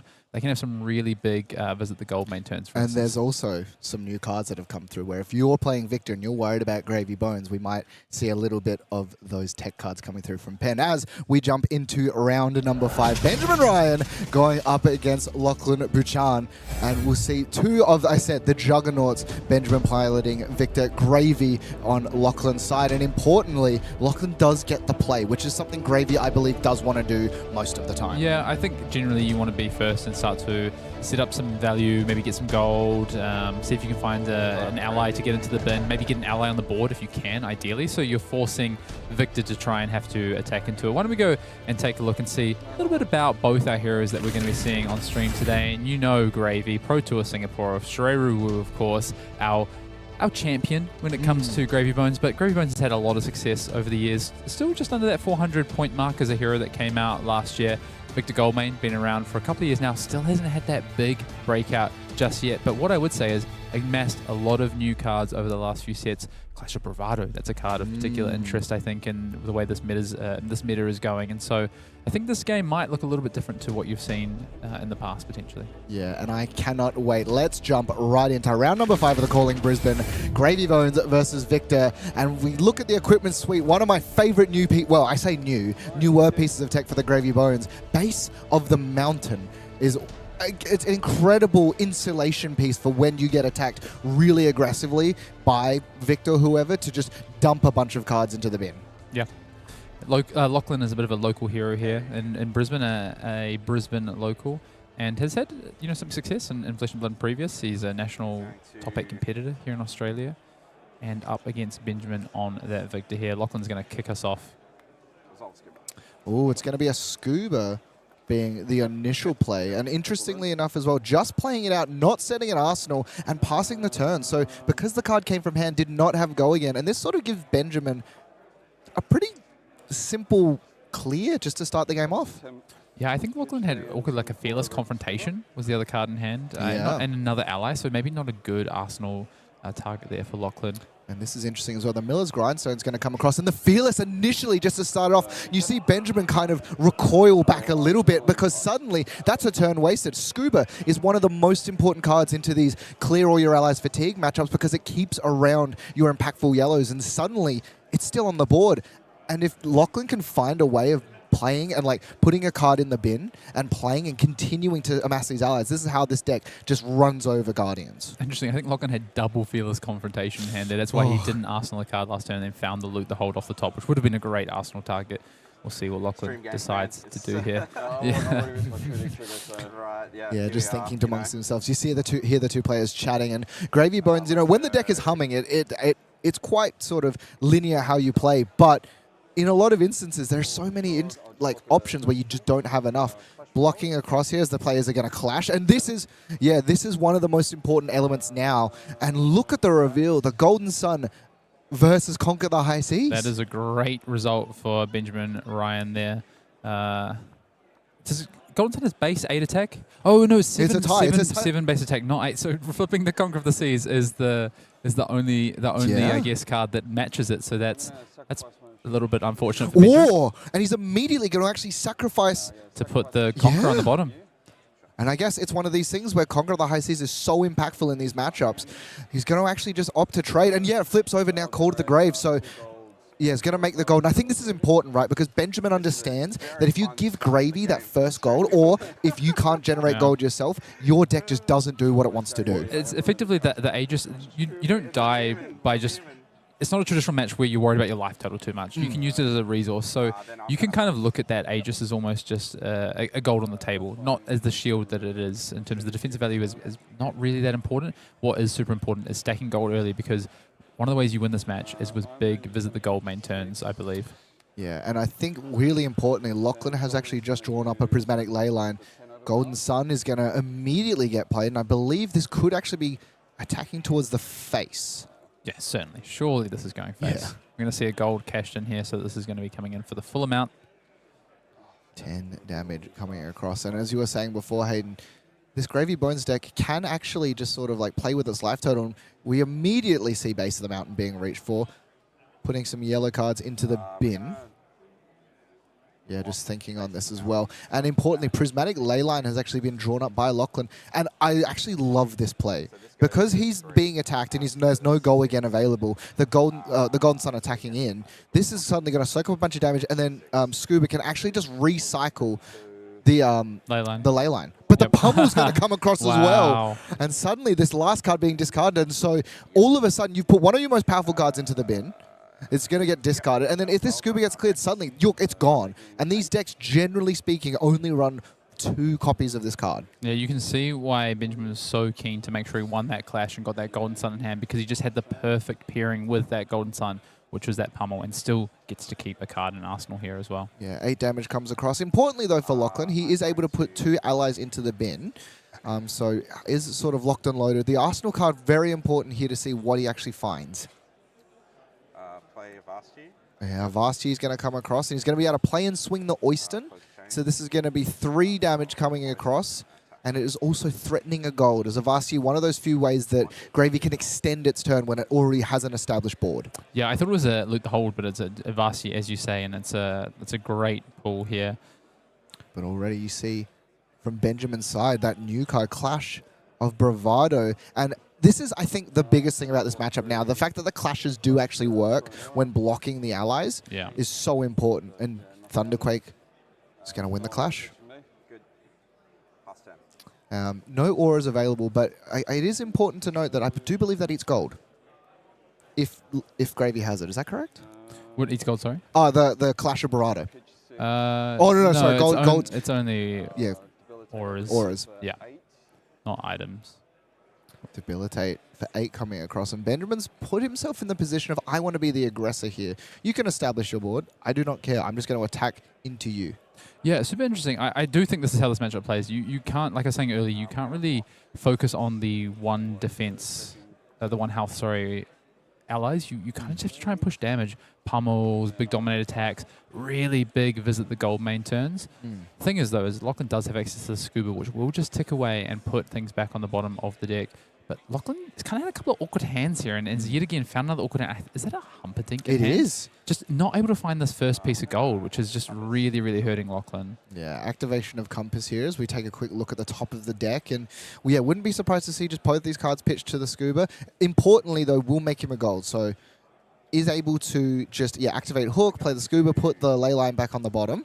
Activate hook. Finally going to get a piece of gold out here. Importantly, no ripple away discarded for the side of Benjamin. Make a gold. And this first piece of gold is the most important gold for Gravy Bones. Is that another golden sun in Benjamin Ryan's hand, though? I think so.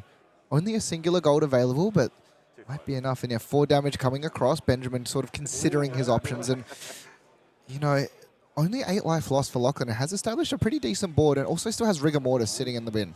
I think Benjamin's pretty incentivized to defend this with that hook activation, though. You want to keep Lachlan off as much gold as possible here.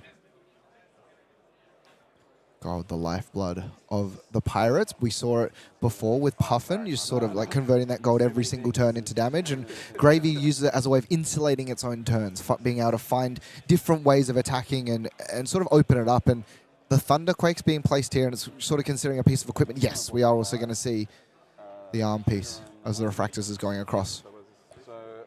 Yeah, I'm really interested to go back to that base of the mountain turn that Lachlan decided to throw everything at that golden sun. I wonder if he's going to sort of look back at that and wonder if he can have that turn back again to have kept some hands. Obviously, he didn't know about the pummel, but he saw how hard his opponent tried to win that clash and keep that golden sun, giving up the Aegis. And I think Lachlan had a reasonable hand. He could have maybe just tanked the damage, but Lachlan prioritizing keeping life total high so far in this match. You can see him trying to do a lot of blocking where possible. Yeah, we'll see a Debilitate coming across. Saying +1, I believe, off of the Iron Fist. Yeah, just rinse and repeat here for Benjamin Ryan. Another Debilitate turn. Looking at the hand of Lachlan, he has found another ley line, but I don't think he's found a blue to pair with it. So generally speaking, you want to be attacking twice with those ley lines to get full value out of it. Yeah. So yeah, the Iron Fist Revelation flipped up the Debilitate, putting a +1 attack count on it, which is what's coming in now. Thanks to that hero ability. Oh, wow. Oh, actually found double ley lines, I believe. And lining up blocking with both of them, that takes a lot of damage out of Lachlan's deck. Obviously, we know he's put one already back on the bottom. Yeah. And can probably put another one here as well. Now, it's really trying to cover up this damage. And I think importantly to note here, Hayden, as well, is Benjamin's pitched away that Golden Sun. Wants to have access to that later in the game when the gold's flowing a little bit smoother and needs to be able to close it out. Or the Might as well. Yeah, that would be the... And I think this is playing into Benjamin's game plan here. He's taking cards from Lachlan. He's getting further, deeper towards his Visit the Goldman Estates. He can stack up really big gold and find some mites and then just dominate the end game. So far I'd give advantage to Benjamin here, although Lachlan is trying to amass some allies. I'm sorry? Taking a look over at Lachlan's hand, look what he's just pitched. Last-ditch effort inside the Gravy Bones to attack in here. Makes another gold just by returning that ley line, but that's a card I haven't seen since Welcome to Wraith. Well, so Last Chef is a card that Gravy Bones were playing a lot of in the sort of meta after Singapore or around Singapore, but they went away from it after the bans because you don't have as much access to gold to do the sort of, you do this big like in-game last-ditch effort where you'd swing all your last-ditch efforts after drawing a bunch of cards off gold, but it's really hard to do that now without the gold from tipples and things like that. So we've typically seen them go away from it, but Lachlan's opting to play it here, so maybe he's super worried about fatigue, and now you know, Benjamin said, hey, here's my Golden Sun, I'm pitching that. You can see my end game on the bottom, and Lachlan's just said the same. Well, here's my end game going to the bottom. Yeah, Spinal Crush is going to come across, and similar again, we saw that the arm piece, the Iron Fist Revelation was blocked with, so this is, instead of the regular 9 that Spinal Crush comes across, we're now looking at 10, and importantly, this does... there's 2 cards in hand here for the side of Lachlan that does have Go Again, those Rabbles coming across, as well as a Tipple, but doesn't actually have the ally now, so I wouldn't be surprised to see isolate some damage, swing the dog again, put the other Prismatic, and then arsenal that Tipple for when you find the ally. Swing that dog. Yeah, I do think that Lachlan at some point does need to try and set up some wider hands and take cards from Benjamin. Otherwise, we're just going to have this back and forth, which Benjamin just keeps leaking damage, and it's favouring Benjamin, right? Because his numbers are just slightly better on the value side of things. So we'll see. But maybe Lachlan can set up this. I like the idea of setting up this Tipple in Arsenal here. Yeah, using the hook here just to encourage and just stop that crush from going across. There was a resource floating and tunic available along for the side of Benjamin Rhyan. So if I'm in Lachlan's seat, I am a little worried about that pummel again. But, you know, have to make the play. Still has stuff he can do if that is the case. And Call to the Grave, one of the 2 cards left in Lachlan's hand, is a very important card for this Gravy Bones deck. Yeah. I would just pitch it, though, and swing the Scuba and Arsenal the Tipple, I think. You've got to start trying to get some gold and setting up turns here, I think. That's my view. We're going to... No, but instead going to use the Call to the Grave. Now, can find a variety of cards with it. And, yeah, we're currently thumbing through the deck. It's got to be a Sawbones. If you're prioritizing playing Call to the Grave here, I think you're doing it because you want to go and find a Sawbones to start preventing damage. Because your opponent's clearly not attacking your allies, so you need to get some defensive value. So I think, if anything, you go and find the Sawbones here. Yeah, set the Saw. Yeah, and he does. Finds the Sawbones. Will be able to set it up and swing in for 6.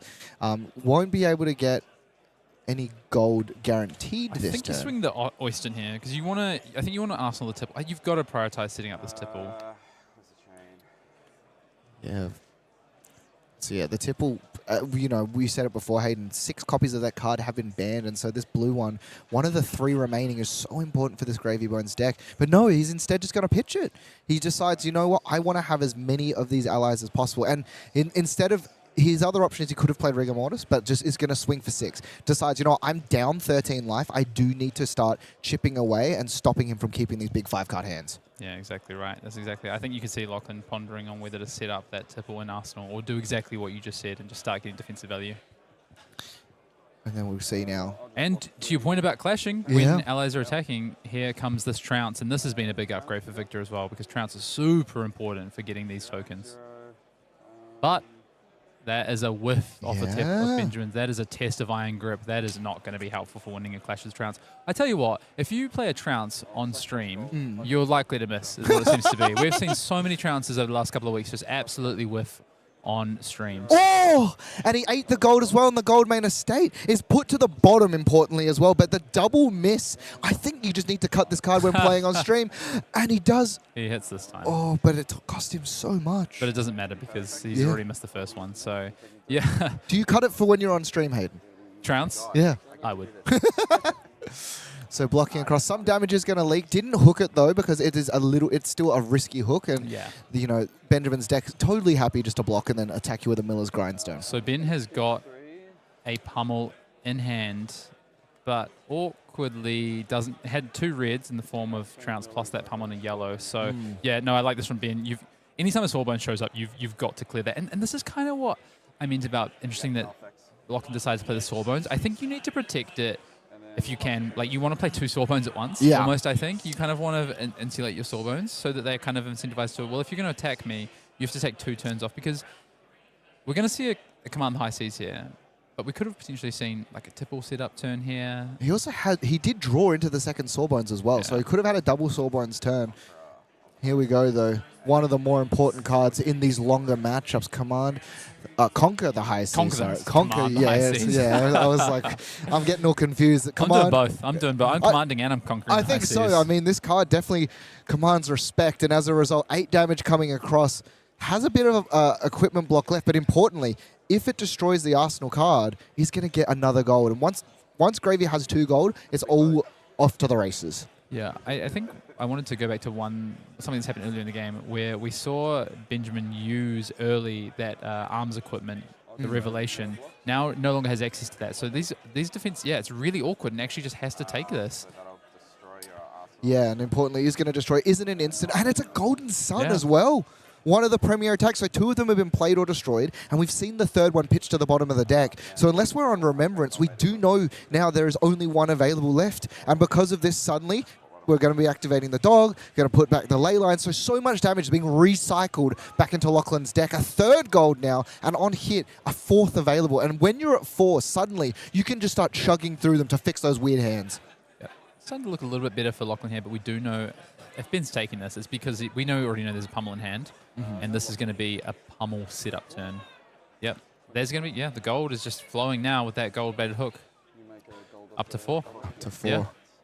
But if you're on Lachlan's side here, this is ringing alarm bells, right? Like, the fact he's just tanked so much damage, and we're going to attack with... Yeah, here we go. Keep a card. And I guess doing it in this way does mean, maybe you just want something to Arsenal, but you've been pummeled once this game. You are a little worried, particularly with a card like Spinal Crush. I mean, I'll tell you what, Matt. There is not 1% of my body, if my name is Lachlan Buchan right now, thinking this isn't a pummel. There's no way it's not a pummel. Wait. To the extent Ben's like, I might not even represent this resource I'm floating. Oh, no, he's not got he's it. Not. You're right. He can't pummel this attack. It's a yellow, is it? Yeah, it's a yellow coming in as alongside a blue, so suddenly that's It's a the remembrance as well, plus right behind you, so no pummel available here. He's going to set it in the arsenal, play the long game, but look at what Lachlan's found. He's found a tipple, and he's found a prismatic ley line. This might be the turn. Luckily, though, Benjamin is threatening all of his go-again options. Yeah, this is really awkward for Lachlan. I want to go back, again, to that equipment. Benjamin could have thrown the two cards, the spinal plus the blue card, plus the arms if he had it, played the remembrance and set up the pummel, but didn't have access to be able to do that. And this is a very interesting card, actually. We've just seen a remembrance pitched, and Sunken Treasure can turn yellow cards upside down in the graveyard. You can't remembrance your Golden Suns back, or later in the game if we start talking about it. You know, Yeah. it's the turn face down, rather. Yeah, face down. So, we've got ways where Lachlan's attacking the fatigue plan as well. And we're actually, once again, you have Scuba. You are fine to block with these cards because there's no go again in this instance. And you'll get them back. Yeah. And has Tipple alongside Rigor Mortis. And we'll see, the Sunken Treasure being presented as well. So 6 is being blocked. And we're going to turn a card face down, likely one of the Golden Suns, because then that does 2 face down, makes a gold, and also stops his late game installation. Yeah, especially after you've seen, to your point, that remembrance pitch. 3 damage will leak across. And the life totals before, when they were solidly in Benjamin's favor, Lachlan's clawed it back, and importantly, still has 2 allies on board. How different does this matchup look like, or look, than it has in the past, where Victor is really in this game now? The change in rules with clashing has been a big impact, and also just some of the upgrades that this hero has had, right? Yeah. We'll see already, as we talked about what you can do when you have all this gold available. Lachlan's just popping a gold for value. He's going to activate Hook. And just attack with Scuba again. Recycle. Has a Tipple in hand now. And was going to go off that play that we have, which is just put the Tipple in Arsenal, insulate, drop the cards everywhere because you're on the feature match and a little nervous. This is prismatic going to the bottom. Yeah, and putting the ley line back on the bottom. Yeah, the thing is, I think Benjamin's got a Testifying Grip here, which is going to rip that last card out of Lachlan's hand, which I believe he was trying to set up an Arsenal, which is that Tipple to just keep making, because right now he's trying to just find enablers to actually be able to play some of these allies. Yeah. And Benjamin's going to rip the last card from hand, provided he wins this clash, which he certainly does. Yeah. With an Enlightened Strike, mind you, so not one of the kind of like guaranteed clash winners. It happened to be where just able to find it. The card on top, though, interestingly enough, though, was that Loan Shark for Lachlan now. Not super relevant now. Well, but it is still good. We know Lachlan's playing towards potentially last effort in game. So does need 4 gold is not going to be enough for that. You need 7, 8, 9, 10 gold for that sort of play. So Lachlan does need to amass a number of gold in this game. So that is his game plan. Let's maybe just take stock of where we're at in this game. Yeah. Benjamin has been leaking away some damage, chipping away, playing his game plan. Lachlan is trying to get to a point in the game where he gets to this last-ditch effort game plan. He needs to keep his life total high, and he needs to keep threatening on hits and creating gold when it comes to his attacks towards Benjamin. Yeah, in this instance, though, in the face of a blue debilitate, the pummel coming across the top, so 4 damage is going to leak. Does have a chum, though, that he can discard, so not the worst in this instance, but it is a little bit more challenging now because he was going to use that to give the go again. And now we'll see 1 card left in hand. It is a blue, but 4 damage leaking across, and it's going to be interesting to see what the top card is, because if he's able to find an ally, he's able to give that card in hand go again, and suddenly we're going wide. Interestingly, Benjamin has not played a Visit the Gold Man Estate yet. We saw one obviously get clashed at the bottom. Hasn't been able to actually start to amass some gold just yet and threaten potentially a big Golden Sun dominating game. Activation of Gravy here. Knows the top card of the deck as well by activating that compass that we just saw. It's interesting because he does have a blue Jittery Bones in hand, I think. So he's trying to find a way to play that and then maybe get something like a Rigor Mortis out, I think. Yeah, and you see he's actually, so, actually found Scuba off the top of the deck, so would have been able to give it go again. Did he not know about that, though? He might have actually compassed earlier, and we just didn't see it. But either way, I think he did know it was on the top, so maybe just wants to get it in the bin. He just wants to take with Scuba as the priority rather than playing more allies out of the bin at this stage. Yeah, and this is sort of the power of Scuba as well. A trounce. Now, is it going to happen again? No, luckily. No. Swabby. Well, we've got one more to go, though. We've got one more to go. Let's find out. Come on, Benjamin. Let's see. Break the curse. Command and conquer. No, he does not break the trounce curse. And you see there Lachlan pumping fists. Oh, my. I'm telling you, trounce on stream is an actual curse at this stage, at this point. I'm cutting it. I think if I'm a Victor player, when you're on it, you just sideboard it out, put anything else in. Now, importantly for Benjamin, he has found an Enlightened Strike. So he is going to be able to go a little bit wider, maybe attack with 5 and then clear off this. Well, yeah, do you clear Scuba? I think so, but at this point, Scuba's gotten so much value. Yeah. I think the thing is Lachlan's down to 20. If your game plan as Benjamin is to get your opponent down to low double digits, high single digits, then and you know your opponent has Conquer the High Seas, for instance, you want to be taking cards from your opponent here. Yeah. I think this all goes face. Yeah. And I think this is where the skill expression of not only playing as Gravy, but versing Gravy is so important. There's so much information that you gain on the Victor side from clashes and just ways of how they play around your hands. And then so knowing, when do I kill the ally? When do I attack face? When do I pivot back and forward? And it's why I find this matchup so fascinating to watch. Yeah, this matchup is a lot more interesting than it had previously been. Where is this Miller's Grindstone going? That is the question. And I think Miller's Grindstone is also interesting as well, because if you flip an ally and put it in the bin, sometimes that's what they need. I'm just going to go Miller's at you for 4. Yep. At you is what's declared. He was trying to trick us there, though. He put it on top of the Scuba. That's what I thought, too. I was like, oh, he's going to clear it. But no. Looking like Lachlan was considering blocking with the Conqueror of the High Doesn't have double blue. Just has the one blue. Has Compass. Assume that is not a blue on top then. Yeah, has found Tropaldani. So I'm surprised to see, though, here. Is he going to... I mean, it's interesting. He might start to dig here a little bit using the Tropaldani on a gold. Yeah, so you can hero ability. You can block with the blue. Hero ability, get rid of the chum. Try and set up the High Seas for next turn, potentially. Don't mind that play.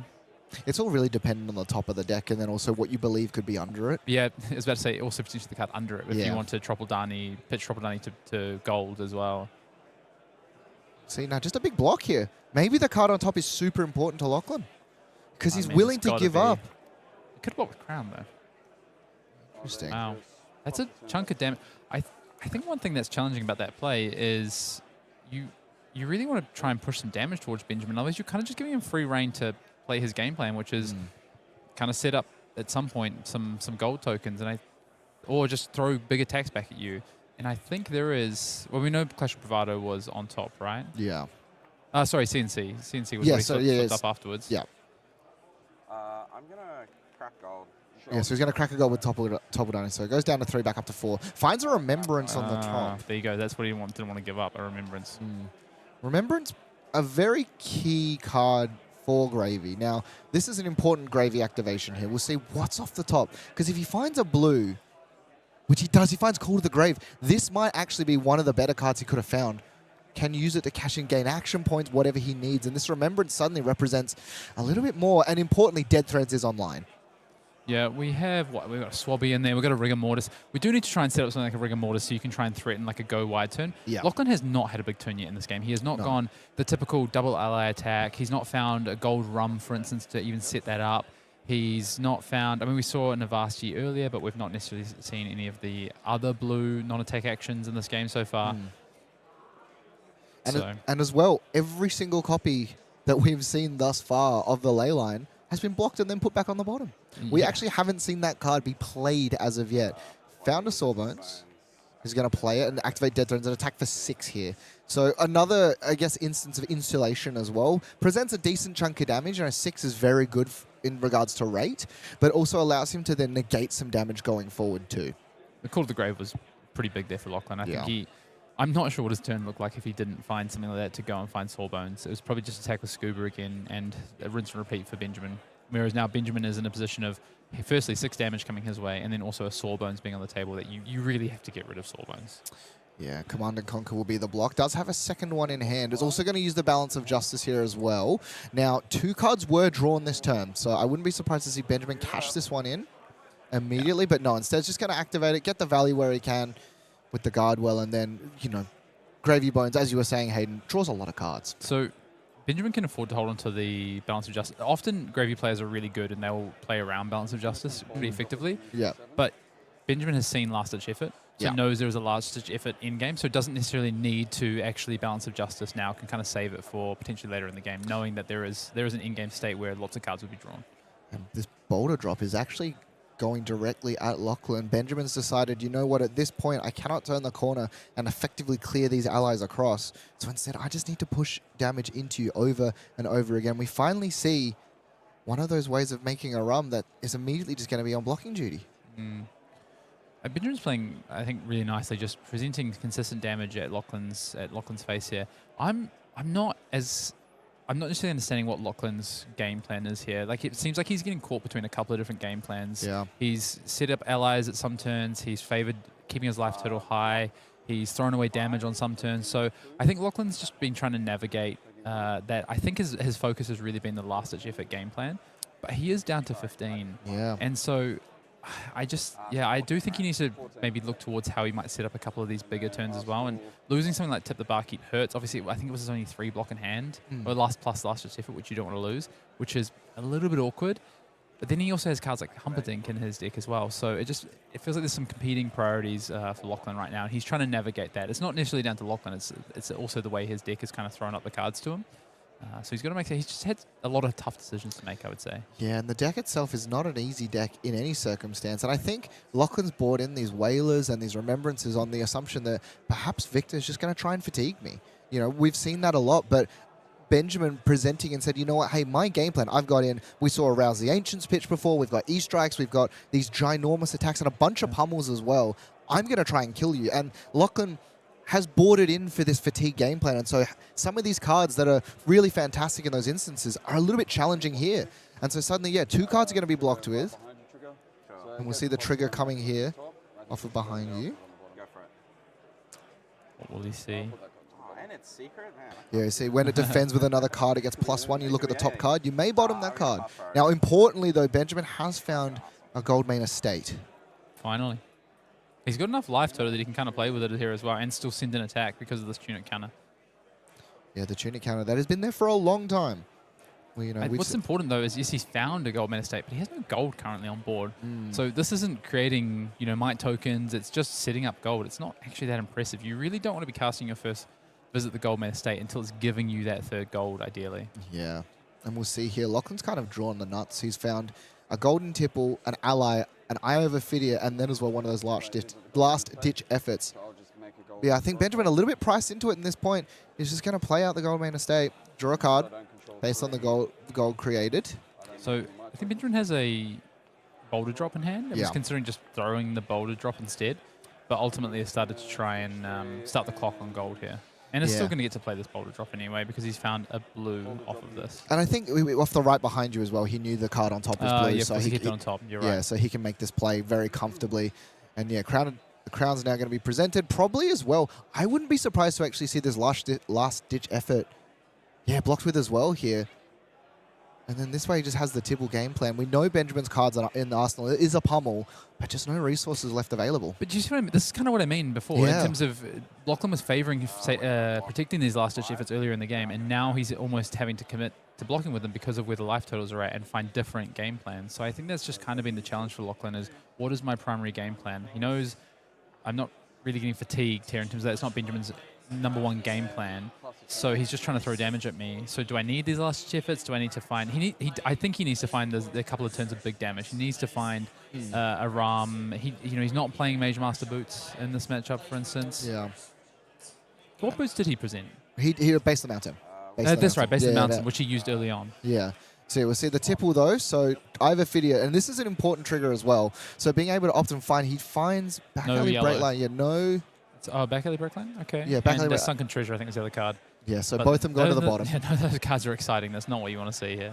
Now, what he really wants to find is a way of making a rum. I think if he finds a rum generator off the top here, he is in a great position because he has so many allies in the bin that he can just spew out onto the table. What's he find? He finds another Tibble and a Jittery Bones. Yeah. So plenty of resources at least. Does he have a Whaler? No, but he does have a Swabby. Does have a Swabby, which he can bring back and swing here. Would you look for Chum at this instance? I don't think Chum's very impactful in this game plan, unless you get back towards... So the Rouse the Ancients, there's like this big, Crack Your Gold, similar to the last ditch effort, Crack Your Gold's turn. There's Crack Your Gold's swing big turn with Rouse the Ancients. Until you get closer to that point, I don't think you need to worry about having a Chum on the board. It's kind of insulation for that sort of late-ish towards end-game piece.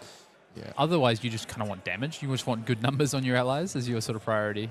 And it's important, might break at the start of turn, correct? Not action phase. Yeah, so there's no opportunity for you to go in. But no, he's going to opt to deploy the Chum here. Yeah. He has the Sawbones as well. I'm not saying you don't put it in. I'm just saying it's not as big a priority, potentially. Yeah, and I also think as well, Chum plus Sawbones can be really complicated to navigate. 6 damage coming across, and I believe he has another Tipple in hand that he can just set an Hustle. He's got the Jittery Bones in hand, I think. Yeah. No, sorry. It was he drew a card off a gold, I believe, and I believe the card was let me think. I think it was Swell. Oh, I thought he drew. Yeah, it was a red Swell. Oh, okay, it was Swell. I didn't see that. That's awesome. Oh, the Jittery Bones underneath the golden Tipple. Yeah. He drew that card really sneakily too. He was like thinking about it, he cracked the gold, but he did it in such a way where we're thinking about what Victor's trying to do here. Now, this is interesting as well because I think Benjamin expected him to play anti-fatigue. He's running quick dodge flexes. There's not really been an opportunity to use them, and finally the Remembrance comes out. Yeah. One of the Remembrances. I assume Benjamin's playing a couple. Yeah, we've seen one. And interesting, finding Enlightened Strike, and potentially, I think he would have loved to have, I mean, you get back Golden the golden. Sun. You get back the golden sun that you have. Yeah. The other one's missing, and one's been pitched earlier on. Okay, so I was interested. Do you just get damage, or do you get visit the Goldman State? And he chooses just get damage in this instance. So I think it's pretty clear what Benjamin Rhyan is trying to do here. I think it's at a point where you don't have the time.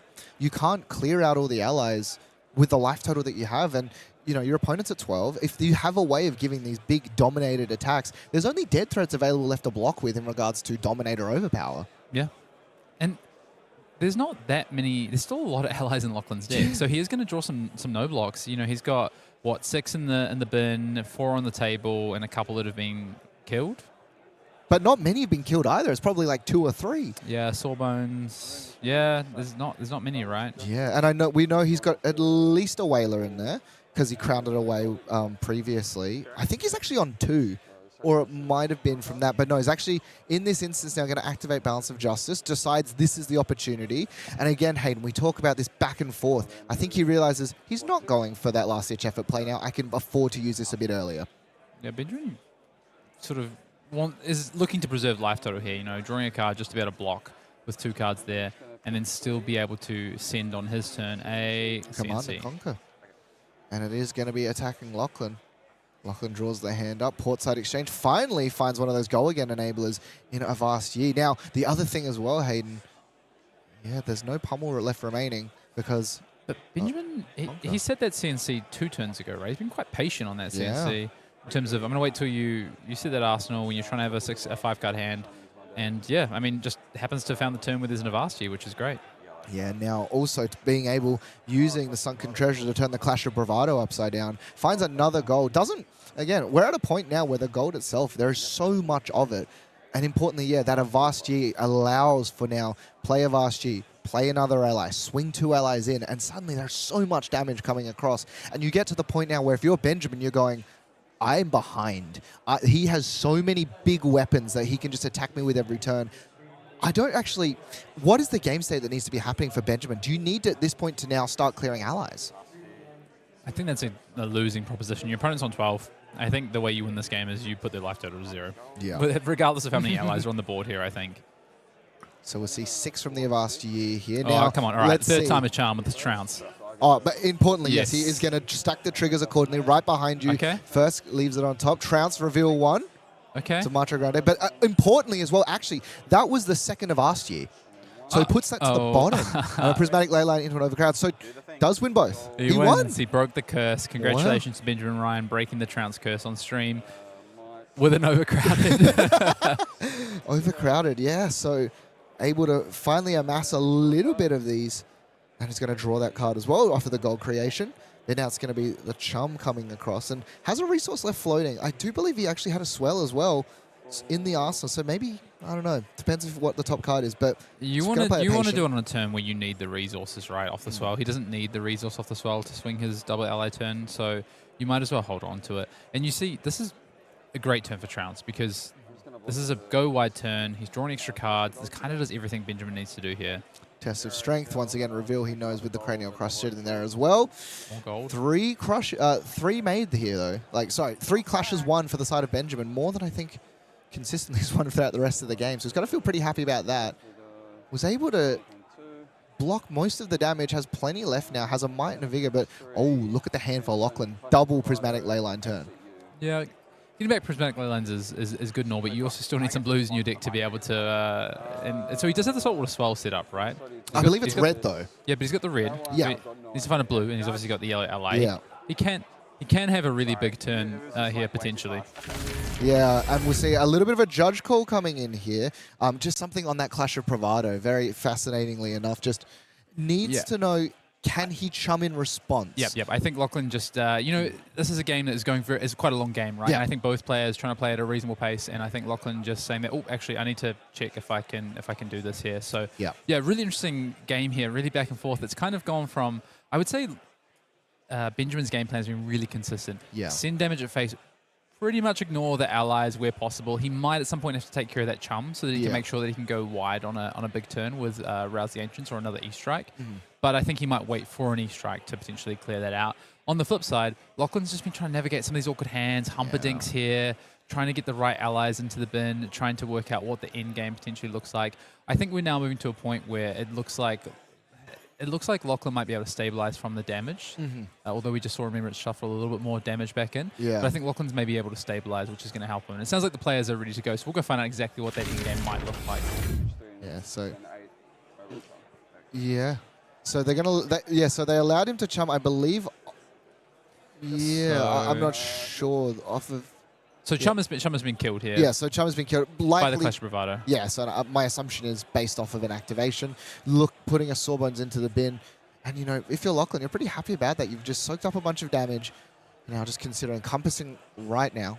It has a portside exchange and double of... Didn't like what he saw on top of that. Of the Prismatics. And so, do you send one of them here just to push damage?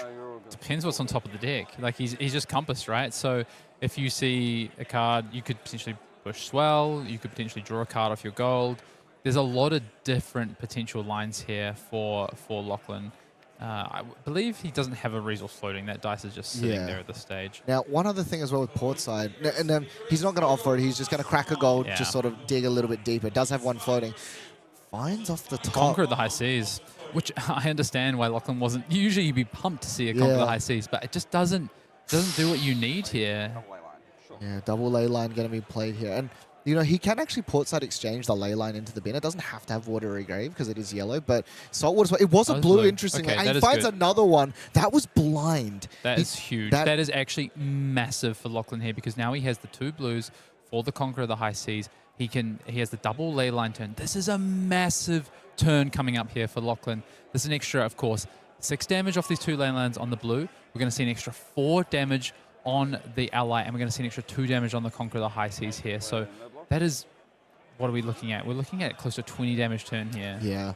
And this is why he was so patient with those ley lines as well. Identified, you know what? I'd rather get the defensive value out of this. I know I'm getting it back. Scuba has been here he's had a Scuba on board the entire game. And now off of the top, Conqueror of the High Seas, Benjamin knows, oh, that's a lot of damage coming across here. I believe this is coming in for 10 Yeah. at the stage, +1 off the double blues trigger, Yep. and you're going to get the 2 off of the prismatic ley line here. And it's one of these things now where 10 damage coming across. And I do believe, no, so there's not been an ally put into the bin this game. And so it is just going to be an Oyster. So it's going to be one of the free allies to come in after the fact. But it's still a lot of damage. It's a massive amount. And I think Benjamin's working out, what do I do off the back of this? So Benjamin's up to 3 gold now, which is a good start, right? So we're getting closer to a potential nice dominate in-game. Oh, This is not. Oh, okay. So, yeah. So he realizes now because he cracked a gold and then played the swell. Shouldn't have that much resources. Yeah, so he should actually only have 3.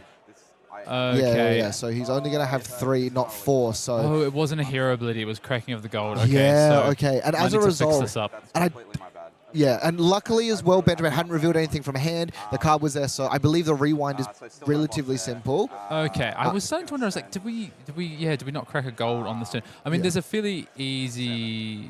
The double prism. Oh, but I think this, and now as a result, wait, no, yeah, and he's realized now, so he should have 3 resources available. Yeah, 3 So resources. likely He going to be can- sending the he sword can lines. crack a gold Turns here. out, ladies and gentlemen. I think he can. But do you not just crack a gold here? To try and find another blue. Yeah. I mean, quite possibly, but no, he's just going to send out the sawbones. Okay. This is still for 10, and he's going to Arsenal his Conquer the High Seas. I'll take 10.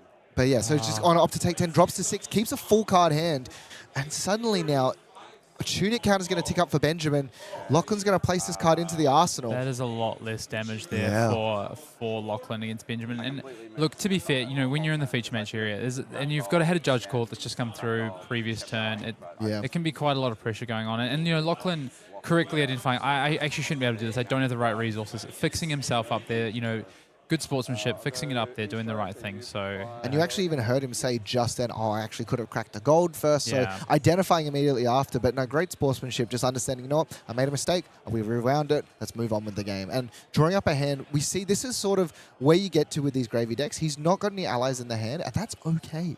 He's got so many left available in the bin, plenty still available on the field, and so he's just going to start to block out. Tunic can come from the arsenal. What's it going to be? It's actually Macho Grande. Macho Grande. Yeah, so this is the thing. Benjamin is now getting Lachlan into like dangerous dominate territory. Lachlan's going to fall to 7 life here, or 8 with the prevention of the sawbones. Yeah, so 4 damage is going to leak through. And if you're Lachlan, do you start to think about prioritizing another chum to avoid this sort of circumstance? Yes, or the 3rd sawbones.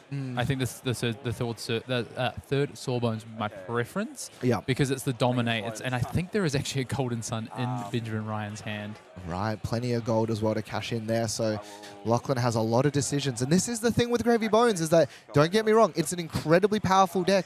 But there are so many decision points in anything, and one wrong misplay might actually just cause you all sorts of differences. Now, sending Scuba back in is going to recycle that prismatic ley line, 4 damage, threatening another gold, and if you're Benjamin here, you've got a great way of just defending Down and to then 6 sending. though. Down to 6 though. So you can send the golden sun, but it's not lethal, right? Like it's only 10 dominate. He needs to find a visit the Goldman estate to pair with. It would be his ideal. Yeah.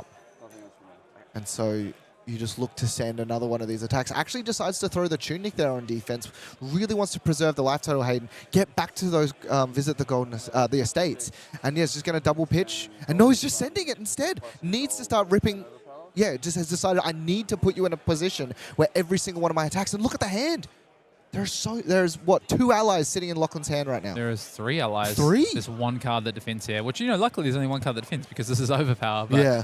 yeah, so this is going to put... So this puts you in Macho Grande territory, right? Yeah. That Benjamin's trying to set up, to your point. So I was thinking wait for a visit the Goldman estate. But actually, we know he shuffled another Golden Sun back in as well. He's got Macho Grandes. He can potentially just do this through the dominate damage as opposed to needing to go over the top. Yeah, and we're actually going to trade the dead threads in at this point as well. Not something that's actually been hyper relevant this game because he's been able to just put the allies in the bin and then usually not actually doing anything with them. But, I mean, you know, some of these cost curves, may that come back to bite him, but it doesn't matter. Drops to 2. This game is incredibly close. Yeah, And now we'll see just going through. Has 3 allies available. But yes, start off. Activation of the Graveyard. This is what that extra gold insulates you with. Just find a way. Draws Tropuldani. So it's time to go digging. Yeah, Lachlan's problem is going to be he needs to block almost all the damage that comes at, you know, he's 2 life, right? So any allies he draws, any non-blocks are really going to cost him. I think importantly, he needs to find a blue. He needs to find a way of getting this Sawbones out. Finds a Remembrance as well. I don't think he has a lot of blues left in his deck. I don't think so either. And so suddenly, if that is the case and we have all of these allies sitting in the bin, they're stuck there. Draws up, draws into the Loan Shark that he's replaced. Well, Not going to help. They don't want Loan Shark. That's not going to help you right now when you're on 2 life. No, draw up again. Found the blue. Yeah, he did, but it is Last-ditch effort. not one that you can play and then continue to actually do. Going to draw up again. Another gold being put into the bin. Draw. Finds another ally. It's a Whaler. Yeah, this is really awkward for Lachlan here. Cracked, what, 4 gold this turn so far? Yeah, this is about to be the 5th as well because he's And generated all of them. All of the gold. And we'll see, what does he draw off the top? Does he find the blue? He found one, but it's not a card he can play. It's What is Sunken it? Treasure. Oh, it's Sunken Treasure. Yeah, I think just losing all those tipples and things like that early on has really hurt him. Goes from the Arsenal. He finds a conch, so it's, 8 go again. And he's trying to push lethal here, right? This is the aim. Like, he is trying to find the ley line or the blue to be able to play. Like, he's just trying to find the biggest turn possible here. I mean, the best would have been, obviously, Avasti would have been fantastic here. Look how long it took me to find a blue, bro. Yeah. And you hear it coming from Lachlan himself. He had to dig through all of his gold. And the scary thing now, Hayden, the terrifying thing is, one, this here does not threaten gold generation. You're going to have to hook the next thing. Because if you don't have gold, you have no way of drawing out of a full hand of allies. Yeah, but this is representing 14 damage, right? So it is asking for at least 3 cards from Benjamin Rhyan here, which would leave him with just 1 card. Yeah. You swing Miller's Grindstone, Lachlan can block with a card, and then he has a 3 or possibly 4 card hand, depending on the arsenal to come back with. And is going to 1 any different from going for 2? I don't really think so. One of the cards in hand is Remembrance, though. And yeah, so Lachlan just thinking on activation is going to recycle these back.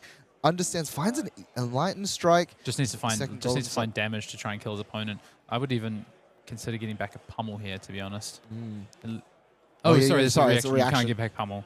So you just have to get back Macho Grande. Yeah. I was gonna say Macho Grande, but it costs you 4 cards. So I don't think Benjamin's ever getting 4 cards again in this game. No, we'll find out though. Not staring down. This 3 has allies. become super, super tight.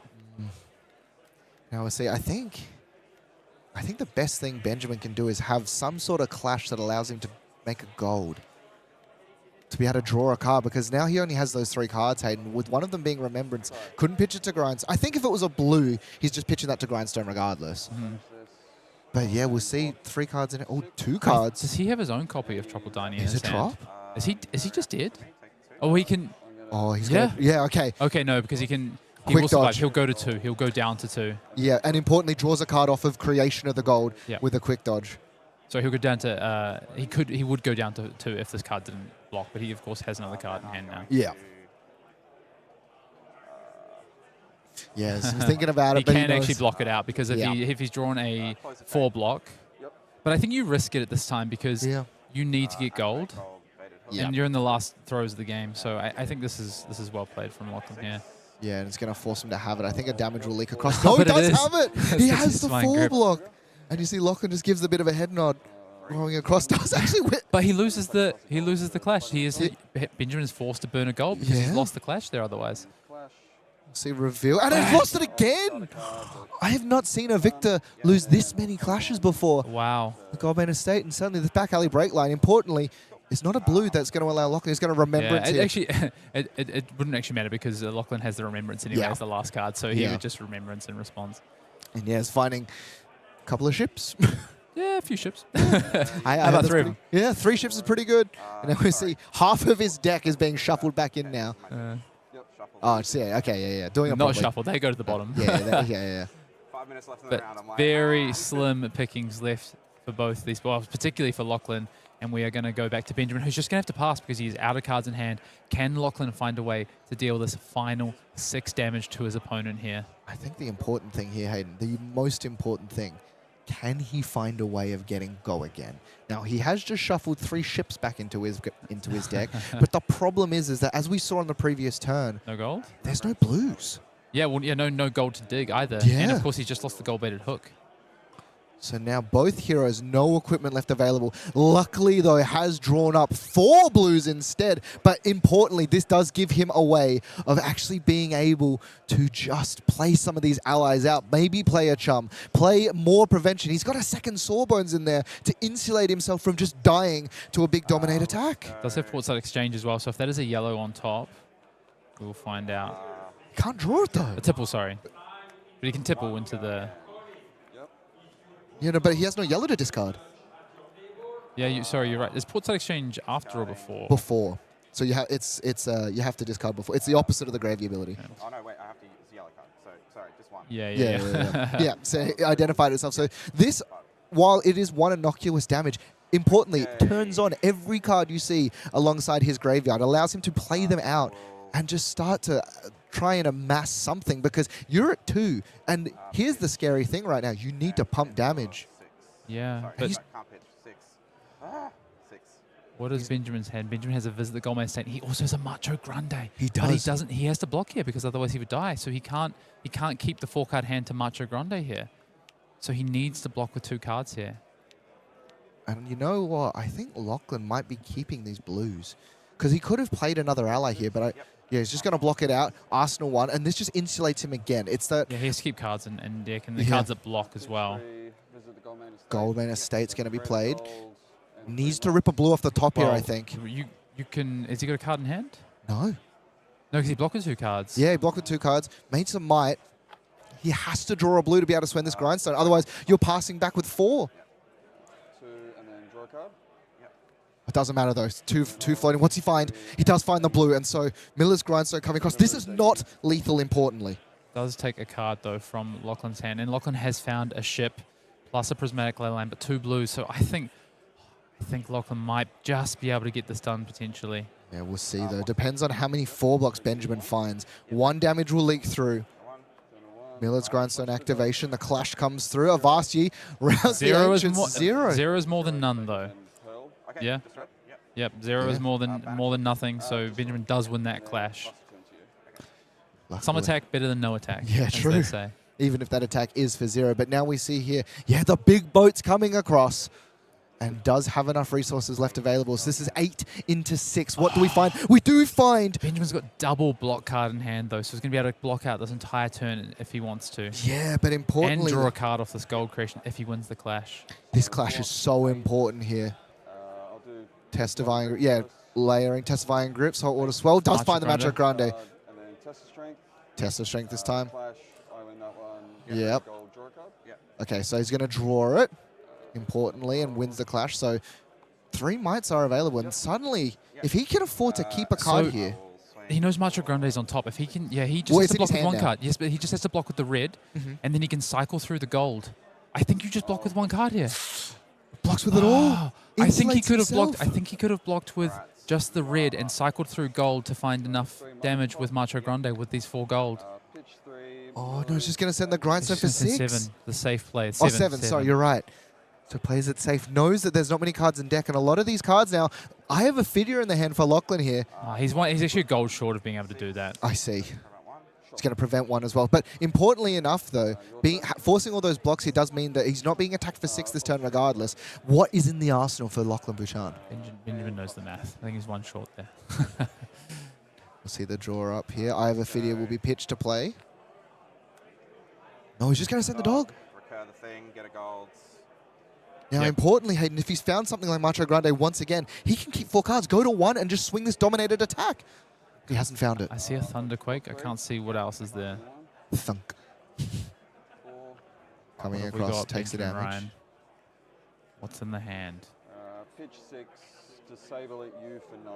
Disable for 9 comes across, looking over at the hand for Lachlan. You know And what? block He's it got a out. fleet of ships available and can still keep a blue to swing damage back. 3 cards being pushed across, double ships as well as the Sunken Treasure. And importantly, he can flip a yellow to find that 1 gold to insulate later. You have 1. Yeah, but he's just got so few cards left in deck that block. If Benjamin just finds another big attack on this next turn, that might be enough to do it. I don't know how Lachlan ever keeps cards anymore to try and swing back. I think he's just going to get fatigued. He's got no gold for any sort of last-ditch effort shenanigans. 6 damage coming across here. And Benjamin has a pummel in hand and an E-strike. yeah, time in the round, though, importantly, has also been called. So this is the last hand of the game for Benjamin. What has he drawn, and can he find a way to push this last bit of damage? Yeah, what's he going to do? And now we'll see. Taking a moment, and this is the thing, slow down, identify what can I find. Yeah, let's Do get Lachlan. Yeah, they're deciding to play it out. It's going to block for 3, go to 1. That's an Enlightened Strike. 3 cards left in the hand. But Benjamin can pummel the grindstone, right? I believe so. He's It's a got hammer. He's got. This is enough. There's no way Lachlan's overblocking this, right? No, I mean, Or you does would, he? right? It's the last turn, but look at the hand. He can't. Triple allies. Or He's 2. dead. He's dead. He's only got Miller's one card that Glintstone. blocks. He's only got one card that blocks, He right? didn't make the gold either, so he does not have a way of being able to cycle. He's going to be able to block. He's got 2 gold. He can cycle. Oh, well, he does. So he's going to cycle here. He's going to prevent one, And but then the pummel. pummel comes over the top. The triple cards in hand that do not block. An absolute slogfest coming through. But Benjamin Rhyan, on the final turn of the game, finds the pummel that started the whole game off to take it and put himself to 4-1. What an incredible game of Flesh and Blood. Wow. The game was back and forth and so much damage going both ways. We saw so many ships. We saw so many Prismatic ley lines. We saw the dog putting in all the work. But at the end of the day, it is the pummel putting the beat down on Lachlan there to take it in the very last turn of the game. Insane scenes. Pummel, you know, it's been around all of the time. It's been there since the very first set and has definitely ended a lot of my tournament runs and is going to keep doing it going forward. What an incredible, incredible game, Hayden. Yeah, and now Lachlan going to have back against the wall right at X2. Cannot drop another game. No. Incredible stuff. Sorry, my head is just fried after trying to just track what's left in deck, how much is there, but incredible stuff. Pummel, a card that we've seen so often, and maybe we're going to continue to see again, because coming up is going to be an incredible new event for Flesh and Blood players. Yeah, what have we got going on? We have the world premiere for Prague coming up for this new Omens set. I am so excited. Now, if I'm being honest, Hayden, do I think Pummel's going to be seen in these decks?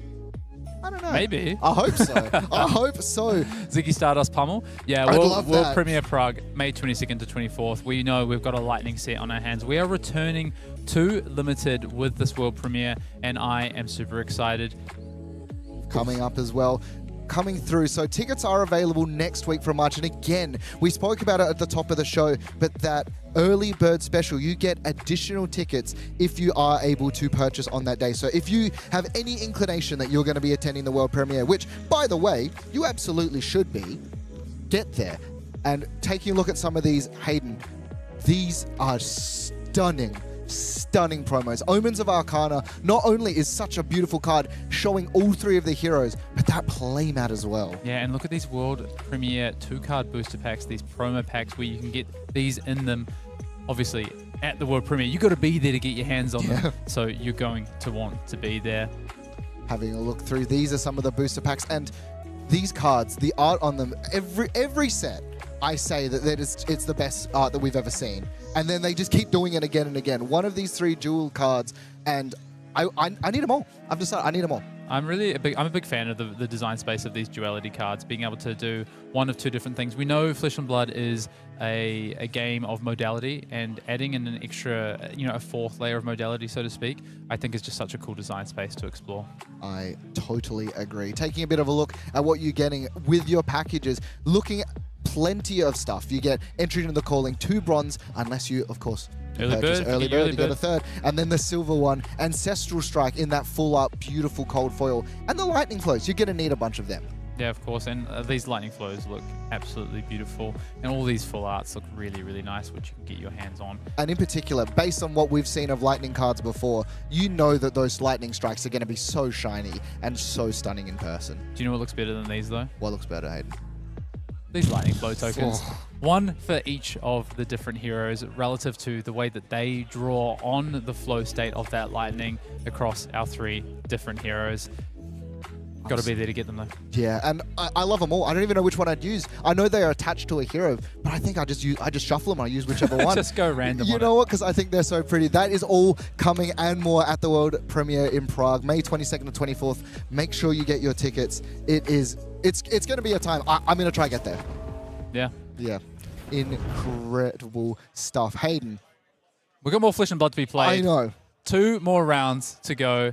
And we've got some. I mean, we're down to the wire for day one, right? We've got players with backs against the wall at X1. We've got players who probably, at this stage we've got some 5-0s that are going through to day 2 already. But that doesn't matter. A 5-0 record can quickly turn into a 5-3, a 5-4, and trust me, I've been there. And you will miss out on top 8. So there is still a lot to play for all of these players as they run into the end of day 1. So much more Flesh and Blood to come up. Yeah, and we're going to have another one of those decks that a lot of people are saying best deck in the format. Hasn't really converted a huge amount, but Oscilio. Yeah. One of these decks sitting at 4-1 maybe is having the run that Oscilio needs to finally crack its way into that top 8. We will be there with more Flesh and Blood right after this break.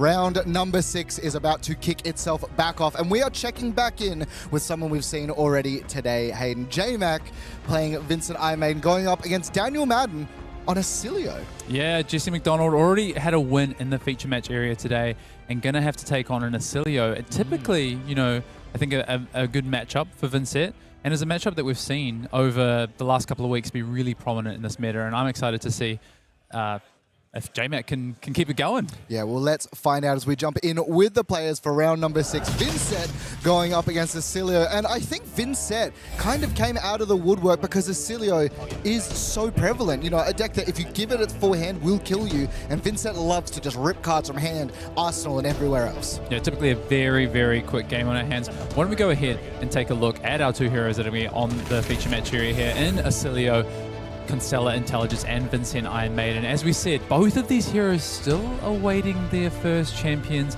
low on the Living Legend totem. And we know Vynnset has been a hero that has really struggled, but Compendium of Wraith might be finally the set that has tipped it over with a couple of additions. We've had a few cards over previous sets that might be an accumulation that's just enough for Vynnset. While on the other side, Oscilio coming into this current Classic Constructed season seen as, if not the best deck, then one of the best decks in the format, but has struggled to convert a couple of top 8s here and there, but has not necessarily set the world alight like many thought the hero would. Yeah, and it's going to be interesting to see which of these decks can establish their game plan and run it better as we jump right in. Jesse McDonald, J-Mac is actually starting with an interesting card as well. Sonata Galaxia, one of my favorite arts on a card. Banishing at the very start of a cull as well, which is, if you're Daniel, terrifying. Yeah, really interesting. It's not a hero that we typically see. Oh, this is the second second the second one, sorry. Yeah, it's not. It's actually not. It's not actually a card that we see everyone play, Sonata Galaxia. I think there's a bit of division in the Vynnset community whether you're meant to play this card or not, and we're going to see double Malefic Incantation to start this game from Jesse McDonald. If you're J-Mac and you're about to sit down in the feature match here and you say double Malefic Incantation on turn 0, you'd probably be pretty happy, right? I think you'd be very happy. The fact it also has the blue alongside and puts in one of the best tech pieces into Oscilio with that call. Oscilio's not going to be pitching for AB. Like, I can tell you that right now. It's the last thing that this deck wants to do. So being able to, at will, just, like, interrupt. It's almost like having the amulets available for this Vynnset deck, but at instant speed, can just snipe a card out of hand. Yeah, we see Daniel Madden here throwing the shock. Jesse, of course, using all cards in hand to be able to set up those 2 Malefic Incantations so his shield's down against this arcane damage here. Shock, one of the better cards as well. And it allows Daniel to filter through some of the things. Has to pitch a Fry down to the bottom of the deck, but he's just going to allow it to pass over. Some damage is leaked, and suddenly Daniel coming in, pass priority back, and now draws up. And I think if you're the Oscilio in this matchup, you need to find as much damage as quickly as possible, because the longer the game goes, the more Vynnset can set up, the harder and harder it is to have those big gone and a flash combo turns. Yeah, you wanna definitely just present consistent damage. Mind Warp is really nice to see in this matchup as well from the Oscilio side. It is actually really hard. Of course, there's only AB. There's AB3 on the Vynnset side, so they can pump the cards into those sorts of things. But even just taking cards sometimes from the Vynnset is really important. And if you can actually manage to get enough maybe sigils or lightning cards that you can get above that arcane barrier threshold, you know, you can still have a lot of impact with cards like Mind Warp. We'll see double sigils being played out just to amp. And speaking of that card, Mind Warp is going to amp up by... amp by 2, so this is representing 4 damage, and able to activate Volzar at instant speed because of the 2 sigils sitting on the battlefield. Now, we are able, if you are Jesse, to block this out so you don't have to get Mind Warped, but sometimes you're kind of okay with it, because if your hand is awkward, pitches through a widespread annihilation and just takes the singular damage, so no surge available. Yeah, typically you can just give up a blue pretty easily, especially you've got things like Cull in your hand. And you see there a Sigil of Brilliance and a Sigil of Conductivity coming down on the side for Daniel Madden. Nice setup for future turns with the Sigil of Brilliance. And of course, that Conductivity is going to give Arcane Shelter. That's definitely going to pop. And then we're going to get that embodiment of Lightning off the back of it. Cole's going to be the initial play from Jesse McDonald's. Just going to banish... I'm surprised about that. That was at the end of turn, yeah. That was end of turn for a Cole because damage has come across. Another Cole's being ripped here as well. Vynnset trigger at the start and Electromagnetic Somersault. Deathly Whale, though. Sort of, I guess, the engine, the backbone of this deck. And Jesse has the 2 rune charts. I wouldn't be surprised if we see the Grimoire popped here. I love that play from J-Mac. Just get rid of the card that Daniel was trying to arsenal. Banish your other cull, and then you obviously still get to play it. And then you've got the Deathly Whale coming in here as well. Now, Daniel in his hand, though, does have a very important piece of tech. Wobble. But no, Jesse's deciding, I'm not able to do enough without spending like resources like the Grimoire. I'm just going to take 2 blood debts, set myself up with an arsenal card here. But this does give a window for Daniel to have 4 cards available. Yeah, I really actually J-Mac, man. J-Mac, my man. What a play, because also denies the embodiment of lightning from Daniel Madden there though. So played the cull end of turn, got the cull in banish, and then sets up that Deathly Whale and is going to set up a big turn following and just kind of protects himself here against no arsenal from Daniel and no embodiment of lightning. The second Sigil of Brilliance, though, is going to come down, and one of those really important pieces for these ginormous turns. Blast to Oblivion is the combination that we are often seeing. It is a blue blast, so he's on Rainbow Blast. A lot of people only on the yellows and the reds, so interesting to see the blue here as well. Yeah, and if he has an instant, we'll be able to bounce that Sigil. And Hayden, could we potentially see Lightning Greaves popped here? No. Too early? Way too early. You got to set that up for your big kind of your big Gone in a flash turn. Gone in a flash turn. Thank you. I guess it's one of these things though where if I'm on the side of Daniel, I know how much disruption this Vynnset deck has, and so it's like I guess trying to find that spot. Is it really just a race to Gone in a flash and hope for the best? I think this turn is potentially big. He can drop the Sigil, can set that up for a future turn. I mean, he would have loved to have found a shock. That's really what you want to find, so that you can Volzar a shock. Because I don't think he has a shock in hand currently. Oh no, there is a shock. Oh, sorry, he's doing this on the chain. This makes a lot more sense. Yeah, yes. yeah. So that's how it bounced it up, and then he's activating Volzar because Volzar can pump it even when it's on the stack because it will resolve first. 100%. So this shock coming across for 6 arcane damage, or maybe it's just 5. Like he might be representing 5 total. 5 total damage. Yeah. I mean, he's going to leave 3 cards in hand, which is a little bit awkward, but that's just the way that Jesse played that last turn. I don't think you can afford to be popping Lightning Greaves to try and find anything bigger there. Yeah, is left with another copy, but also Wobble in the hand as well. This new tech card that everyone is the reason why Oscilio is the best deck in the format, and does have 2 sigils available. What is the best thing he can snipe with Temporal Wobble?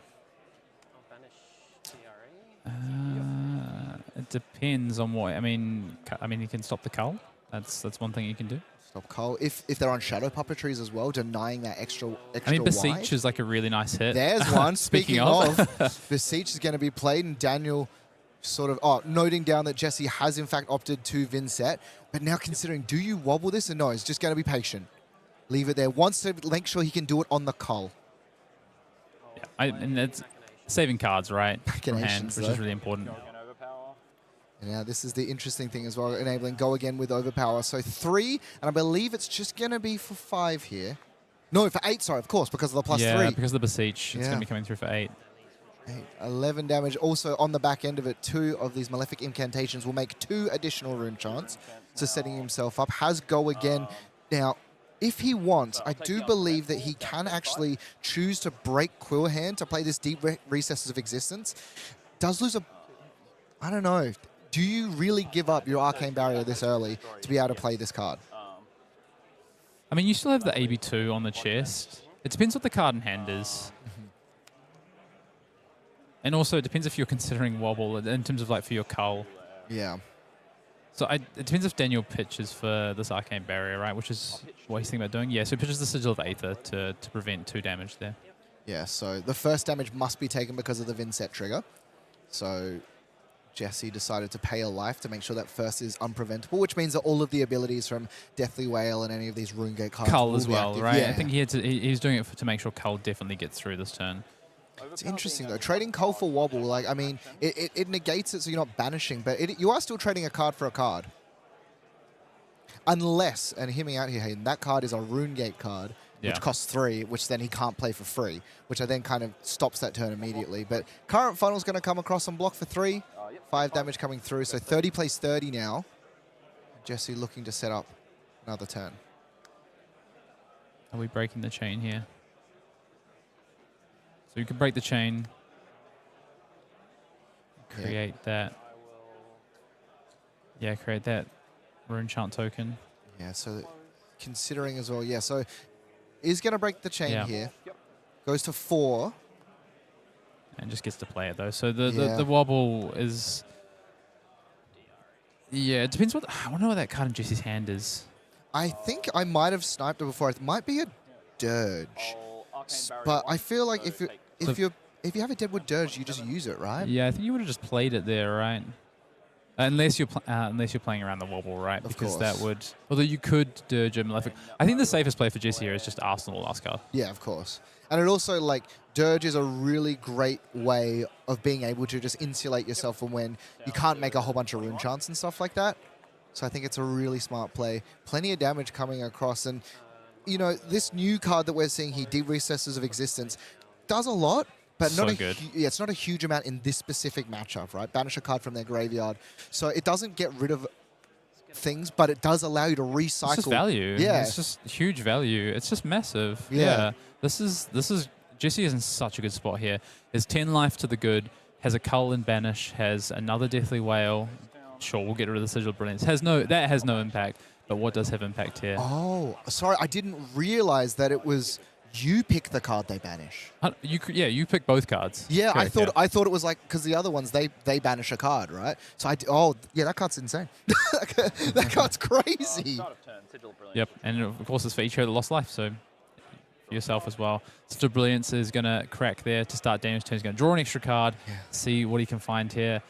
Bit of an awkward hand, couple of... I'll come in with Blast to Oblivion for 3. Yeah, it's a couple of etchings of Arcana, which is a little bit awkward, and the wobble, so... In particular because he's just banished one of the Sigils of Brilliance, so not able to recycle that. So Blast to Oblivion, but doesn't have a way, first of all, of activating it, and second, he doesn't have anything he really wants to bounce. Yeah, I mean, this is just going to be 3 damage at the face of Jesse after this, I believe.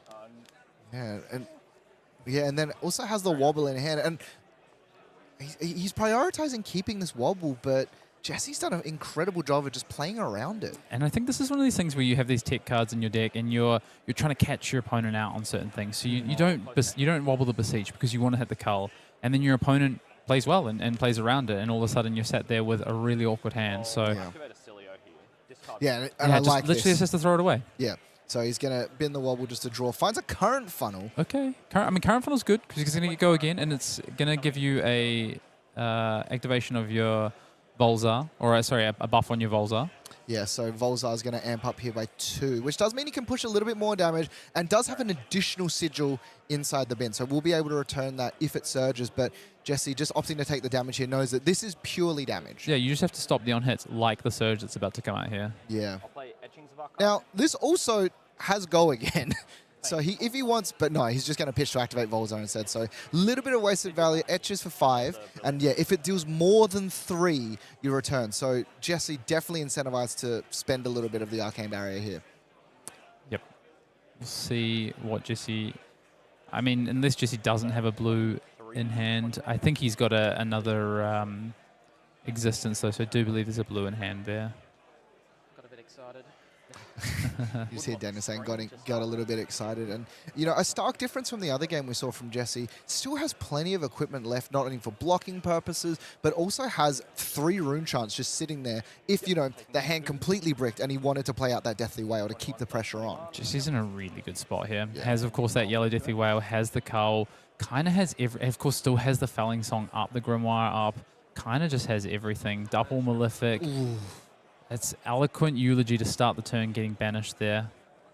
And, you know, Eloquent Eulogy does allow you to do some pretty crazy things, but it's also just damage. And that's the other thing with this Vynnset deck. And it was the Dirge. So we'll see here Really well flashing it played out. from And it is Daniel. going to be another wobble off the top, though. So the Sigil, and the interesting thing, because it destroys a part of the card resolving, he still has 1 rune chance. So it's not completely backbreaking. And this is why Quill Hand is so important. Yeah, but Jesse played so well to play around it last turn. He's like, okay, you have the second wobble, that's fine. But like I played around it the first time so that I wouldn't get blown out on the second one, right? Yeah. So just really nice heads-up play there from Jesse. We'll see.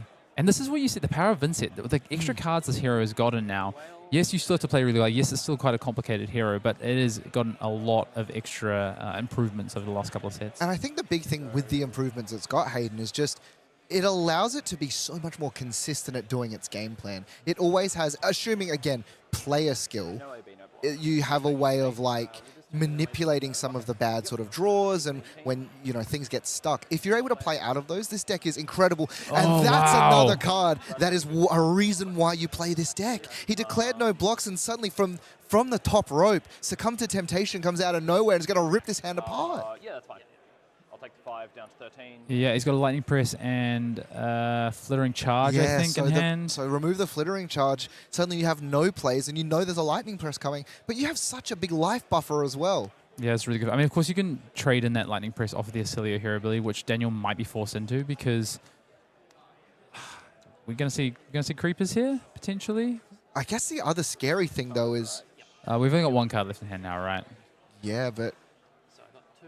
yes, he has 2 left, but he still has a coal left in the bin, and that's another scary thing. But The Deathly Whale. Yeah, Yeah. okay, so yeah, we're just going to play out the Eulogy and keep the Cull rather than try and force the... Yeah. And it's interesting because discarding is part of Oscilio's cost, I believe, so you couldn't snipe it with the coal then. He's found a Sigil off the top there for Daniel. This is big damage, Yeah. though. No blocks are being had. Eloquent Eulogy now is also Down going to 6. we're going to create another rune 7, charm, rather. and we're also going to create the Eloquence token, which means that some of these awkward hands that can potentially happen with Runeblade have a bit of insulation. You can play 2 non-attacks in the same turn. Yeah, this is kind of everything Jesse needs. Daniel's really back against the wall here. He's going to need to hope that Jesse has a pretty awkward next turn cycle. Yeah, Daniel, 1 card, just going to get parked in that arsenal, I Yeah, believe. it's a Sigil of Solace that he found off of that Oscilio hero ability. And let's see what Jesse ends up finding. Widespread Annihilation is one of the Lovren cards in there. Skies, I believe, as Whoa. well. Kind of has, and a red Deathly Whale. This looks like another big turn Yeah. coming the way of Daniel Madden, courtesy of Jesse McDonald. He also has, I believe the card inside his arsenal is a Sonata Galaxia as well. So The third Sonata Galaxia. yeah, so kind of has a way of insulating if he, if he couldn't find anything, if he couldn't generate rune chance, but still has the Grimoire available and just has the world available. 4 Creepers cards. as well. It's just so much here. Another wobble though for Daniel's hand. So interestingly enough, does have a sigil. Can this get wobbled? But no, it's just going to allow it to resolve. Could be. Could get wobbled. Is he thinking about it? No, I think so. It looks like I can't tell if he's thinking about it or Jesse's just plowing on ahead. not playing on ahead. It's not getting wobbled. And we're going to see one of these commons that was sort of overlooked for a long time. And then Envelop in Darkness, creating a rune chart and giving the next rune gate card +3. That singular rune chart might mean the difference because with the Grimoire, create the Deadly Whale, and then suddenly we have so much damage. And yeah, looking at what's Yeah. available in the Banish. How much am I getting smacked for? This is so fun. Envelop in Darkness was one of the first cards where it was like, this is the card that's going to, okay, nice. Yeah. Temporal wobble it away, stop that from. But it was one of the first cards where it's like, this is the power of Vynnset. This is the card you need for power. And slowly over time, Vynnset's got an actual power cards now, where Envelop is like just a bit of a role player. Now we'll see cracking the Grimoire to go to 3. Still has that Deathly Whale available here. Now finally, on the side of Daniel, he has found Gone in a Flash.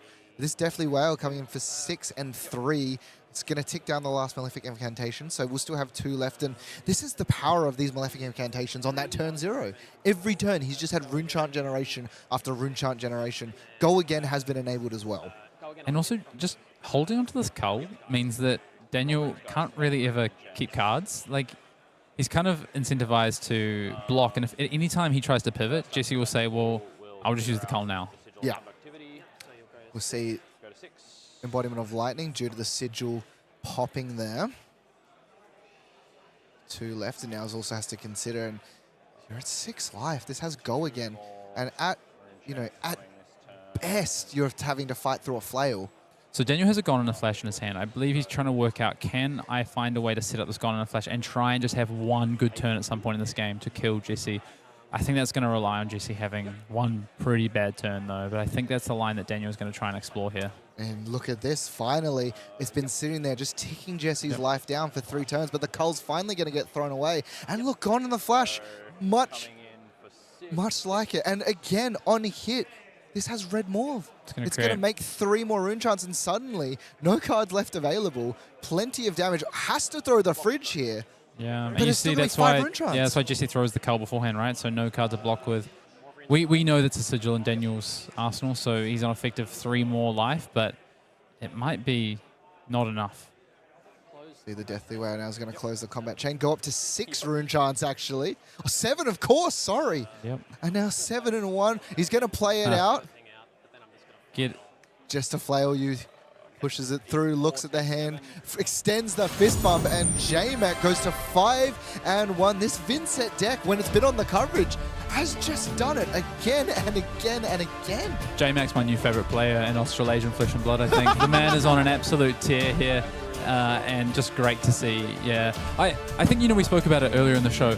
Vynnset, would this be the breakout week? Well, not the breakout, but the one where it finally breaks through and potentially takes a calling win. A couple of top 8s over the last few weekends.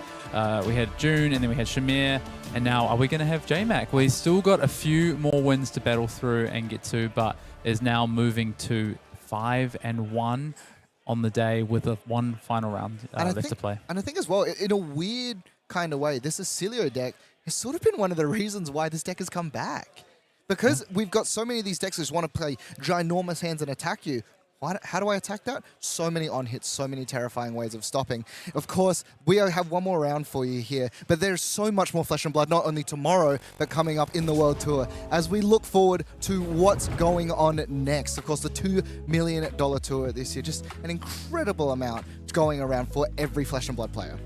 Yeah, and as we move through and see what events we've got coming up, of course, we head to Memphis in next weekend. We head to Memphis, the final weekend of ProQuest season, playing Classic Constructed. That's the last time you're going to see Classic Constructed on the World Tour stage until we get to Pro Tour Yokohama in just a couple of weeks' time. Then we head to Rotterdam, Jakarta, Sao Paulo, Prague for that Omens the Third Age World premiere.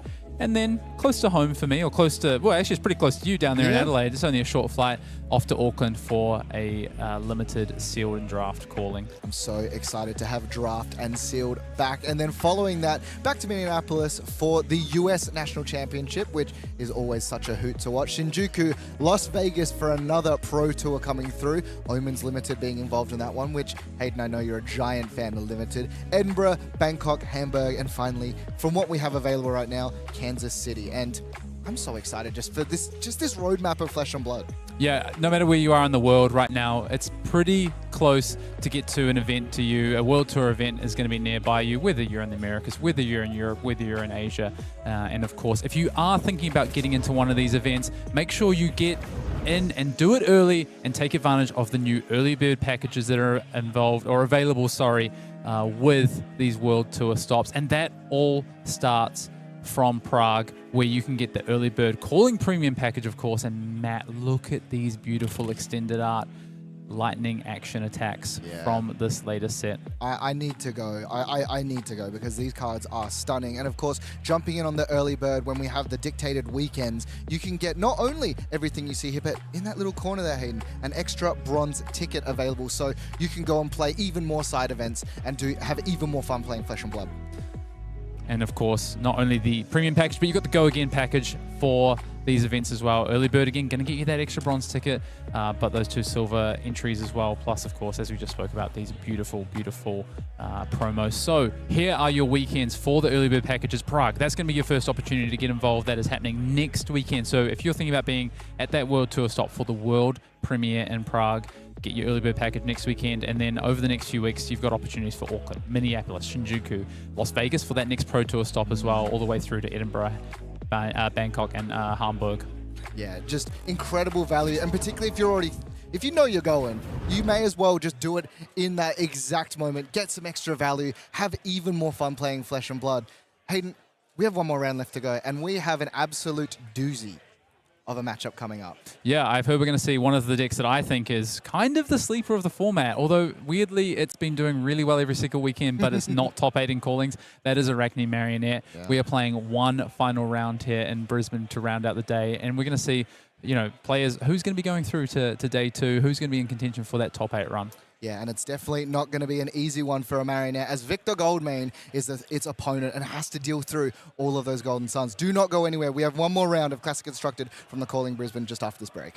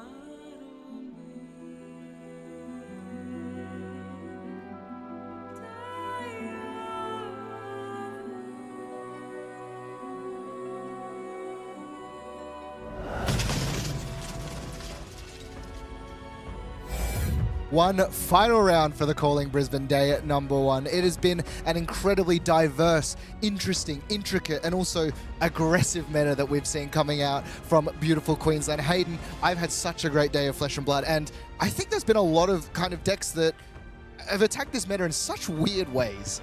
Yeah, I'm from Tuffnut in round 1 all the way through to seeing Vynnset run the tables to seeing the resurgence of Victor Goldmane. Yeah. It's been interesting to see, and I want to go ahead and take a look at the standings as we enter this final round of day 1 and see exactly what we're playing with. And wow, a couple of interesting picks in there, some caster picks up there I see. You got Quan Lee at 6-0, Matt Cluck, Dr. Daniel Mackay, those are our 6-0s. So a few players that we know fairly well at 6-0 there and really representing Australia and New Zealand. And it looks like it's also been just an absolute tear because there are so many of these incredible players sitting at 5-1 as well. Zach Gardner, one of your picks, you know, a previous Australian national champion, 5-1. Sam Sutherland, Calling champion, 5-1. Brody Spurlock, and just so many of these incredible, just wonderful, versed, storied players seeing just on all sorts of different decks. Look at this spread. I want to take a look at these heroes though, because we spoke about it coming in today, how diverse this meta is, potentially the most diverse meta in across TCG history, let alone Flesh and Blood. And when you look at it, as we head into this final round, you've got everything from Jarl still in there. You've got Dorinthia, Oscilios, Huntsman, Phi, which we spoke about. Wellwood Fireland is currently Taufik sitting in 4th there. And so just so much happening. And if we go across and take a look, there's a few more as we get into the 4 and 2s now. So these are the ones that are fighting for their lives in the last round, back against the wall, winning in for day 2, or you're playing side events tomorrow. Crazy. That is what is in front of these players here. Yeah, it's so stressful going through. Greg, one of the, I think the only RKO player, quite potentially. At least up here. Yeah, at least up here. Luis, where are these Dorinthias coming from is my question. My boy, Philip Nagle, 4 and 2 on Puffin. We see some Kasai, all sorts of things. And as we take a little bit of a further look down, 4 and 2 is just full of killers as well. Jacob Clements sitting at 4 and 2, fighting for his life for day number 2. Verdant, 53 is the first appearance of this hero. Rhyan's doing better. So that's the wrong green. It's really interesting to see though, because we spoke at the start of the day, Verdance and where it's at right now. It has been an absolute tier 2, almost, you know what, I'm going to say it, bit of a pub stomper in that tier 2 space, in that ProQuest realm. But once you get into the, once you're playing in the big leagues, once you're at the Calling level, at the Pro Tour level, Verdance has really, really struggled recently. Yeah, and Verdant's one of those decks where we've said it can fight through anything. But when you're playing at a field like this, where it's not just your local metas, it's not just the mates that you hang out with every week, it's so hard to tech for it. And some of the 2 things you need to be teching for is what's coming up in this next match. Arachne Marionette, Victor Goldmane. Yeah, not something I thought I'd be saying at the start of today, or at least the start of last weekend, that you need to be teching for Victor Goldmane. But yeah, I'm really interested to see how this game plays out, and I think we should just get into it. I think so as well. Hayden, jumping in the final round, round number 7 of day 1 of the Calling Brisbane. Gary Manttan versus David Huang. Both players 5-1, so pretty much locked for day 2 regardless. Locked Both for day 2. Don't need to worry about that. But I'll tell you what, having played many Callings, the difference between X1 and X2 and day 2 from a mentality standpoint is massive. The days where I finish X1, I'm over the moon. I'm like, all right, I've got this. I just need to go 2-2 tomorrow or 2-1 tomorrow. But when you start out at X2, you can't lose another game until the final round potentially. Crazy. And as we take a little bit of an interesting look at these heroes, Victor Goldmane we've seen already, but let's take a moment to talk about the most represented deck in the room today, Arachne Marionette. Yeah, 10% in the meta today, which is crazy to say when most represented. But Marionette has been one of the most consistent heroes over the last few weeks and months. And a deck that I think if I was playing this weekend, I probably would have played Marionette. I think it's in a really good position. And this is a super interesting matchup, actually.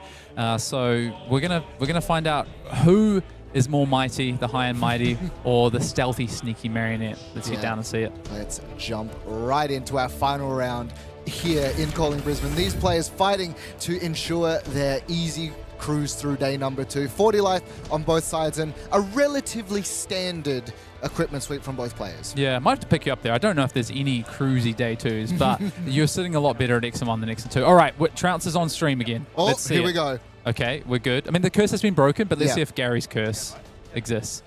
No, we're good. See, the curse is broken, so we're done. And in fact, he's flipped a thunk, so he's super ahead. Yeah. The curse has gone from a curse to a blessing. Yeah, I think so. As we can see. So suddenly now we're citing them back in on stream. 100%. Now you play them every single time. Big shout out to Gary and David here, both Sydney locals of mine as well. So great to see them at the top tables here, battling it out for that X and 1 spot. So 2 gold, 2 might, and a Vigor token is at the start off of on defense for Gary here. So really, is there anything better that you could start with? I don't think so. It's a good start, but David's just in the tank here. Think about the flick. Are we going to flick? No, we're just going to head straight in with the leave no witnesses. We don't need to necessarily flick on the first chain link, but you do want to have your opponent generally be marked when you go first at the end of turn 0. So I would be surprised if David doesn't opt for a bit of a flick of the clave here. Yeah, and I like this decision as well. Just completely overblock. You don't need it. It's very unlikely that we're giving this go again. Yeah, it's such a free flick here as well because David actually also has a retrieve card in hand as well. So even if he doesn't... So what you like to typically the Marionettes want to do here is they want to roll quickly into Orb Weaver. That would be the ultimate because then you can create that Graphene straight away next turn. But he's found red back, I believe. It's a 4.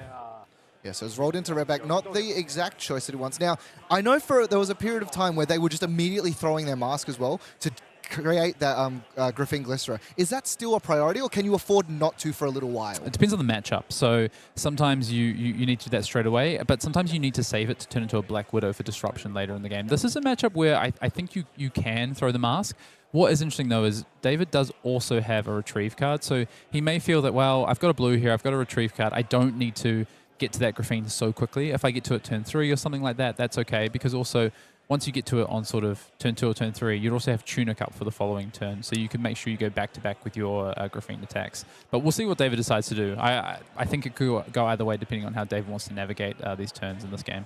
Gary is incredibly happy that he created that Vigor token turn 0 because all red across the hand here. 2 copies of Command and Conquer, a Pummel as well as Enlightened Strike. So if he doesn't want to play with Arsenal, can go 7 go again off of the 2 might tokens into Command and Conquer, and that's just a way of just like starting this really aggressive. Gary almost has the perfect hand though. He's naturally drawn the... Imagine his face, he goes, Command and Conquer, Pummel, red. Yeah. He almost has the perfect hand, just a blue or a yellow shy. So I think instead we're probably looking at something like E-Strike into CNC, and unfortunately just having to tuck either the Pummel or the other CNC. But you know, I think minimum you want to make sure you present a CNC here. The thing I like about going E-Strike into CNC is you make sure that if your opponent's going to use Mask, where do they use it? Are they foreseeing a CNC coming? Are they just going to throw it on the first chain link?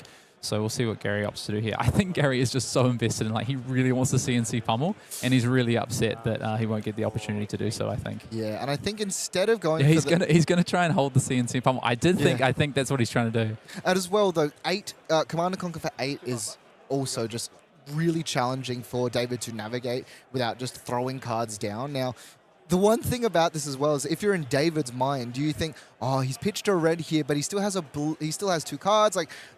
You're in this sort of situation of like, is he bluffing me with the Pummel? What's happening? And we see David immediately reaching for this mask. You know, the opponent is marked, so can decide which of the demi heroes to become.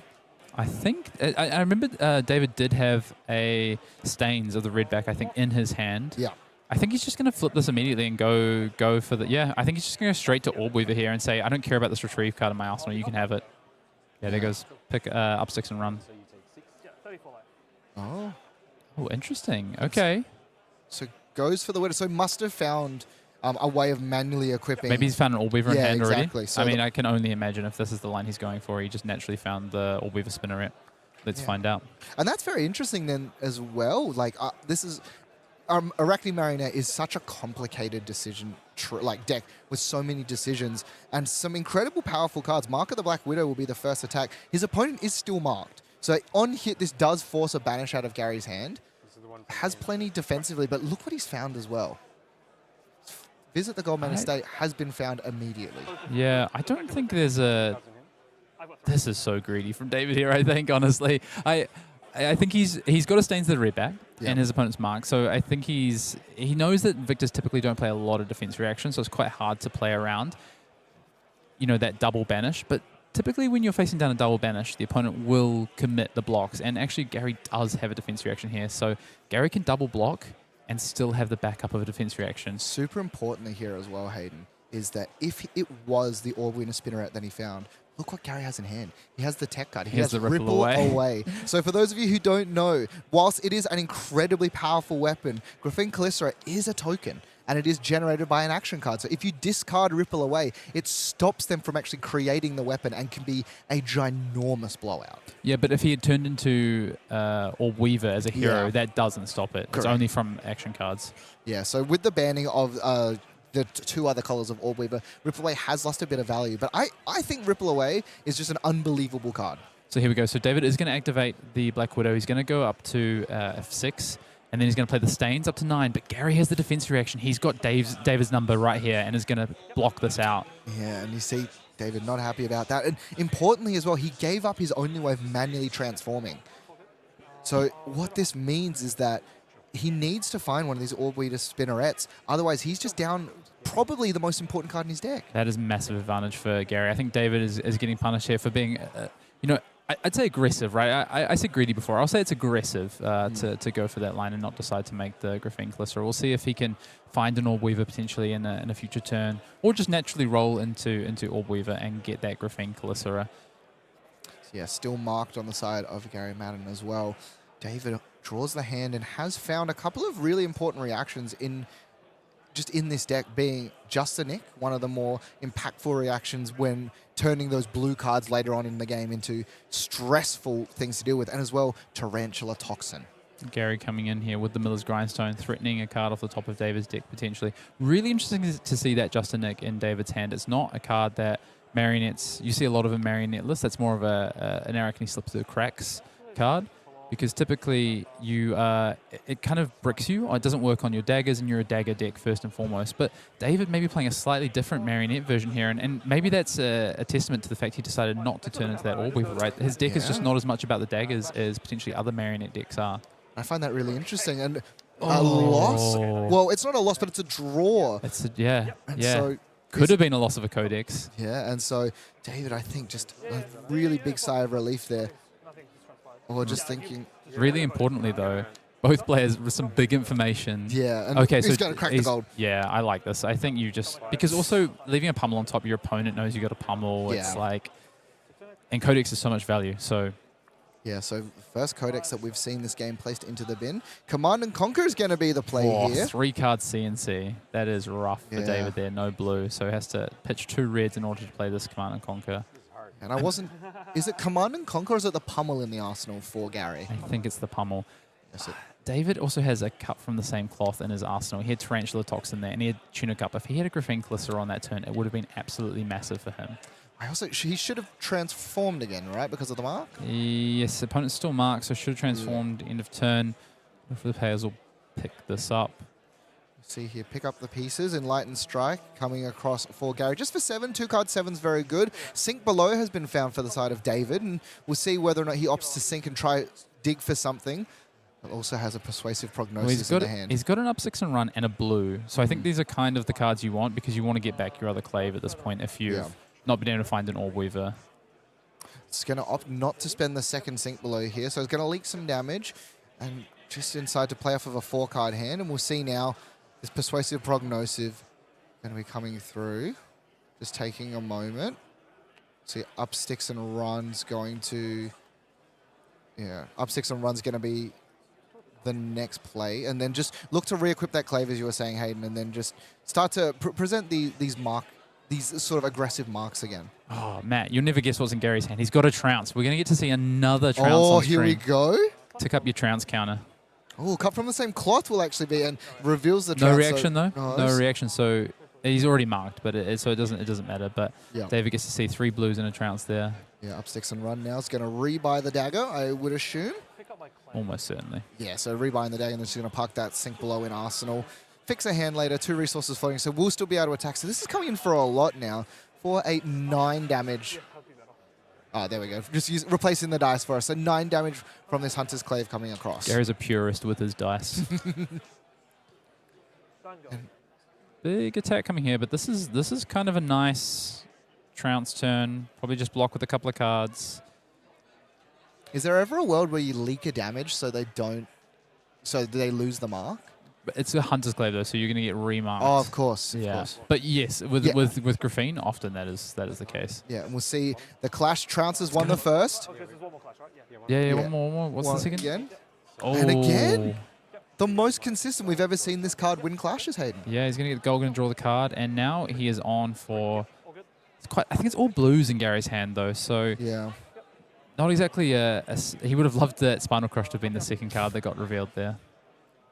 It does still have access to pummel, so can just look to swing some damage in and then disrupt the hand a little bit. So just going to look here. So David just going to Arsenal the last card in hand, pass back, and is going to roll. Yeah, so Yeah. trying to consider whether or not that 2 It's is a 2. actually 2. Yeah, but it's a yes, six-sided. it is. It is a six-sided dice. Yes. So he's going to turn into. It was a 2, right? Yeah, it was a 2. Yeah. What? So Guess we can look it back on the turn. Yeah, hang on. So if it's a 2, should have transformed into Funnel Web, I it believe. is Funnel Web, correct? Okay. Yeah, I say players just sort of deliberating might sort of see it pop up here, but Oh, sorry. Okay, so we're going to. oh, here we go. Yeah, He's realizing got the right. He's like, yeah, yeah. There Okay, we so go. Funnel Web will come across. But this is the one that attacks Arsenal upon banish, and we'll see now. 8 disable. Hayden, there's 2 resources floating. There is 2 resources floating. Gary definitely has a pummel in the arsenal. Does David know about it? I mean, it's not a hard guess, I guess, when he leaked damage. Yeah. Now, David does have access to double under the trapdoor here, so may go to He's reactions. double, but he doesn't have a trap in graveyard currently. He hasn't played a trap so far. Yeah, so So they're up to nothing at this point. So I think he has to. Are we choosing not to sync? yeah, so opting not to sync here, so still taking. Oh, sorry, no. Yeah, he's Considering still if he wants to sync. What's the hand look like? It's double under the trapdoor, command and conquer, and one of the more important cards, save a bloodshed. Which Gary knows about, right, from the clash. Yeah. And so now, just opting not to sync, discards one of the, I guess, not necessary under the trapdoors, just an extra blue card. Falls to 22, though, and 36 life available for Gary. Plenty of gold as well. Save a bloodshed.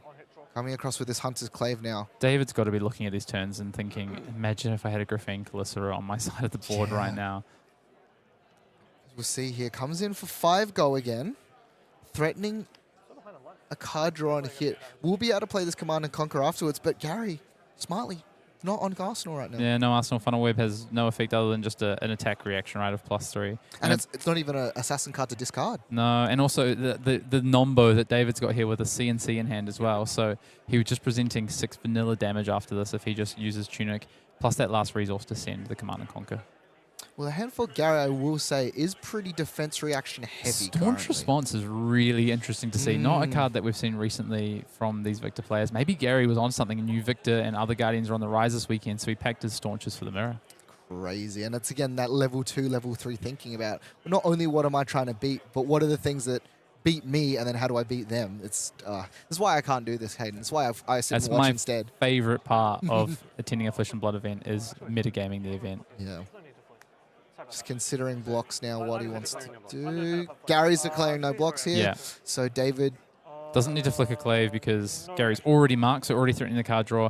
I imagine we're going to see a staunch response from Gary here. I don't think there's any reason not to. particularly as well, because like even if you're on Gary's side, you assume it's +3. Staunch response Gary's side. No, he's just going to take it. Interesting. He's going to get punished for having this double staunch when the CNC comes in, though. Yeah, and we'll see what was the card off the top.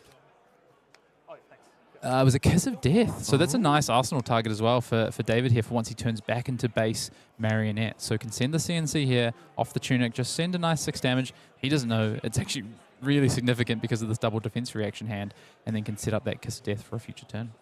Is there ever a world where David is currently... No, he's going to do it. Sends the Command and There's Conquer no across. world. No, I was going to say, you just Arsenal the Kiss of Death and wait and hopefully find Save a Bloodshed, or as you said, transferring back into the original... Tarantula Toxin. Yeah.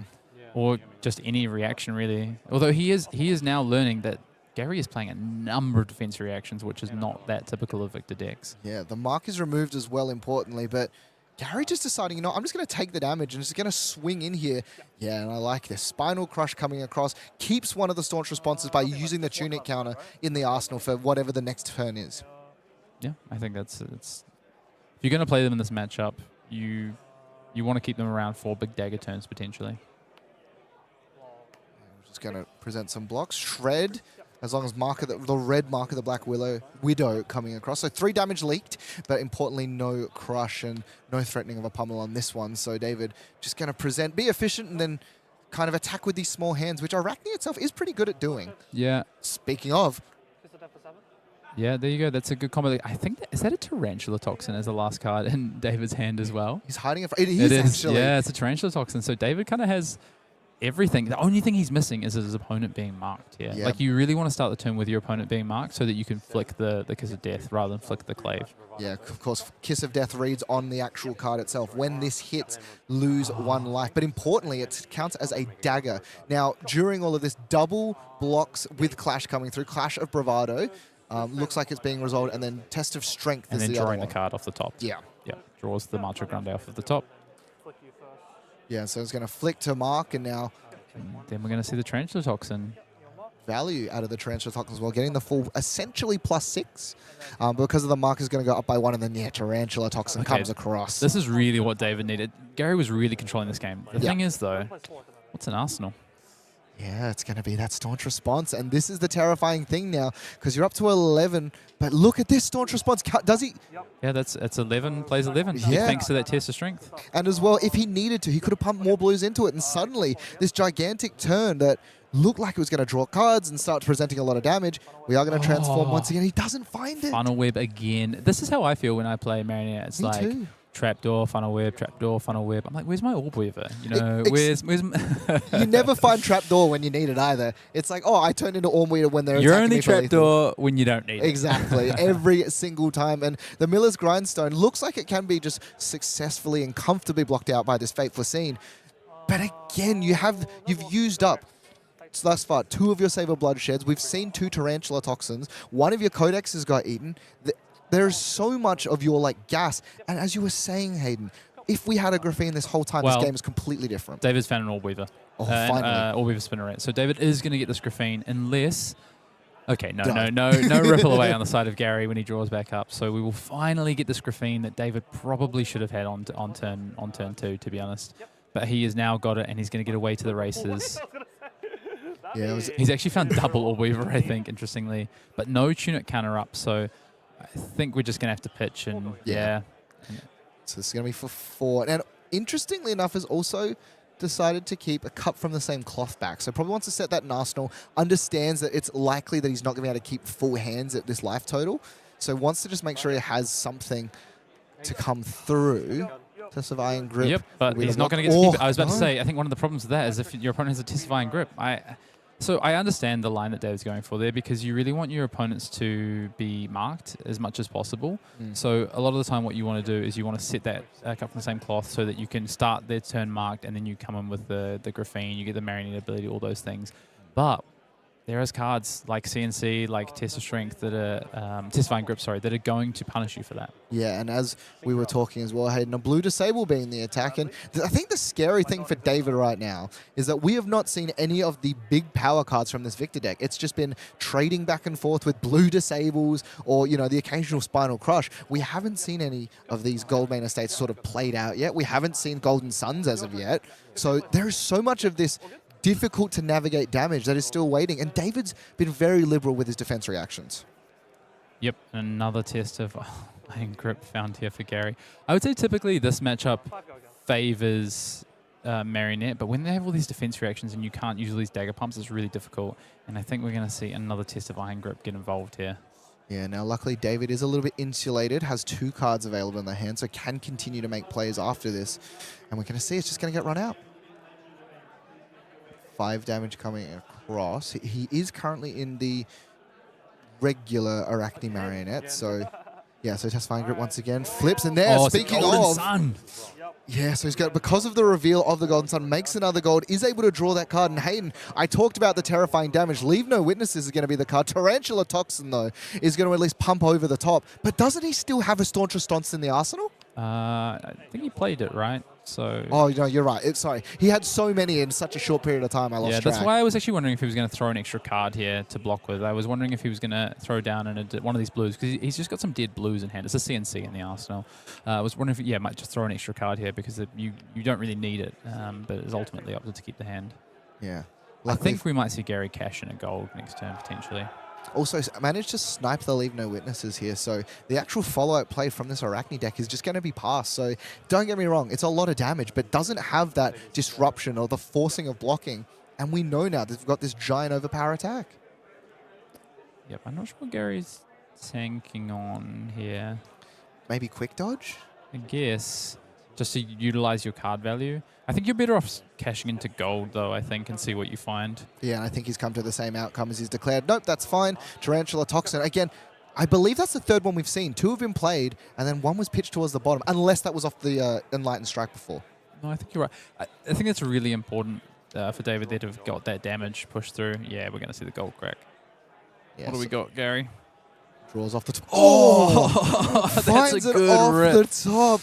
Visit the gold mana set. And because of this, do you now actually Arsenal the Golden Sun and wait? Well, you potentially. Let's see what he draws. Yeah, because I think you can just throw one of your blue attacks here. Yeah. Well, you have to get rid of CNC if you're going to do that. You could throw CNC, and then you've got Golden Sun for 14 dominate next turn. No, I think you just... I think you just throw... You can just throw one of the blues and hold Golden Sun if you want to do that. Yeah. Yeah, so he's going to throw out the Cranial Crush for 8. It's not the most impactful crush ability here. It's just damage, though. It's a lot of damage. And then, you know, it's one of these things where this next turn, David knows now that that is there. And he knows he has to insulate himself because there is a chance that he dies. Just the Nick being blocked with. And yeah, he's going to fade as well, despite knowing what's coming next. What? So he's over blocking. Is he just trying to get rid of cards out of his hand here? Maybe? He's kept it on top. Yeah, he's trying to get rid of cards out of his hand there. I didn't see what that last card was that he opted to put into the arsenal. But these mites are going to break, and we're going to see this Golden Sun. And there's a pummel! There's a He's pummel! found a pummel as well. My man Gary over here has just hit exactly what he's needed. He's got a dominated Golden Sun hitting the way. Or is he just going to go CNC? Yeah, just go CNC because the tunic is up, though. So I guess he could have done Golden Sun. It's still 10 damage coming across. With the Pummel is still available, and that gold and then you is have still the Golden present. Sun, and then you have Golden Sun next turn. Yeah, okay, Gary, I see you. So, from what we saw in the previous game, Hayden, of a Victor deck which couldn't find the pieces in the right order, this is sort of what happens when you find everything you need to. Gary Manttan is just sending 10 damage with his Command and Conquer with the Pummel in hand as well, followed up in the next turn with 10 Dominate. If you're David here, do you just throw the hand at this point? I mean, you can get the boots involved, and you can block 3 cards plus boots.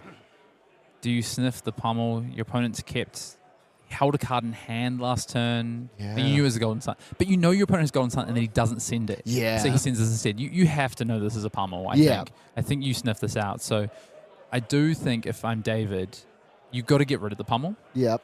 I think, but you've got to be aware of the Dominate coming your way next turn. So I think you block with 3 cards and your boots, and you force the Pummel out. I think the scariest thing as well, though, is if David decided to try and play around it, and he can't play asked around no, be asked him to defense reaction for the Golden Sun. Now suddenly that's getting ripped apart. 14 damage. David not happy about this, has to discard a card in his turn on the crackback, and it was okay. So it was a death touch, and he's also going to discard. So has 1 card left available, goes to 7, and it's going to be facing down 10 Dominate at minimum. What's the best 1-card hand? That is the best 1-card hand, though, Hayden. Yeah, it's not bad. He's gonna need a lot of these though to get back into this game. I think he's definitely back against the wall.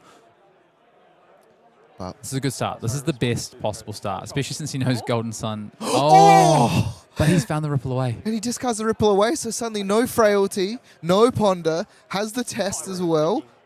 And he's going to think about whether or not he breaks the gold here, because Test of Strength. It's Iron Grip, yeah. Oh, it's Iron Grip? Yeah, it's Iron Grip. Test of Iron Grip, sorry. I don't think he needs to, because he's got enough. Yeah, he's got the Tunic counter. He can send the Golden Sun. He's fine. He's fine. Yeah. Oh, yeah, just write gold on it. Yeah, so he's going to have a gold available here for David. Don't know how much it's going to be. And I think losing that Ponder token is ginormous. Yeah. Like, not having a card in Arsenal. It's pretty significant here. David kind of needs things to be going his way, and that is not one of the things that has gone his way, that's for sure. Well, I can tell you right now, the good news, Hayden, is the top card of the deck was not a defense reaction that could have been parked in Arsenal. So it's not that, doesn't feel that bad. 10 overpower, though, definitely feels pretty bad, particularly when you get to keep a card as well. It's going to... Oh, okay. So luckily he plays a lot of reactions. So 1 damage will leak through. But he still has 3 gold available and It's the just fridge. damage. Yeah, it's just damage. So has found 2 reacts in hand. I mean, these Marionettes do typically play a lot of reactions, so you're often going to find at least 1, if not 2, like David has. That's another good 1-card play, though. Found another copy. Visit the Golden Estate. Sun. Yeah, or the Golden Estate. Yeah. So whatever his I'm really interested that David chose to send this Leave No Witnesses, because he knows his opponent just has a free... Well, he knows he has Tessavian grip in hand, which is kind of free. I thought he might have just Arsenaled it. I mean, maybe he wants to play around when he's got no cards in hand. Yeah. I don't know, but here we go. Gain an additional gold and a chunk of mites on the back end of it.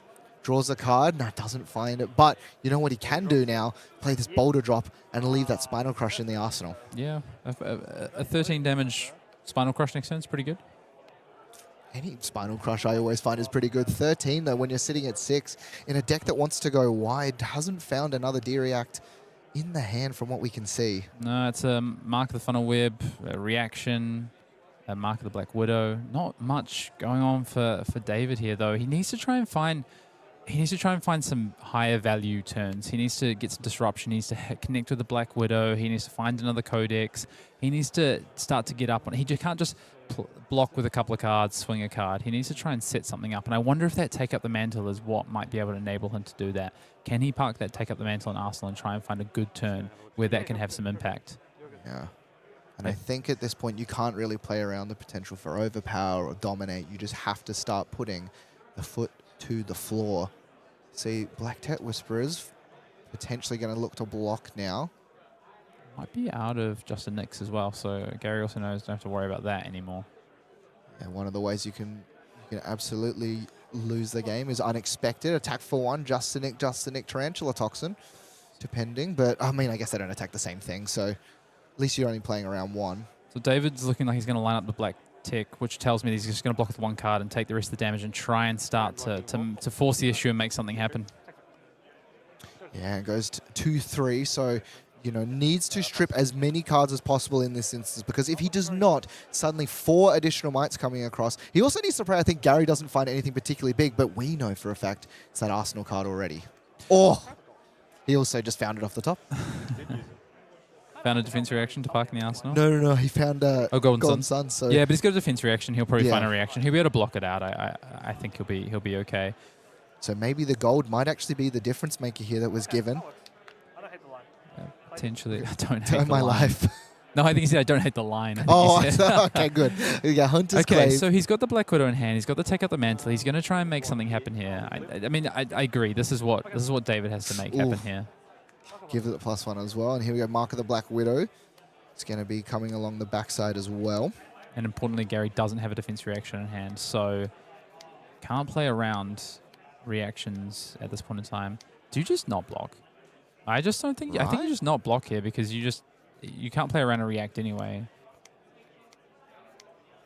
Yeah, so it's one of these things where has the Clash card available. Oh, he's got Test of Strength, right? Yeah. So he can potentially draw an extra card anyway. So there's no reason not to just block with the Test of Strength here and force the reaction out of David's hand. Yeah, and it's going to win Prognosis versus Boulder Drop.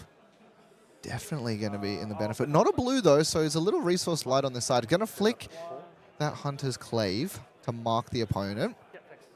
Going to try to rip a card as well, and we're going to see Take Up the Mantle being played as well. What are we turning into, though? Isn't this kind of the best? I mean, I guess, does he have a Mark of the Funnel Web? He has a blue one, though. That's not going to help you out. I think he's just staying as this. Yeah, it's... I think that's what he's about to find out. Yeah, I was going to say, it's like, would you rather... I mean, this at least... No, I think it's fine. I'll keep it as Mark of Black Widow. Yeah, I was going to say, he's going to keep it, because at least this rips a card. Yep. So 7 damage coming across. We have 4. So 3 damage will leak through. And importantly, is going to have to banish a card from hand. But Hayden, as you and I both know, has plenty of resources available here. Yeah, let's just get rid of that Boulder Drop. We don't need that. There's a second one in there already. Yeah. Now, importantly for David, he has found that defense reaction in the arsenal. But would you play the Spinal here, or would you play the Golden Sun? I just play the Spinal. It's got the plus on it. You know that he's got a number of reactions. Yeah. No, and then you can just Arsenal the Golden Sun. Yeah, that makes sense. No, he's going to pitch it instead. What's the Arsenal? Oh, the because second boulder he does drop? that. Tunic is actually on 2, not on 3. Oh, I see. You'd have to crack a gold, which I don't think you need to. Yeah. I mean, at this point, Gary just needs to remain consistent and throw big damage, right, turn after turn. He's got golds to bail him out if he needs to draw into some damage. So I think Gary is just making sure. Gary just needs to not misstep here, right, is the current situation we're in. Yeah, we're going to see almost a full block coming through here alongside that defense reaction parked in the Arsenal. And of course, Hayden, as we were saying, the best one-card player in the game, Codex, going to come across. But in fairness, so Gary is insulated against that. We'll have a card in the Arsenal. Yeah, but David has chipped away. He's gotten Gary down to 13. You know, these are the sort of things I was saying. If David wants to get back into the game, he's got to make plays. He's found a Codex. That is a play he can make on his turn. As long as Gary doesn't rip his third ripple away, then David will be fine. But he's, of course, down to 1. Can go find a Leave Note Witnesses, take a card and a piece of equipment, and then just keep trying to just plug away at finding some value in this game. Oh, but he found the ripple away again. Now, it is his only resource card in this instance, so he has to consider, is it worth it? But Hayden, he also found the pummel. He found the pummel. I think you're... You hear him thinking. No, you just don't, right? Because you just... I think you just take this Leave No Witnesses and then you present pummel on your Golden Sun. You have to crack a gold. You have the so much tunic. gold. Yeah, so you need 6 resources, right? That only gives him 5 with the red, the blue. Course, so he just needs to crack a gold and find a blue, or he can crack a couple of gold and find the blue. So I think if you're Gary here, you just say, no, this is fine, and I'll take the Leave No Witnesses. I mean, Gary, I guess, can play potentially a little bit safer and try and ripple this away, block out the turn. But if I'm Gary, I'm just saying, let's just go for it. Yeah, I mean, your opponent's at 1. He has a total of 2 block on his equipment. And if he's dumping his entire hand of reactions into you anyway, you just keep going. Here we go, Frailty and Ponder. And I guess as well, if he does let it... No, is he gonna so block? You can block like this and then still do the gold play. That's fine. And also, you can just be patient. I mean, I think Gary's just being patient here, right? Yeah. Well, actually, with Tunic, you can just throw the pummel on top of this boulder drop. Yeah. If David doesn't have a defense reaction. So let's check in on David's hand. Let's see what he's playing with here. Has he found a defense reaction? He has not found a defense reaction. So this could just be lethal thanks to this pummel and this Enlightened Strike. Enlightened Strike Tunic playing for pummel here. This could be this could be it, Matt. Taking some time now to consider 7 damage, and I think it's really going to depend on what he wants his turn to be. We've seen them win games already this weekend, Hayden, and pummel might be just the thing to close this one up. I think this is yeah. I mean, he would have tended to block with the defense reaction face up anyway. So Yeah. nice place from Gary. And here we go, though, blocking for 7. David kind of knew it was coming as that pummel slams across the table. Victor Goldmain taking it to 6-1, taking down the most represented deck in the game, in our event this weekend. Arachne Marionette bringing Victor, and what appeared to be a bit of a clinic, was in control the entire game. Yeah, I mean, really interesting game. I think quite a quick game. Often that matchup it won't always be that fast, but you saw Gary just pedal to the middle, found all 3 pummels in the game, multiple CNC turns, and I think if you're David in that game, you look back at that first turn of the game when you throw the mask and you turn into Black Widow, and Gary just immediately blanked the Black Widow, and David had to suffer a number of turns without a second dagger, without a Graphene, which we know is just so key to that deck. And then Testifying Grip. What a performance that card put in there, ripping multiple cards out of David's hand. Not only that, Hayden, we broke the curse. The Trounce curse was better in last Yeah, round. I know, but now it's continued. And now the blessing of Trounce, as every single one of them generated him all of the value that it possibly could. He found things in the orders that needed to come and just dismantled this Marionette deck. And if that's your game plan into it and you can do that every turn, no wonder Victor's stocks are rising. Yeah, I think Victor's in a really strong spot here, and we're now through 7 rounds on day 1. We've got a Victor at X and 1, Gary there heading through into day 2, and I wouldn't mind having a look at the rest of the standings and see how day 1 is shaken out. Alrighty, so if we take a look at the very top, you want to talk about these assassins, Hayden. Dr. Dan Mackay and Matthew Clark are the 2 7-0s playing opposite ends of Arachne. That's pretty wild to me. That will be our feature match to kick off round 1 of day 2 here in Brisbane. And I got a shout out to my boy, Mr. Dan Mackay. He is my testing partner, someone that I play a lot of games of Flesh and Blood with. And he has been on this Huntsman for a number of weeks now. He told me a month ago, he said, I think Graven Gloves has pushed Huntsman over the edge. Let's play some games. And he just was trashing me round after round. Now, we just had a Victor on stream. Yeah. You want to see, what did we say at the start of this day? Victor is in a good spot coming into this event, and we have 4 Victors. If we cut to the top 8 right now, we'd have 3 Victors in our top 8. That's in the wild. form of Zach Gardner there, one of my caster picks there, I'll mind you, Matt. Dennis Zhang as well from New Zealand, and Benjamin Rhyan, who we also saw on stream. Plus, then we go down to Gary, also at 6-1 in 10th place there. So Victor really running the tables. And we spoke about Gravy. Yeah. There is a couple of Gravy. Brody Spurlock has fought his way back to X&1 after a bit of a rough start. And you also see there Quan Lee at X&1. Yeah, and it's going to be interesting to see if we have those Gravies trying to prey on the Victors. As we go a little bit further down into the 5 and 2 bracket, they're still here. We have a top 48 cut for who make day 2. And taking a look at this second page, we start to see a little bit more of that diversity. We have a Bolton at 5 and 2 here, Hayden. I know, lots of diversity. Bolton, Jarl, we've got Puffin, not your friend Phil there, not who we saw on stream, but we've got Oliver Hill there, RKO with Emil there. We've got so many different heroes. Wow, we've got a Madeline Southwood there on Pleiades as well. So just a number of heroes, and yeah, really, really exciting to see. I agree. And in that bottom side, 48 is going to be what is going to go through to day number 2. My boy Phil Nagle just missed out on day number 2, but showed up in a very impressive on that boostless Puffin deck, and we are seeing Greg Mansfield just squeaking in on that RKO. Yeah, and Daniel Madden, who we saw on stream earlier as well, still fighting for cash. Probably out of contention for top 8, but will make the cut to day 2 and can fight for some cash. But some big name victims that won't be playing in day 2 and will instead be playing some Silver Age in the showdown, I'm sure, tomorrow. Jacob Clements doesn't make the cut for day 2, and I believe neither does Michael Huang. But Matt, me and you, we had a bit of a wager. We had a bit of a wager. Let's check in and see how we're doing with our caster picks. We'll take a look at mine. I've had 2 drops there. Like I said, Michael Huang, Thomas Bailey Galbraith out. But I've got 2 X&1s waving the flag. So I got 2 friends here this week. Well, I got many friends, let's be honest. But, you know, I've got 2 friends that have traveled all the way from New Zealand playing the Arachne Huntsman deck this weekend, David Marshall and Dan Mackay. And I flipped a coin and said, you know what, Dave, you're going to be my caster pick on Huntsman. He's X&1, Dan's 7-0. So I don't know if I made the right pick there. We'll see tomorrow. Zach Gardner, 6-1. On that Victor, and then of course Isaac Katsakis, who's not unfortunately going to make day 2 playing that Marionette. So I've got 2 in contention for day 2. What about you? Let's take a look. Let's take a bit of a look. I also have 2 drops coming through here, and the problem for me is that Sam Sutherland, he's in there. He's in the top 3. He's, you know, Dio showing why it is so oppressive regardless. And I think Sam, I think I said it at the start of the day, I'll say it again, the best Dio player in the world. Yeah, I'll buy that. Well, you've got 1 player left to fight for you tomorrow. One champion, one sole champion. I do. Jacob Clements 4 and 3, and my boy Phil Nagle just squeaking out of day number 2 contention. Emma Hollingworth and Jackson Casanova have both dropped. So you're currently ahead, but Hayden, we did say that this was going to be who placed the highest in the end. That's true. That's true. Well, I am super excited.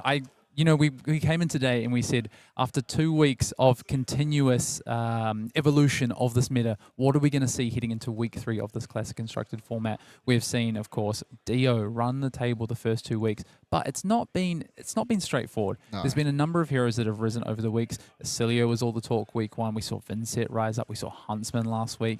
So a number of these heroes are competing, but we've also seen new things this week. Yeah. Victors. Lots of Victors. I mean, I think we're just going to see more evolution as we get to day 2, and there's so many on the fringes at X and 2 who can make runs for top 8 on interesting picks, like we saw Pleiades, for instance. So honestly, if you ask me right now what the top 8 is going to be tomorrow, I'd probably put a bet on for 6 different heroes.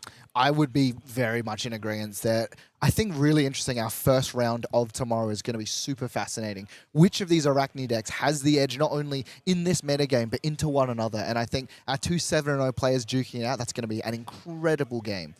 Who are you backing in that first round tomorrow, the Marionette or the Huntsman? We haven't seen a Marionette versus Huntsman on stream yet. No, look, I mean, I don't know what the lists look like. If it's that super fatigue deck that we saw Pablo bring last calling, I think that surely Huntsman's going to have a bit of an edge. But we've seen some of these incredible things that Marionette can do. Some of these powerful, terrifying attacks that it can just suddenly, all of a sudden, that 1 damage is like 15 and you're like dying. So I don't know. I've got to lean a little bit towards Dan Mackay, but just. What about you? I'm gonna back Dan. Yeah. I can't not, right? But I'm super course. excited to see tomorrow, see who's gonna get to 8-0 and who's gonna be in contention to make that run. I think on math, if you win that first round tomorrow at 7-0, you should be locked for top 8. So they're playing a win and in for round 1 tomorrow, which we'll get to see. Round 1 winning in is going to be the first thing tomorrow, followed by 3 more rounds of Flesh and Blood before we cut into our top 8. Hayden, it has been such a fantastic day casting with you. It's been such a pleasure. Likewise. Thank you all for joining us. We will be back tomorrow with our last 4 rounds of Classic Constructed into our top 8. This has been the Calling Brisbane. My name is Matt Brandwood, and we'll see you tomorrow.